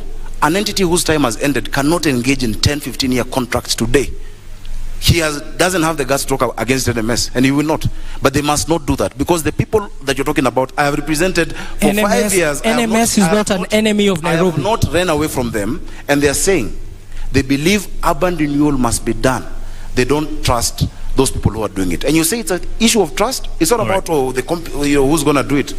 The first thing, basic thing that they want is to know that that person will be there to do it for 5 years and will not run away. It's first deliver on that. It's unfortunately it's time out for us in terms of this debate. There's a lot to cover. I believe both of you gentlemen have spoken and have alluded to the fact that you have the manifestos will be open to the public, Nairobians to be specific, to peruse and digest, and that is where we will end it at this opportunity. I believe even the time for closing remarks are not there. If we probably managed the time a bit better in the beginning, it would have ended up even better in terms of coverage of the discussion. Asanteni sana kwa kuja. Thank you very much. Thank you very much for having us. Naam, wasemapo wahenga kilicho na mwanzo lazima kiwe na mwisho. Hii sasa ndio tamati ya mjadala baina ya wanaomezea mate kiti cha ugavana katika kaunti ya Nairobi. Indeed, our appreciation to the candidates, Polycarp Igathe and Johnson Sakaja, and to you, the audience that turned up here and out there watching on television and from around the world, of course, online. Thank you all. My name is Mark Masai from NTV. Nami naitwa Zubeida Kome na kutakia usiku mwema. Zubeida Kome kutoka KTN News.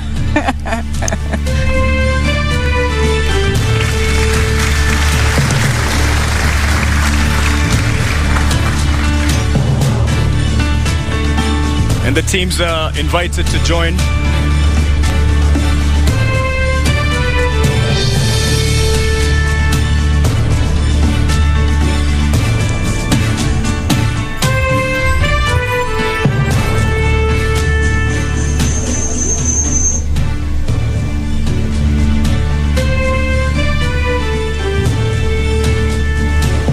Well, there you have it, the first ever Nairobi gubernatorial debate hosted by the Presidential Debate Secretariat has, according to many of my analysts here, lived up to its billing and set the stage for the other two debates. One that will happen next week, Tuesday, and the other the week after for the Deputy President's race and the President's race as well. I dare say if it's a debate you tuned in for this evening, I'm pretty sure it's one you got. The question is, however, a debate on what? Was it a debate on the issues that plague Nairobians today that live within this great county, or was it a debate on rebuttals and counter-rebuttals between Johnson Sakaja and, of course, Polycarp Igathe as well? That's some of the feedback I'll be looking from my panelists who've been patiently and keenly following this particular debate. But first, let me read your feedback. This is what Nairobians and Kenyans are saying this evening. Nathaniel Kevin on Twitter says, an insightful debate, character traits coming out strongly, a peek into the capabilities of each participant,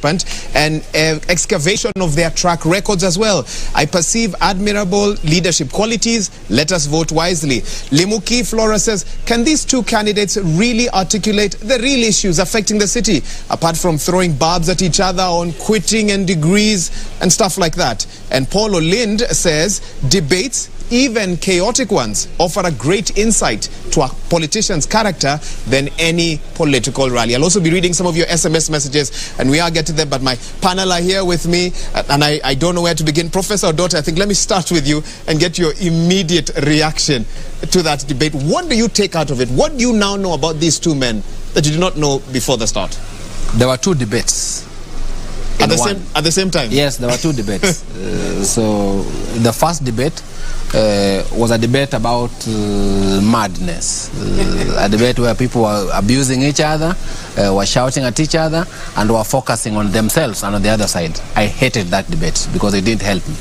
I liked the second part of the debate because in the second part of the debate, I started hearing issues. Unfortunately, there were too few issues. The issues that I had that for me made me happy. I like the ideas from Governor Sakaja about governance. The ideas about barrows, I think, was an excellent idea. I like his grasp of Nairobi.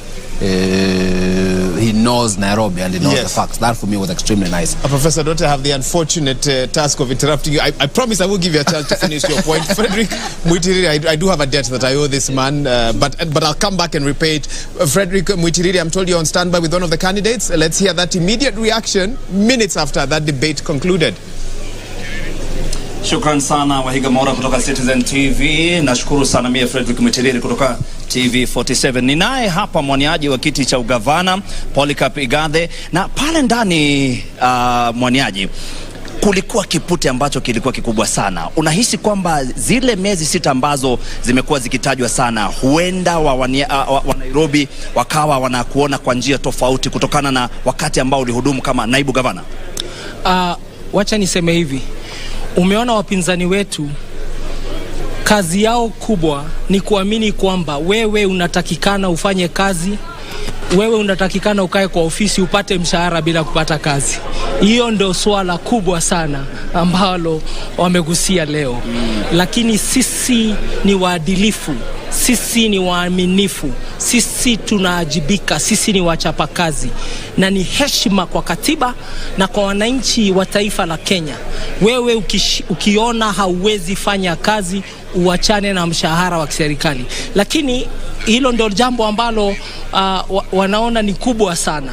Jambo la kudanganyana makaratasi, jambo la ukosefu wa masomo, jambo ya wizi. Hao maswala hawaoni kama ni makubwa kama hilo swala la lingine. Lakini ndivyo hivyo, ni wenzetu, tutaendelea na tutawashinda. Asante. Lakini kabla haujaondoka nikuulize kwamba wakazi takriban ama wapiga kura takriban milioni 2.4 wamekuwa wakitazama mjadala wa jioni ya leo. Unadhani kwamba umeweza kujieleza kama kiongozi ambaye ataweza kupigana na ufisadi vilivyo, kwa sababu lilikuwa ni jambo ambalo limeleta tumbo joto hapo ndani?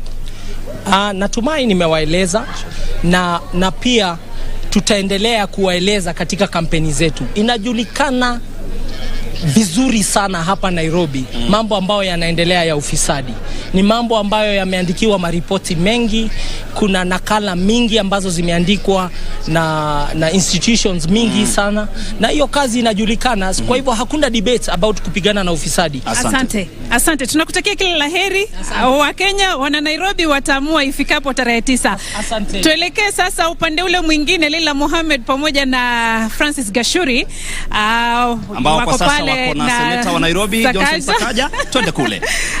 Thank you very much, Beatrice and Frederick. It's been 180 minutes, 90 minutes of the second debate. Quite a heated one, Francis. Quite an encounter, a banter that many Nairobians this evening were hoping for. Senator, good evening. For a moment there, we were skipping our heartbeats, hoping you would come, you would not come. You're here. Do you feel you have punched above or below your weight?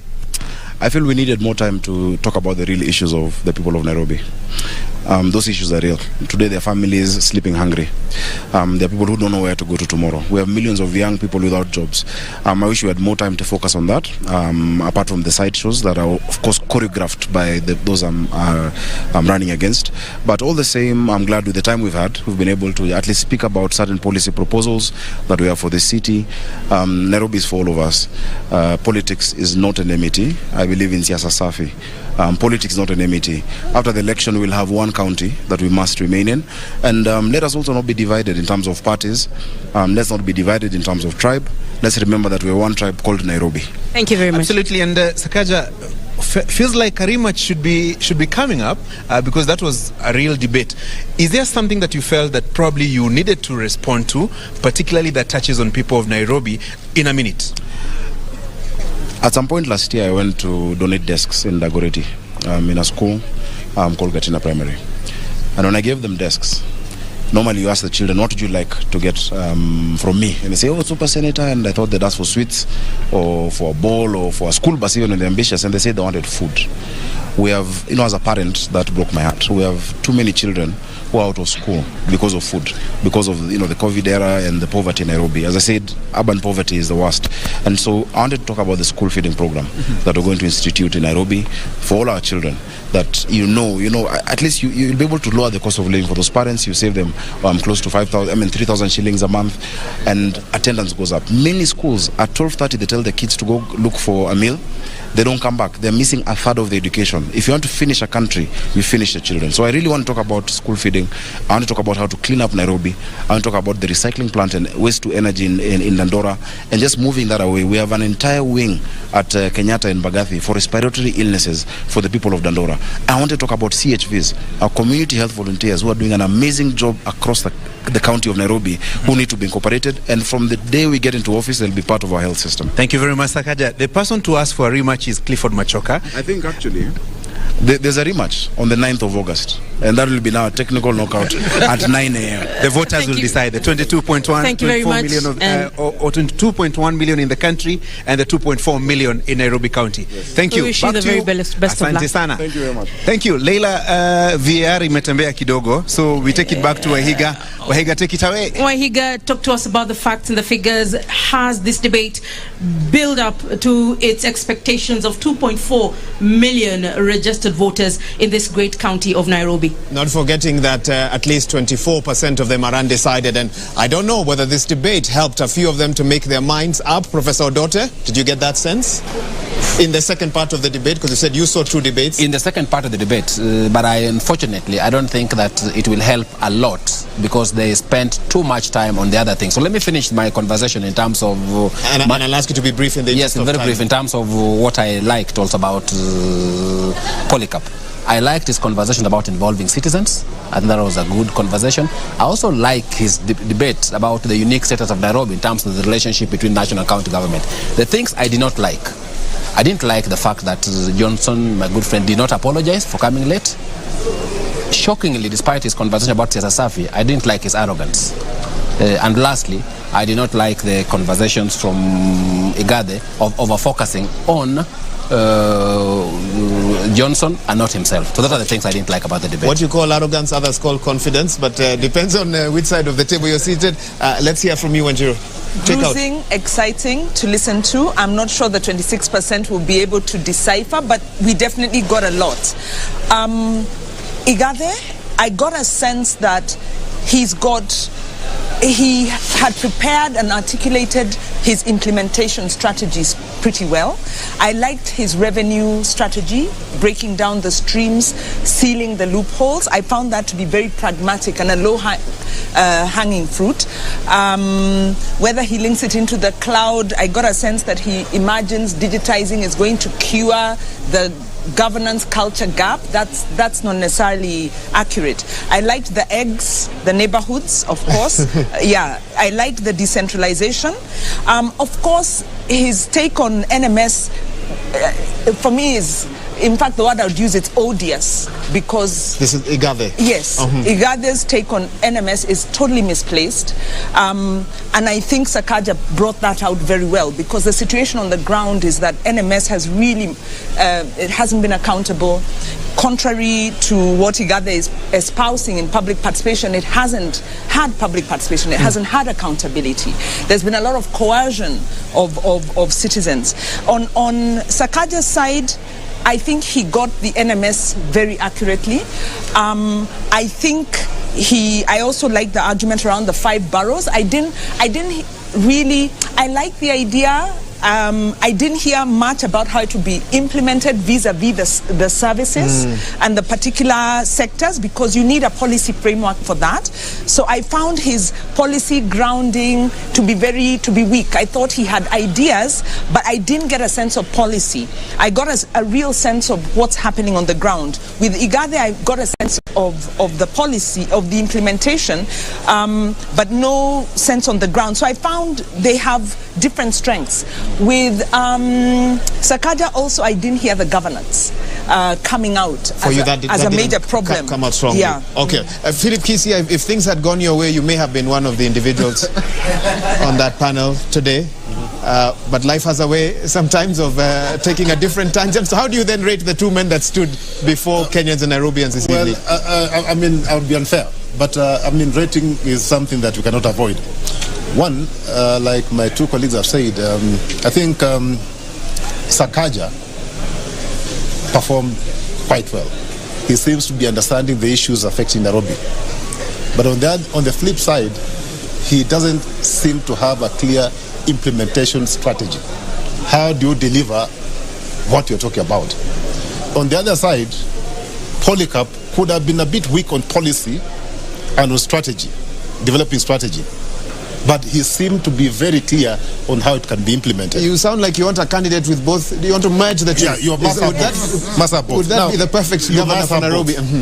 But what was disappointing is the fact, like what Prof said, is the fact that somebody who is expecting to provide leadership to a county like Nairobi comes in late. He doesn't apologize. In fact, he appears to be quite arrogant. And I'm telling you this because Sakaja is my friend. I'll tell him even tomorrow if he's not listening to me. On the other side, just as Prof said, as I've said, they spend almost 60% of their time on personality issues. And very little time was spent on the real issues. At the tail end, they started talking about water, they started talking about housing, they started talking about public transport, and so on and so forth. They were just mentioning. They did, mentioning something and telling us how you intend to go about implementation is quite different. So now, leadership. And I'm one of those people who don't believe that there's somebody called a leader. But I believe there's somebody, a human being, at a point in time who exercises leadership. Now, if you look at those two gentlemen, I leave it to Nairobi to decide. Who has integrity? No, cannot mind. You sounded like you want to make a very strong statement. Go ahead. Who is humble, humility? Because as somebody exercising leadership, you must show some humility. Who has integrity or integrity questions? Who is confident? Who is empathic? Who is charismatic? Who can we hold accountable? From the two, I can tell you, if there's a weakness I've seen in the two gentlemen, they know it all. So they may end up being very poor team players. So if they don't have a party that can whip them and remind them that they are there to serve people, we are again getting into another disaster. Okay. We had poor leadership, but now we can have arrogant leadership. And that's your concern this evening. Yes. Professor Omenya, I know you have notes and incisive analysis of the debate, but let me first ask a basic question. Did anyone emerge a winner tonight from that debate? You were very clear earlier with your marking scheme for the earlier debates. I'm going to pose the same question to you. What's your marking scheme showing you for this debate? Yes, Who won? I'm not afraid to give marks because that's one of my key roles. I think despite coming late, Sakaja won by 65%. You didn't dock him for the lateness. And Igade, in fact, I think it'll be a draw if you bring in the lateness. Igade was at 63%, so they're very close. But I can justify why I actually believe that Sakaja did win this debate. And I think when it comes to governance, I was a bit surprised that Igade did not speak to the law relating to governance of the city. Which is basically Urban Areas and Cities Act, and Sakaja elaborated that very well. With the 5 boroughs and so on, and those can actually be aligned, with the wards and so on. I thought that was a very, very good idea. When it came to the issue of revenue, I think both of them had pretty interesting ideas that are workable. However, my big problem with both of them, so they scored poorly there, was that again, counties and citizens don't just exist to pay taxes. We want counties to be engines of economic growth. So none of them actually articulated how Nairobi can grow its economy. In fact, Sakaja was talking about borrowing on the other side and financing debt and stuff. And Igade was talking about land rates and so on. And I was fearing for Nairobi that both of those fellows are going to milk you dry when they get into office. And then just moving quite quickly on to another issue that they engaged with, which is the final one. When it came to the idea of housing, I think I liked Sakaja's idea. Because, of course, Igade knows that his Jubilee government has failed to deliver any houses. So trying to do the same thing is stupid. You should know that, and that's partly why, for me, he lost the debate totally. Sakaja says, look here, these people, poor people living in informal settlements, we can improve their lives without necessarily building houses. We can put infrastructure there. We can put in water. We can put in these basic services and so on. So in a way, we're close, but I think Sakaja had an edge. And I think Sakaja was speaking more to governance and politics, while Igade was, like an elected NMS, if I can call it. That's how the professor sees it. Karen, coming to you, earlier on you said Nairobi doesn't need a politician, doesn't need a businessman or a corporate titan, it needs a leader. Did you see a leader on that stage tonight? Yeah, both gentlemen showcased qualities of leadership. And let me just point out a few things that I liked and what I did not like in how everything went. Like a number of us have said, I expected that Sakaja would actually apologize for showing up late. But I'm glad he still showed up anyway. But just that apology would send a statement to people that, you know what, I actually respect your time. But that did not come out, so that wasn't good. However, his idea about what he has in terms of housing, in terms of water, resolving the issue about revenue generation, policy implementation, I think that was good because it was quite practical. Igade, on the other hand, I liked what he said, that he would like to continue with the work that has already happened or work that has already started, because then a lot of times when there's regime change, you then see new MPs, new governors coming up and starting fresh projects and leaving stalling projects, and that is problematic. Something else that I liked with what Igade said was about performance contracting, making sure that you're getting paid and yes, you're actually performing, because then we can see that is already working very well in public service. The other bit, at the beginning, he actually sort of tried to be relatable to the Nairobians, to the residents of Nairobi, by saying, mimi ningependa kuhudumia watu wa Nairobi. Mimi, I am a product of healthcare, public schooling, and being relatable. I think he did a good job in terms of that. A potential danger, though, although I think maybe it could have been just him getting back at Sakaja by saying wale watu ambao hawakwenda shule wanakosa nidhamu and stuff like that, because then we have a number of individuals, especially young people, who dropped out of school, who are not in training, not in education, and they are like over 40% of the population of the unemployed young people. So I think hapo kuna shida kidogo, but generally this was such a hot, heated debate. It was really good. I like the way you've put it. Go ahead. I think it's only unfortunate that we didn't have choices. We have either Sakaja or Igade. What do you mean you didn't have choices? There are no choices. Four other candidates, duly cleared by the IBC, those guys with manifestos. The entire panel gave them 3 out of 10. Now, you see, if we had more choices, and this is why I regret why Timothy Wanyonyi was denied this opportunity. Because Timothy Wanyonyi has everything we are looking for. He's humble, he shows humility, he has experience in leadership, he is a good manager, he's a good team player, he has everything that you are looking for.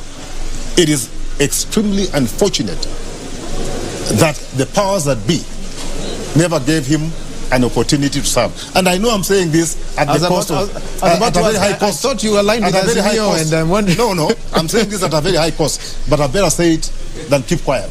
That we should have had many choices. Then Nairobians would have said, okay, maybe this one is arrogant, or maybe this one doesn't, but this one does have a certificate, this one has a certificate, and this one's a big private sector. You need somebody with all those skills put together. And that should have been Timothy. Wanjiru is vehemently agreeing. Yes. It was a point. I think the 26%, I think the 26%, a large number of those are unhappy with the choices. Exactly. Because they are saying we deserve better. Exactly. We've invested. We've seen Tim Wanyonyi grow his career. He's been MP now for 2 terms. He's done very well. Been a councillor. And there was an expectation. But what guarantee do you have that if he was here today, you wouldn't be putting him through the same scrutiny that you've put through? No, he would would be put. He would be put, but it's the expectation that we would have a choice. Now we have a tailor-made. We've got a project, and we have, somebody else, and we have to choose between these. And like you said, it's not cut and dried. Hence the 26%. Prof. Omenya? That is what happens when you have good people who are qualified, who have a track record, who don't present themselves up to run for office. He did present himself, but then there was the party rigged him out. Prof. Omenya, go ahead. Yeah, I think I agree 100%. I'm just adding to those sentiments that, again, overall, tonight we've been disappointed because Nairobi is the biggest economy outside of Kenya. And the governor of Nairobi, we expect to be a person capable of running this country. And there are expectations we have of that individual in terms of the way they carry themselves, in terms of duty of care, in terms of the depth with which they think through things that affect Wananchi and so on. And what we're seeing here are actually juveniles who still need a lot of growth to be at that particular level where you can say yes. Professor, I don't think it's fair to call adults. I've withdrawn and apologize to the two juveniles. But can I put it differently? Professor, please. Let me put it differently. Don't make it worse. No, I actually want to tell you something that was written in my class WhatsApp group as the debate was going. They say the two boys can govern the city. They use the word boys. Yeah, but then they go into a better place. Both still remain fine gentlemen, but the city needs more. And that last part that I want to focus on. If we forget the analogies, I think the critical thing, and you hear the percentage 65, 63, if we got a half of what we had in Igade and a half of what we had in Polycarp, we would be able to get the governor we need. And that is possible. Unfortunately, we are going to get half full as opposed to the complete governor that we need. And I think that's the challenge that we're having in terms of Nairobi. As I said when we were starting this conversation, and remember when I was comparing with my county, Homa Bay, I was making the point that we need governors, good governors across the country, but we need an exceptional governor in Nairobi. Because Nairobi is not just one of the 47 counties. It is the city, the capital city, international city. Unfortunately, watching today, and if you are looking for that international status, you are looking for that super status, you still don't get it from the two gentlemen. And Professor, I think that's the challenge. Let me cross over because I now have 7 minutes or less and immediately hear from you. Karen, I'll start with you. What do the 7 who then showed up, 6 who showed up for this debate now do moving forward? In one word, what more can they do to build up from what's happened here tonight?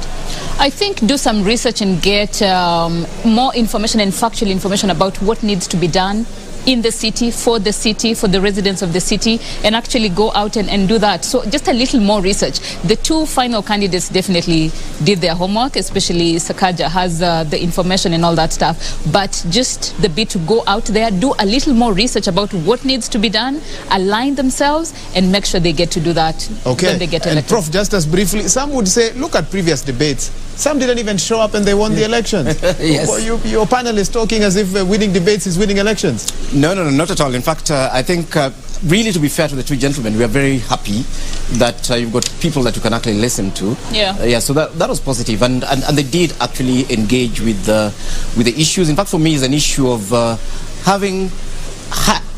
I'm happy that I had high expectations of them.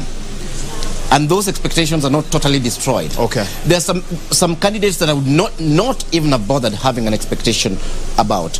But my only message to them is this. And your final message, please. And that's my final message. That this is an extremely serious job. Governing Nairobians. Please think through your ideas and your policies, especially the critical ones that will take this county forward. Okay, I'll stop you there. I have 5 minutes. Final comment from you.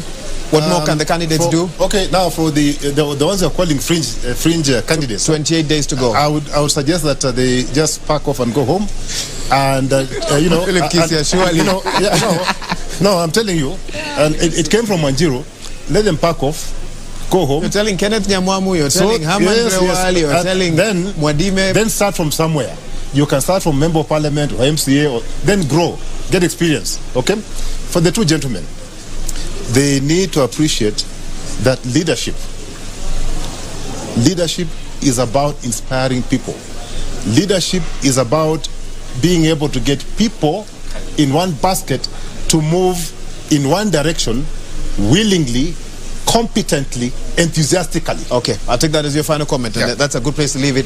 Wanjiru? I think for me it's one, looking at these two candidates, citizens either way will need to hold them to account. They need these leaders need humility to listen, to round off. For Igathe, he needs to understand the human rights-based approach. For Sakaja, we need to get that real servant leadership that he's listening, strengthen on that accountability. But the lesson is to us as citizens. Don't be discouraged by the choices. Go and vote for whoever, but let us be vigilant and hold them to account and force them to raise the level of their performance. And all this is possible in 28 or so days? Well, they need to be reflecting. You see, they're out on the campaign trail. They need to practice humility. They need to learn human rights-based approach. Okay. Citizens need to vote and choose and hold leaders to account, because we've seen what we are working with. We need to keep growing and forcing them to grow and come closer to our expectations. And keep them accountable. Professor Dote? I think some very few things. Number one, for Harman, I think this was a great opportunity that he used well. I think he needs to continue doing what he did. The future is bright for him. For these other two candidates, I think I just have three things for them. Number one, they need to speak to us much more in the remaining 28 days. And as they do, they need to focus on the 24% undecided. I think today, they didn't do enough on that 24%. I think they focused much on their base. But they need to focus on the 24%. And I think the last thing, which I struggled with, the 100 days. As we said at the start, what is critical is implementation. They need to sharpen what they will do quickly to be able to turn the ship around. That for me would be critical. Okay, and we certainly hope that they did not change. I have my parting shot. Just one. Let Nairobi residents be involved. Get to know your candidates, understand what the issues are, and go and vote. It is important, and your vote does count. Your vote does count, and that's a good place to leave it. We are going to have to wrap it here. Let me thank my panelists. This has been phenomenal. I'm glad to have had each of you here. Karen Wakoli, who's the founder and executive director, Emerging Leaders Foundation. Professor Alfred Omenya, an urban development expert. We've had Philip Kisia, former Nairobi town clerk.